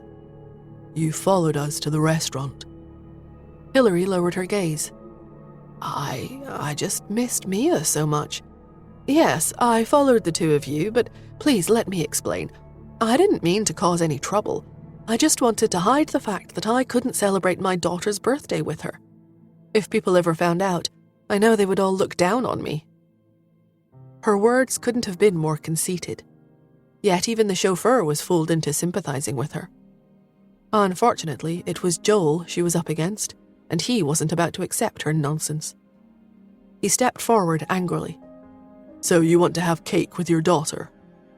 Hillary nodded, Okay. He picked up the container with the cake that Tanya had rejected. He opened it, picked the slice up, and threw it at Hilary. Have a taste then, he said coldly. Hilary stumbled backward in shock. She clumsily wiped the cake off her face with her hands. She lifted her head and looked at Joel incredulously. Joel, you... She broke off mid-sentence with a sob. She couldn't bring herself to say what she wanted to. The look in his eyes was simply too intense. His eyes were murderous. She found herself unable to make a sound. Joel's icy voice rang out. Don't you dare play any more games. If you do, I promise you will regret it. Before Hilary could respond, he added, You should thank your lucky stars that you're Mia's mother. Otherwise, you would have been dead a long time ago. Since they had made plans to go to the amusement park the next day, Nora allowed herself to sleep in a little bit. After waking, she stretched and went downstairs. That afternoon, Nora gave Lily what was left of the concoction that she had taken from Victor at the arena. She ordered her to personally take it to a lab and test it for unidentified chemicals. Lily had been terribly busy ever since she had returned to the States, and Nora felt bad adding more to her plate. But this was important. After Lily left, Nora went back to sleep. There was no way around it. She would have to get up early the next morning, and the amusement park date would take up the whole day. She had to make up for a day's worth of sleep in advance. She quickly drifted off, and by the time she woke up again, it was dark outside. Nora got dressed and walked down to the driveway. As she was getting into her car, Quentin appeared beside her. Why don't you come with me? He asked, in his usual self-satisfied way. Nora shot an irritated look at him. Quentin continued, ignoring her. If you come to the arena with me, I'll show you what a great fighter I am. You'll get special privileges that way. He was clearly very proud of himself. Little did he know, Nora had enjoyed special privileges since the moment she had become competitor 028. Still, Quentin's enthusiasm was almost contagious. All right then, Nora said. This way, she figured, she wouldn't need to drive. She could even nap a little on the way there. She tossed her bag in the car. Inside it was the red dress and silver mask she usually wore. She settled into the passenger seat and prepared to sleep. But she soon realized just how naive of her it was to think that she would be able to nap in the car. Quentin talked the entire trip. Why don't I introduce you to the Quinn School senior student later? You're a big fan of her, right? I can even get her to give you an autograph if you want. Nora side-eyed him. Can you even get one for yourself? She asked sarcastically. Of course. I've participated in several matches with her at this point. She'll definitely do me the courtesy of giving me an autograph. Besides, she thinks very highly of me. She's even referred to me as her protégé. Quentin sat up straighter in the driver's seat. Nora stared at him, puzzled. When did I ever refer to him as my protégé? Seeing her hesitation, Quentin spoke up. Are you jealous? To be honest, what she values in me is my capability. You know I'm ranked third in New York's martial arts circle, right? Apart from Quinn and Irvin's senior students, I'm the strongest competitor there. Nora crossed her arms and tried to ignore him. Do you want to take a photo with Quinn's senior student later? Quentin went on obliviously. If so, just leave it to me. Nora pressed her lips together. Thanks, but I'm good. Are you embarrassed? Don't worry, there's nothing embarrassing about chasing after your idols. And if it makes you feel any better, Quinn's senior student isn't perfect. Nora turned to him. Was he going to trash talk her? Quentin went on, cocky as ever. She doesn't really have a good eye for people. Her husband, for instance, is just a useless pretty boy. But no one is perfect after all. Given her status, it's understandable that looks were the only thing she considered in choosing a husband. It was difficult for Nora to sit there without saying anything. She was trying her best, but she felt like she would burst at any moment. I'm going to convince her to give him up, though. Nora couldn't take it anymore. That's impossible, she snapped. Why? My words hold a lot of weight with her. If I tell her to break up with him, she'll definitely consider it. After all, we're both big shots in the martial arts circle. Quentin went on and on. He talked endlessly. His one-way conversation lasted until they arrived at the arena. Finally, as Quentin was about to get out of the car, he noticed that Nora wasn't moving. She sat there staring out the window, her face impassive. Aren't you coming? He asked. I have to change first. I'm waiting for you to leave. Quentin was about to tease her for changing when she didn't need to, but then Nora took out a red dress and a familiar-looking silver mask from her bag.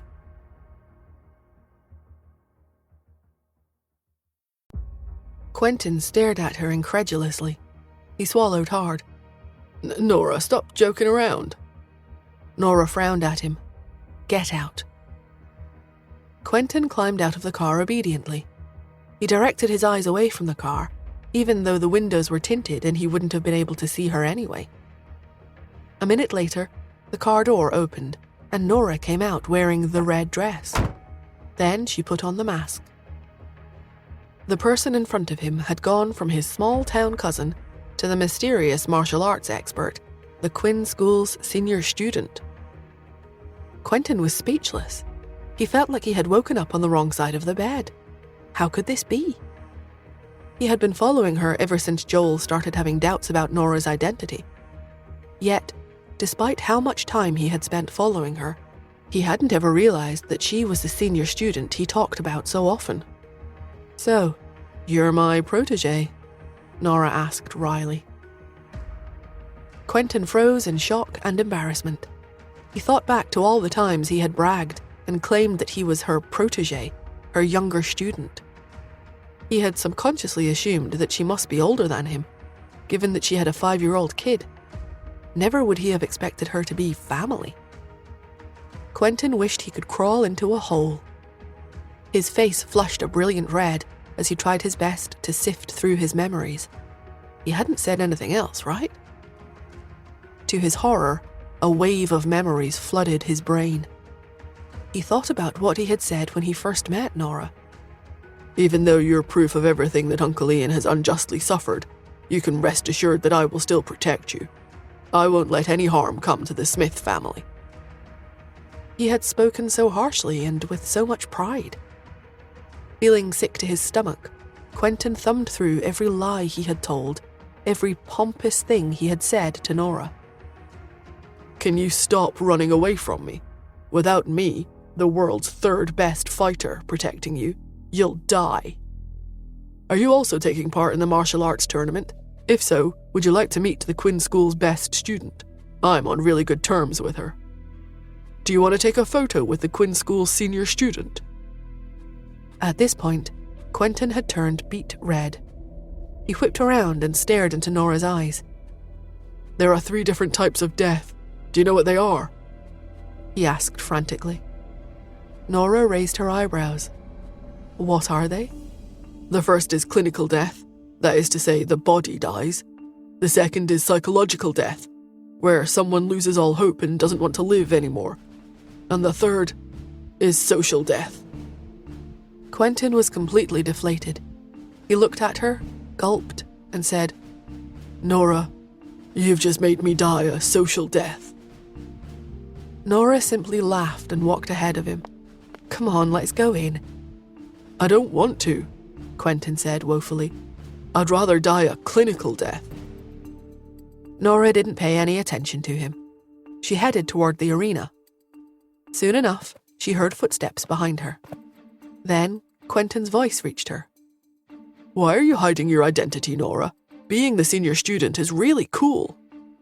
It's bothersome, Nora replied.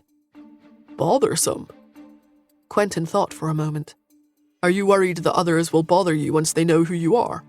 That may be true, but don't worry, Nora. I can keep a secret. I'll never tell anyone about this. Nora had always adhered to her mother's advice not to expose her identity. In fact, she would have kept it a secret from Quentin had he not been so annoying. Besides, given his ability to track people, it was simply becoming too much trouble to throw him off her trail. Quentin was the leader of the Smiths' secret forces. More than that, he was smart. It would be good to have him on her side. Nora and Quentin walked down into the arena. As soon as they entered, Quentin turned to her. Nora, I just have one problem. Nora gave him a questioning look. Are you cheating on Justin with competitor 820? He must be Cherry's biological father, right? Nora froze, unsure of what to say. She hadn't considered the problem of how to keep Justin's secret identity hidden. She let out a small sound of acknowledgement and just went along with his theory. Quentin looked back at her with bright and shiny eyes. You're so awesome. You're actually cheating on Justin. Forget it, Nora thought. He can just think of it however he wants to. There were bigger things to think about. They had 5 matches that night, so time was rather tight for them. Nora looked around. He isn't here yet, she asked. Quentin also searched the area. As the two of them were keeping a lookout, a man's low and deep voice reached them. Hey, are you guys part of Team 3rd in the world? Nora and Quentin looked over in unison to see a man wearing a mask with an eagle design walking toward them. He was big and tall and dressed in a black suit. When he walked, he had the air of a superhero. His steps were purposeful and just. Additionally, he had deliberately lowered his voice so no one could tell what he actually sounded like. Nora glanced at Quentin. Only then did a light click on in his head. Yeah, that's right, he said. And you are? Number 7. As soon as he gave them his alias, Quentin realized something. You're the first runner-up of the previous tournament, aren't you? He was quiet for a moment before replying with a sly smile. Yeah, you could say that. Quentin took the opportunity to give Nora an explanation. Number 7 is an amazing martial arts master who came out of nowhere in the last tournament. He advanced all the way up to Class F. Both he and Irvin's senior student were very impressive, and he even became one of the favorites for the champion title. Of course, he didn't turn up for the finals, so the title went to Irvin's senior student. Number 7 was declared first runner-up. Quentin turned and looked at the other man. Why didn't you turn up for the finals? Number 7 looked them up and down, taking them in. I had to take a job at the last minute. Quentin and Nora glanced at each other. They had both caught a hint of something weird in his use of the word job. Oh, what a shame, Quentin said, patting Number 7 on the back. Is this your first time in the arena this year, though? With the exception of Irvin's senior student in Class F, all the other martial arts experts from previous tournaments had been downgraded to Class E for the current tournament. Thus, if they wanted to advance in rank, they would also have to defeat their fellow Class E contestants. The fact that an expert like Number 7 hadn't been talked about yet proved that this was his first day here. Sure enough, Number 7 nodded. Yeah, it is. It seems like there's a surge in martial arts experts this year, though. He glanced at the Benevolence Hall students seated in the VIP dining area. They seemed out of place among the people around them. Quentin, for once, didn't say anything. Number 7 looked at Nora and asked, What do you think? Nora was caught off guard. She didn't know how to respond. Quentin was undoubtedly a very strong and popular member of their team, whereas she had tried to remain very low profile. No one knew about her. So why was this man suddenly directing all his attention to her? She raised her eyebrows and nodded. It seems that way, yes. After she spoke, her cell phone vibrated. Nora nodded to Quentin and Number 7, excusing herself. She moved to the side and took her phone out of her pocket. She opened it and saw a text message from Lily. The test results are in.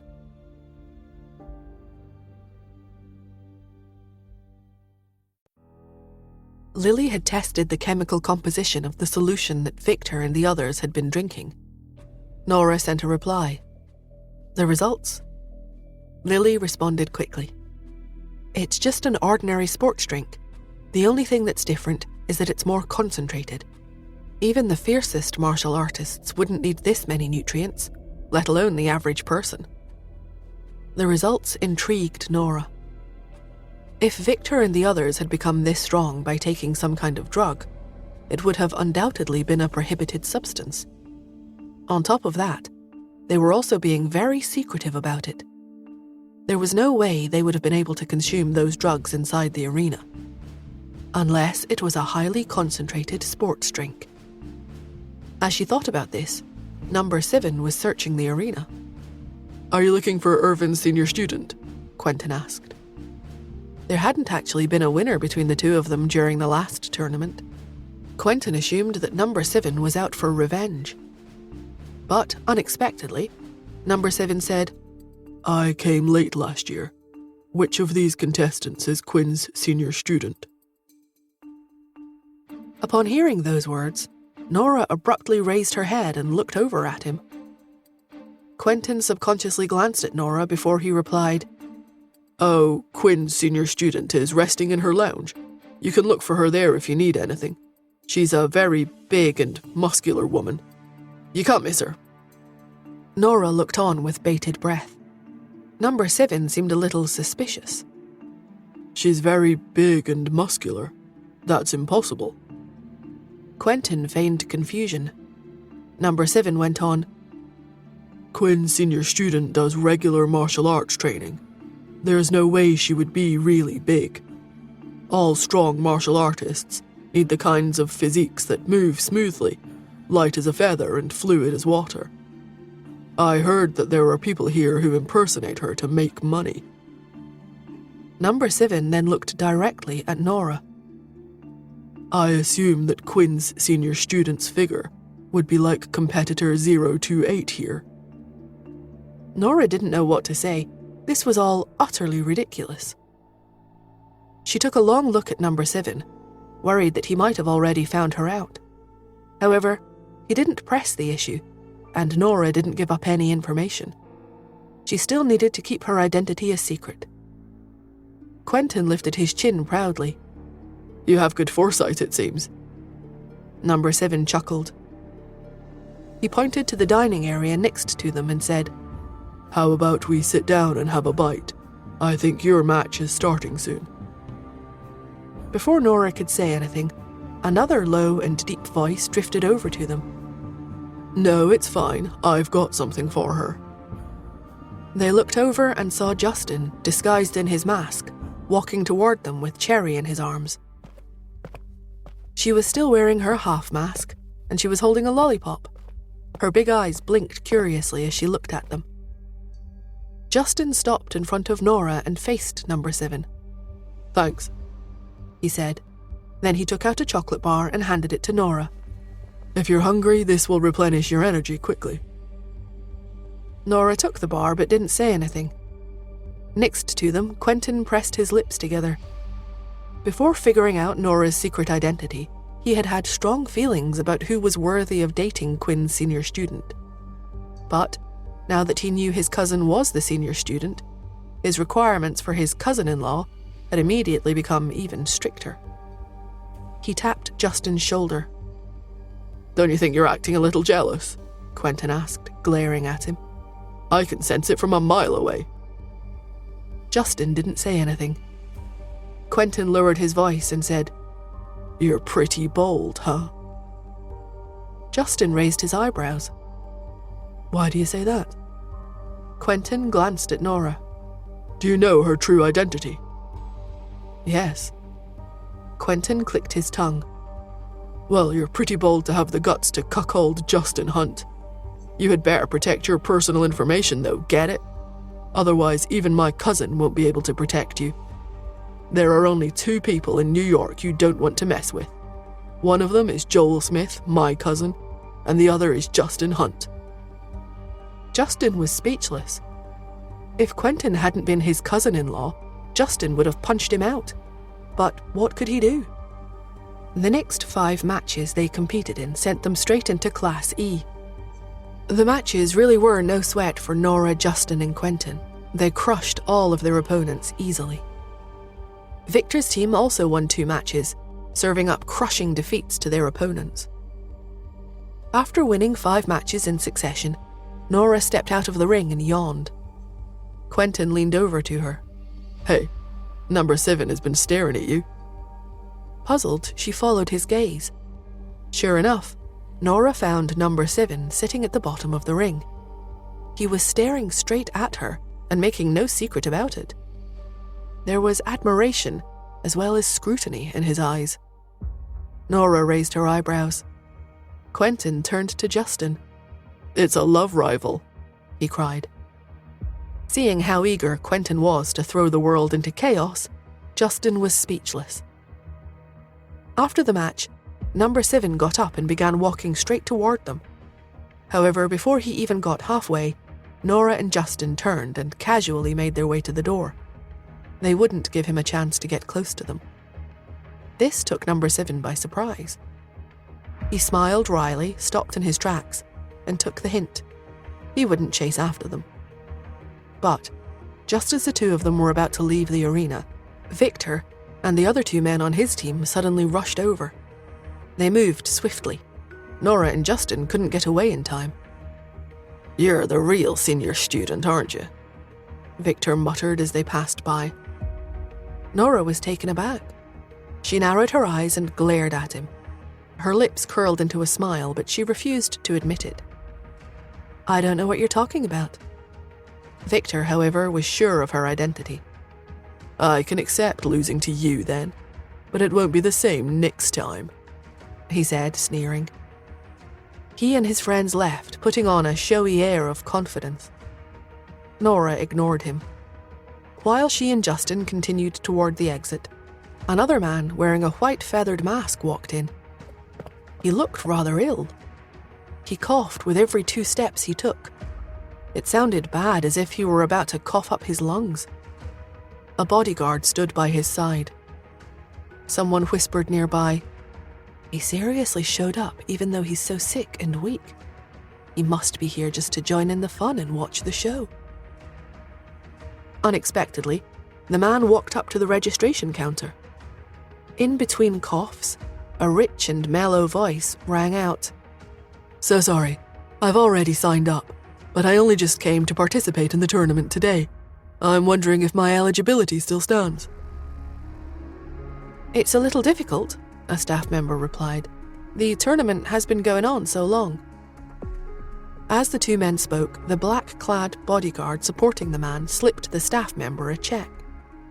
He accepted it very professionally, and then he immediately changed his tone. "Of course it still stands. What's your registration number?" The corner of Nora's lips twitched. The Martial Arts Association must be desperate for money, she assumed. After saying goodbye to Justin in the parking lot, Nora hopped into Quentin's car and they made their way back home. As they drove, Quentin kept looking in the rear-view mirror. "Nora," he said, "don't do anything right now, but someone is following us."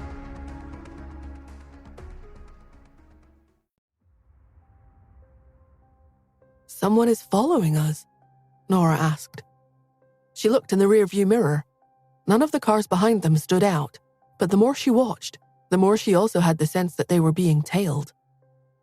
"I can tell that Quentin was in the Special Forces," she thought. "His senses are even sharper than mine." "Can you throw them off?" she asked. "Of course," he replied. "Whose car do you think you're in anyway? They must think pretty highly of themselves if they think they can follow me." He grinned. "I'm the best driver in New York. I can follow anyone, and they're fools if they think they can tail me." He cut across several lanes of traffic and took a sudden right turn into a small alleyway. Nora looked in the mirror again. 2 black cars were also trying to cut across traffic, but were having difficulty doing so. As Nora watched, though, 2 other cars turned into the alleyway with them. Quentin saw them as soon as she did.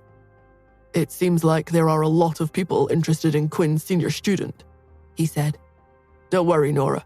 This is a piece of cake. I'll keep you safe." He changed direction again. For the next half hour, Quentin led their pursuers in circles through the streets of New York City. He obviously knew the streets well, and he put that knowledge to good use. Eventually, they could both see that they had lost any pursuit.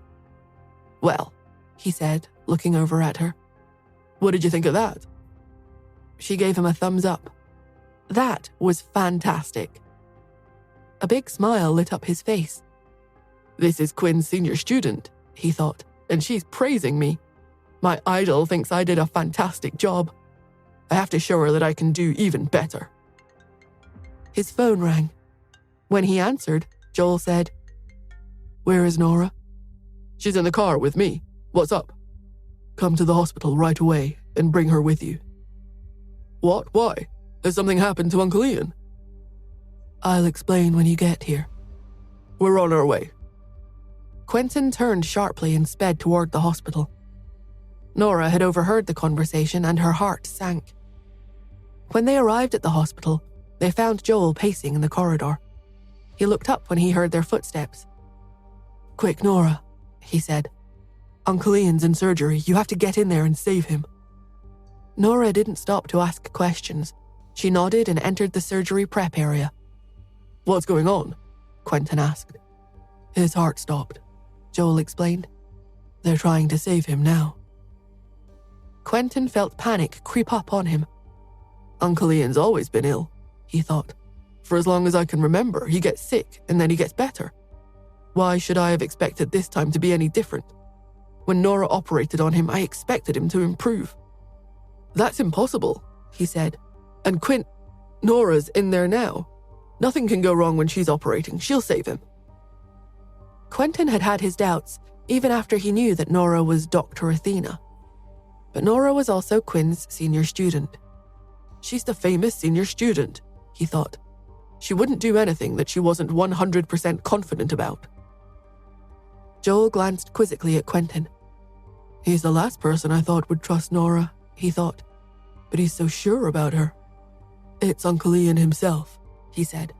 "He woke up and then just pulled out all of his IV catheters and tubing." "Why would he do that?" Joel sighed. "He's lost the will to live. He doesn't want to get better." "What should we do?" Quentin couldn't keep the panic from his voice. "Didn't you tell him that Nora really is his daughter?" "Yes, and that's exactly why I asked you to come. I'm hoping that Nora can find a way to keep him alive." Quentin nodded. "I hope so too." It felt like hours before the attending doctor finally stepped out to give them an update. Joel and Quentin looked at him hopefully, but he just shook his head. He saw their crestfallen expressions and explained, "Dr. Athena has lived up to her reputation as a master surgeon. Once again, she pulled him back from the brink of death. He's awake now." The doctor sighed. "But I am afraid that he has lost the will to live, and he's dying." "He's dying," thought Joel, "even though he's awake." "Didn't Nora tell him that she's his daughter?" he asked. "She did, but it doesn't seem to have made a difference," the doctor replied. "You can go in and see him now and say your last goodbyes." Joel and Quentin entered the surgery recovery room. Ian was lying on the bed, and his pale face and frail body reminded Joel of a crumpled sheet of paper.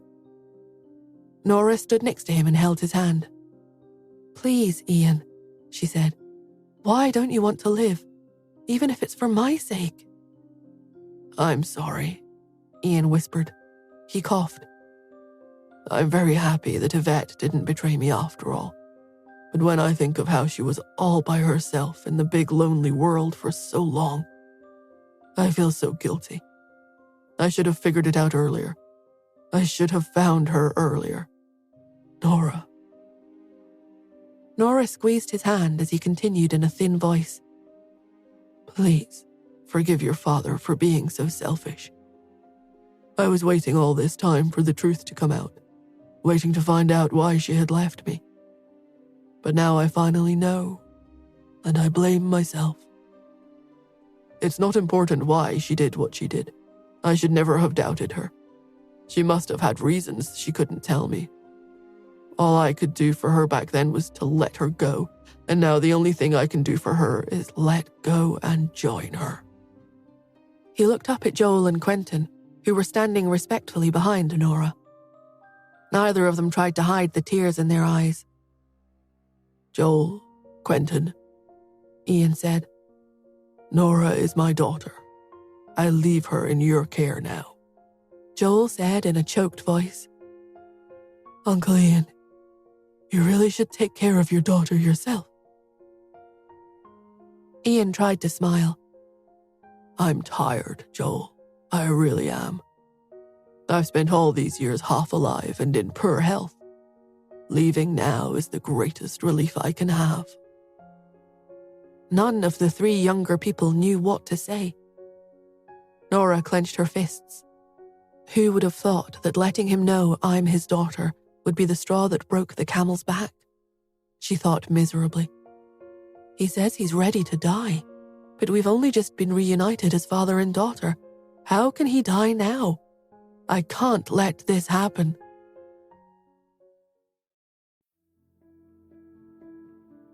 Nora thought quickly about the situation. Meanwhile, Quentin, his eyes red and swollen, leaned forward and spoke to Ian. Uncle Ian, you have to come home and take care of your daughter yourself, he said. Otherwise, I'm going to pick on her every day. Joel added in the same vein. Uncle Ian, aren't you worried that I'm going to be selfish and take over the Smith family and leave Nora with nothing? And what happens when she marries Justin Hunt? Aren't you worried that the Hunts will treat her badly? She's just a poor girl from California. They're going to look down on her. She needs your support. Ian's eyes were closed, but he muttered, Joel, Quentin, I know you wouldn't. I will. I really will, Quentin exclaimed. Uncle Ian, wake up. You can't die. Uncle Ian, get up, Joel said. Get up. Joel and Quentin continued to protest as tears ran down their cheeks. The man lying in the hospital bed had been the most powerful figure in both of their lives since they were very young. They could not wrap their minds around the fact that their powerful Uncle Ian was the same person as this weak, sickly man who had given up his will to live. When my parents abandoned me, Uncle Ian stepped forward to raise me, thought Joel. He treated me like his own son. If not for him, I would have been cast out of the Smiths when I was 3 years old. I would have starved on the streets like a stray dog. Not only did he raise me as a Smith, he put me in charge of the family. I owe everything to him. Joel held his uncle's hand tightly. Please, Uncle Ian, he pleaded. Nora stepped forward. Can I speak with him alone? She asked. Joel and Quentin turned to her. Both her face and her voice were oddly devoid of emotion. The sorrow in her eyes had been replaced with something harder and colder, though outwardly she seemed calm. Joel and Quentin glanced at each other. They couldn't deny Nora these last moments with her father, even if she was acting strangely. They stood up to leave. As he stepped through the door, Joel looked back at Ian one more time. He saw Nora walk to the bed and take her father's hand. You're very good to them, she said. He shook his head weakly. I didn't do my part as a father. Well, now you have a chance to fulfill your responsibilities. She lowered her head and whispered something to him in a voice too low for Joel to hear. Ian's eyes widened. As Joel closed the door, he heard Ian ask in a trembling voice, Are you serious?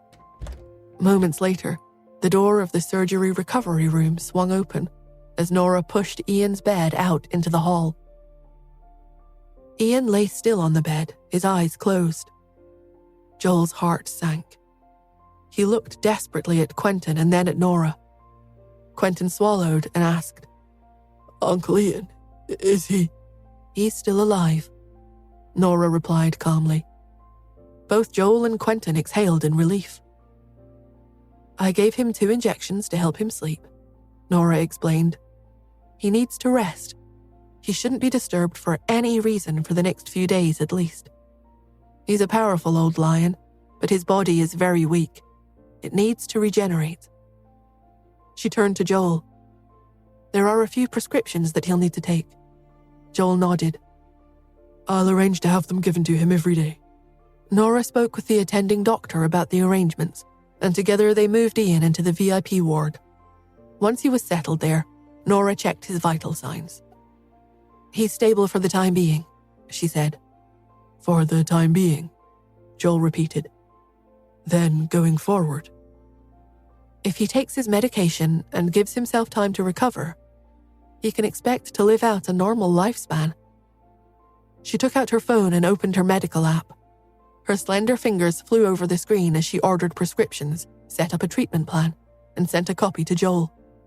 He scanned through it and realized it was all basic nursing care. The hospital staff could do it easily enough. Aren't you going to take care of Uncle Ian personally?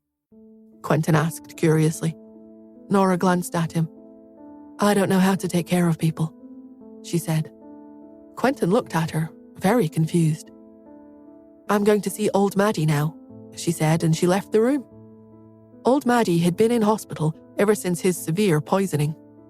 He had yet to fully recover from either the poisoning or his mental illness. Nora spent some time on his ward. When she emerged, Quentin was waiting for her. What are you doing here? She asked. I'm waiting for you, he said diffidently. I'll take you home. Nora had not expected that. Okay, she said. Once they were back at the Smiths' house, Nora went upstairs to visit Pete. She hugged her son, kissed his forehead, and asked about his day. Uncle Joel was going to come and pick up Mia and me after school, he said. But then he got the chauffeur to bring us home and he went to visit grandmother Tanya instead. Nora was surprised. She had heard Joel arranging for the children's transportation earlier when they were at the hospital. I thought he was going to pick them up himself, she thought. Why is he off visiting Tanya? She smiled and ran her hand down her son's hair. I see. Mummy, is godmother Tanya going to be my aunt soon? He's a clever boy, she thought. He sees more than he lets on. Do you want her to be your aunt? Yes, I do, Pete nodded seriously. She treats Mia well. Nora sensed a hidden meaning behind her son's words. What do you mean? Does Mia's mummy not treat her well? Pete thought for a moment. No, she doesn't, he said. Nora frowned and pulled a chair over to sit next to Pete. Come on, let's have a proper talk. I'm just guessing, Pete said seriously. I always thought that Mia's mother treated her well, Nora thought. After all, why would anyone be cruel to their own daughter? Is it because Hillary and Joel are on bad terms, and that's spilling over onto Mia?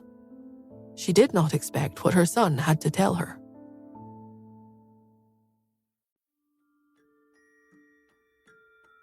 Mummy, Pete said, if I liked mathematics very much, would you stop me from learning it? Of course not, Nora replied. Just like Cherry likes computer games very much, and I let her play them. I might limit the time she spends playing them for her own good, but I'm happy she has something that makes her happy. Pete nodded. Mia's mother knows she likes to dance, but she won't let her learn. And Mia is very afraid of her mother.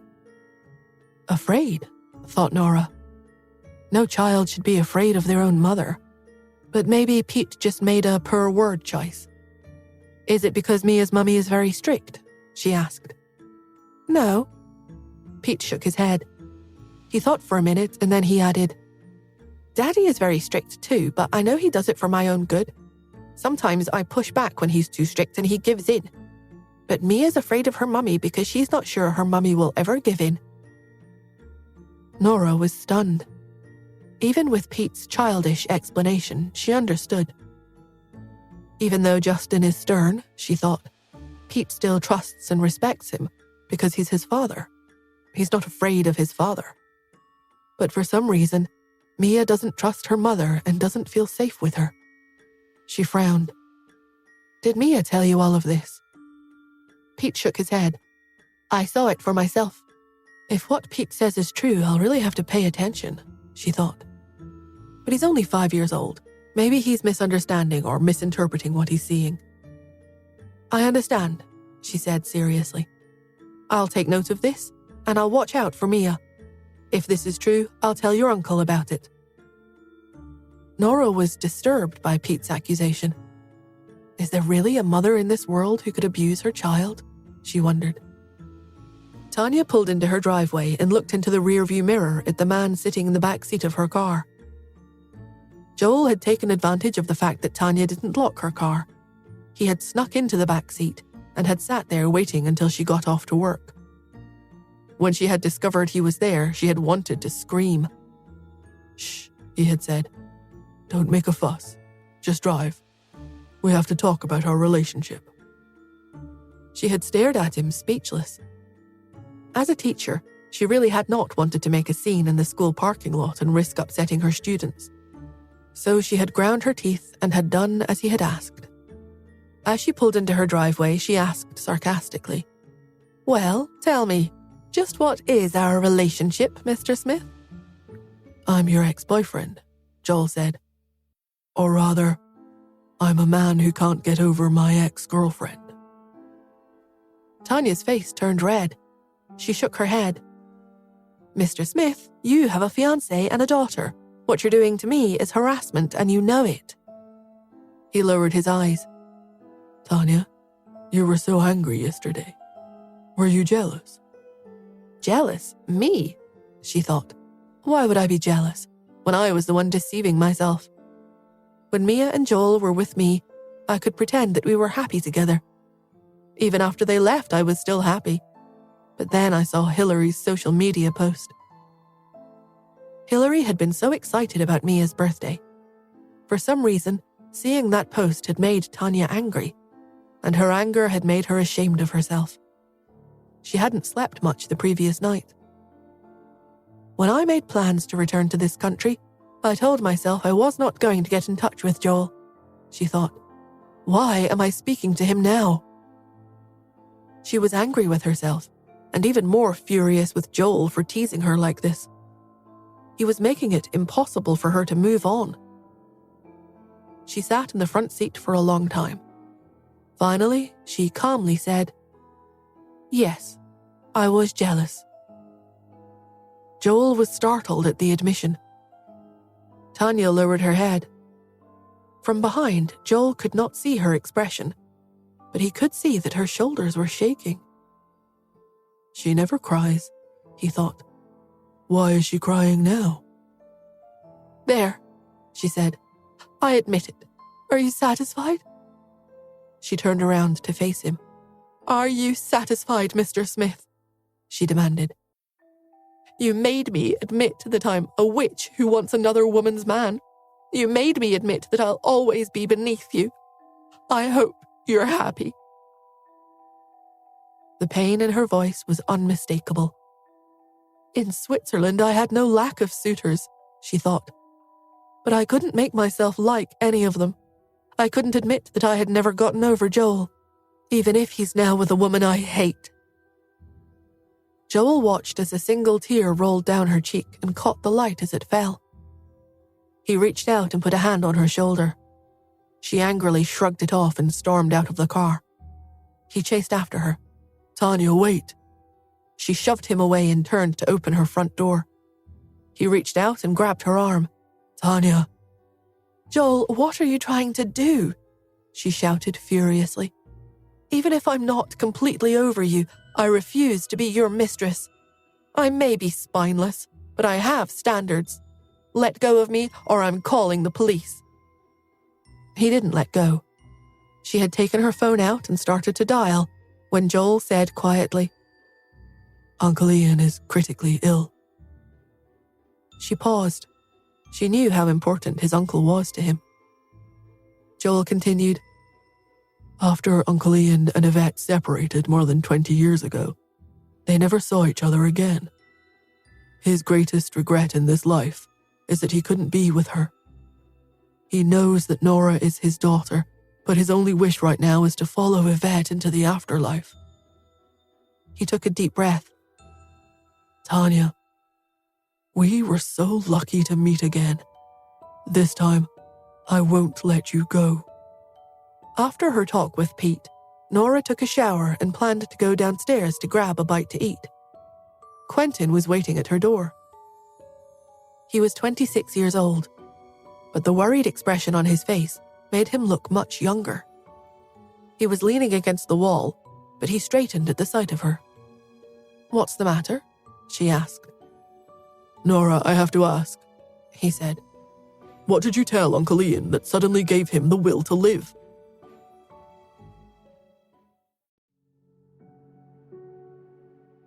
Nora was quiet for a moment, thinking. Finally, she looked up at Quentin. "Do you really want to know?" she asked. He nodded. She looked away briefly. I wasn't ever planning to say these words out loud, she thought. My mother's last words were about the danger around me. Now I don't even know who or where my enemy is. She looked at Quentin. "Do you know why I hid my identity as Quinn's senior student?" He shook his head. "It's because my mother said that if I stood out, I would be in danger, and I told Ian this." Even though they had reunited, Nora still could not bring herself to call Ian father. "I see," Quentin said. "I think I understand. Ian thought that Joel and I could take care of her, and that she could have a good life," he thought.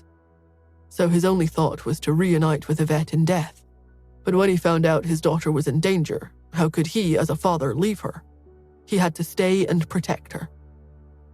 "I told Ian that I thought if there was danger, it had something to do with Yvette leaving him all those years ago," Nora explained. Yvette had left Ian unexpectedly and had told the public that she had eloped with someone else. Then I was born, Nora thought, and factoring in that mysterious organization that Officer Ford mentioned, I think Yvette's departure might have been to protect Ian. I think he knew this, or at least suspected it. Back in the hospital, after Joel and Quentin had left the room, Nora had told Ian, "That first DNA test showed that my genes have mutated, and they are no longer a match with yours.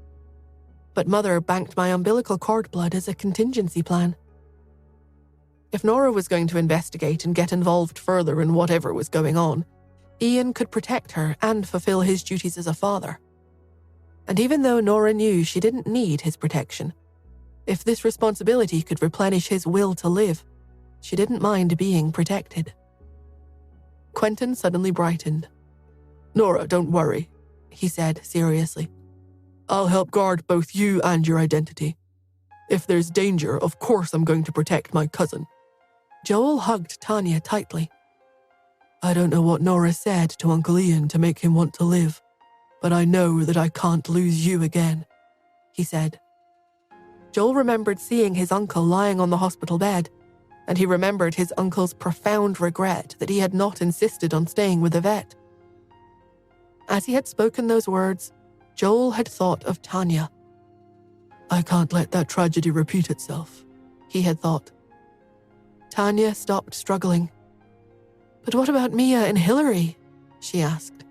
"Hillary doesn't matter." "Joel." "Tanya, I was tricked into being with Hillary. But after all these years, we have nothing in common except Mia. Years ago, I gave Hillary the title of fiancé because I didn't want Mia not to have a mother. But I told her then that when Mia turned 5, I was going to end our engagement. The last time we fought, and she moved out of the Smith's house, it was to break the engagement." Tanya was stunned. "But Hillary said they're completely in love," she thought. "But I know Hillary, and I understand her character. I'd trust Joel over Hillary any day. Still, there must have been a misunderstanding." "But her social media post—" "Mia's birthday was yesterday," Joel explained. "I stopped by Hillary's house to pick up a present, and then I left. And it was supposed to be just Mia and me at the restaurant. Hillary followed us there on her own." Tanya found herself at a loss for words. Joel hugged her tighter. "Tanya, I don't know what else I need to say or do to make you forgive me. But do you know how happy I was when I heard you say that you were jealous?" Tanya looked at him. The face of the man in front of her was not one that Joel showed to the outside world. His smile made her think of a kid in a candy store. "When you said that," he continued, "I thought that even if you resent me, even if you hate me, I can't let you go this time." Time seemed to stand still. The wind died, and even the birds and insects seemed to grow quiet. Tanya placed her hand on Joel's chest and felt his heart beat against her palm. Her heart, which she hadn't realized was broken until just that day, seemed to be filled with light. Thoughts swirled inside her head. Can I forgive him? She wondered. Even if it wasn't his fault. Even if I don't know if I can be a good stepmother. Even if I don't know if I deserve this happiness before my child is found. Joel reached out, touched her chin, and tilted her head up. Before she knew what was happening, his lips touched hers. The familiarity of his kiss, even after all these years, made her head spin. His arms wrapped around her and she kissed him back, forgetting any hesitation as her body remembered the feel of his embrace. What the? They broke apart at the sound of the startled voice. Mrs. Lee stood in the driveway, covering her eyes. Goodness, Miss Tanya, she said, flustered. Madam Iris asked me to see if you were home. You two lovebirds, carry on. Pretend I didn't see you. She turned and fled. Tanya giggled awkwardly.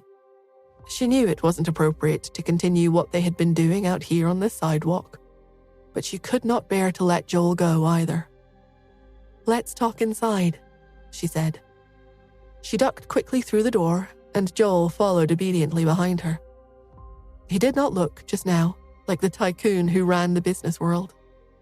They stood in the living room, uncertain what to say. Joel shook himself and took the initiative to return to some semblance of normal. You haven't eaten yet, have you? He asked. Why don't I cook something for you? Tanya nodded, her mind spinning. She seemed to have forgotten that this was her house. Joel went into the kitchen while she tried to regain her equilibrium. Her phone rang, bringing her back to her senses.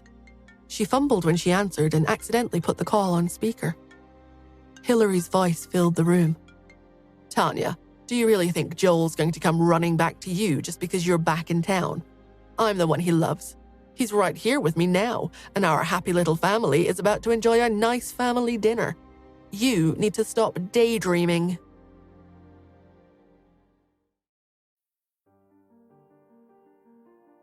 Daydreaming, thought Tanya. She looked into the kitchen. I feel like I'm actually dreaming right now. When I left 5 years ago, I thought that things were over between Joel and me. He disappeared from my life. Who would have thought 5 years later he'd be here cooking supper for us? Hillary continued talking through the speakerphone. Why aren't you saying anything, Tanya? Are you really going to demean yourself by being a third wheel and trying to come between Joel and me? You might as well just go back to Switzerland. Joel chose me 5 years ago, and he chooses me again every day. Think about how embarrassed you'll be when he rejects you again. As she was speaking, Joel walked out of the kitchen. It was quiet in the suburbs. There were no honking cars or any of the other noises that plagued the city. Joel had heard everything Hillary had said. He looked at Tanya, her slender dancer's body leaning against the wall. She looked back at him and raised her eyebrows. She says that I'm a third wheel, she said to Joel, loud enough for Hillary to hear. May I ask, Mr. Smith, what your relationship is with Miss Hillary now? Hillary's voice fell silent for a moment, and then she scoffed. What are you doing? Do you think you can trick me? I told you, Joel's with me right now. If you want to talk to him, I can take a message. Joel had originally been angry when he had heard Hillary's voice. Now, as he looked into Tanya's eyes, his anger dissipated. He gave Tanya a sly smile and stepped forward to answer her question. I currently have no relationship with Ms. Hillary. We've broken off our engagement. Ms. Tanya, what would you like with your pasta? Tomato and basil or green pepper and pork? Hillary was silent on the other end of the phone. Tanya smiled at Joel. Green pepper and pork, but no ginger. You remember my tastes, right? He nodded. Of course. Just give me 10 minutes. He glanced at the phone and then turned to go back into the kitchen. Tanya, you're lying to me, Hillary said mockingly. You mean to tell me that Joel's cooking? I've been with him for 5 years, and not once has he ever entered a kitchen. He wouldn't have the first idea how to make a meal. I bet you found someone with a voice just like his just to make me jealous. Well, I'm not falling for it. Of course she would think I'm trying to trick her, Tanya thought. This is the woman who deliberately chased him to a restaurant and then took a picture of them to put on social media. I'm not surprised by the way her mind works. She only smiled and turned on the camera to make it a video call. She raised her phone and aimed it at Joel. Here, let me show you, she said. The man I'm looking at not only has a voice just like Joel's, he looks just like him too. Hillary was stunned at the sight of Joel in an apron. I lived with the Smiths for 5 years, she thought. He never let me enter his room, and every time I saw him, he acted like a high and mighty business leader who could stir up the financial world with just a word. What's he doing wearing an apron? Why does he have a tomato in one hand and a pepper in the other? Why is he obviously cooking? Joel looked up into the camera. Miss Hillary, is there anything else you need? Tanya glanced at the screen and saw only the ceiling on the other end. Hillary must have dropped the phone in shock. Well, good, she thought. She's always been hypocritical, and it's time she got what she deserves. She hung up the phone. I have nothing further to say to her. She smiled as she looked up and saw Joel watching her. He was wearing a white shirt and an apron and looked just as he had 5 years ago. His eyes, watching her, made the blood rush to her face and her heart beat wildly. The 5 years that she had spent overseas seemed to have disappeared. She looked away quickly. Your water's boiling, she said. Joel nodded, chuckled, and turned back to his task. Tanya leaned against the wall. What am I doing? She thought. I have to stay alert. I can't let myself get distracted, even if he is as handsome as he ever was. 8 minutes later, the noodles were done. Tanya had gone upstairs to change into her casual clothes. She entered the kitchen to find 2 steaming bowls of noodles on the table. She sat down and picked up her fork, ready to dive in. Wait a minute, Joel said. She looked at him and he handed her a bottle of hot sauce. Her mind flashed back to 5 years ago when she was still in college. She had received an allowance from her mother, but it had not been enough to allow her to go out to eat often. She had usually cooked for herself, and noodles were one of her favorite things to cook. She only had 1 pot, though, so she had not been able to stir-fry vegetables separately. She'd had to cook the noodles and the vegetables together in the same pot before adding hot sauce when they were finished. Joel had known this habit of hers. I ate a lot of good food overseas, she thought. But sometimes I just craved a simple meal of noodles. But without the hot sauce, it wasn't the same. She opened the bottle and shook a generous helping over her noodles. The spicy fragrance filled the room. She eagerly scooped up some noodles and took a big bite. Something wasn't right. She looked at the hot sauce. Though it was the same brand, the packaging had changed. And although it was still her favorite flavor, it wasn't the same as it had been. Her heart sank. Time doesn't stand still, she thought. Even though this feels like 5 years ago, it's not. It's like losing my child. Everything has changed. Even if Joel and I were still together, we're not the same people we were 5 years ago, and we can't pretend we are. Joel looked at her miserable expression. What's wrong? He asked. Don't the noodles taste good? 1 hot tear ran down Tanya's cheek and fell into the bowl. She looked up suddenly. There's something I need to tell you,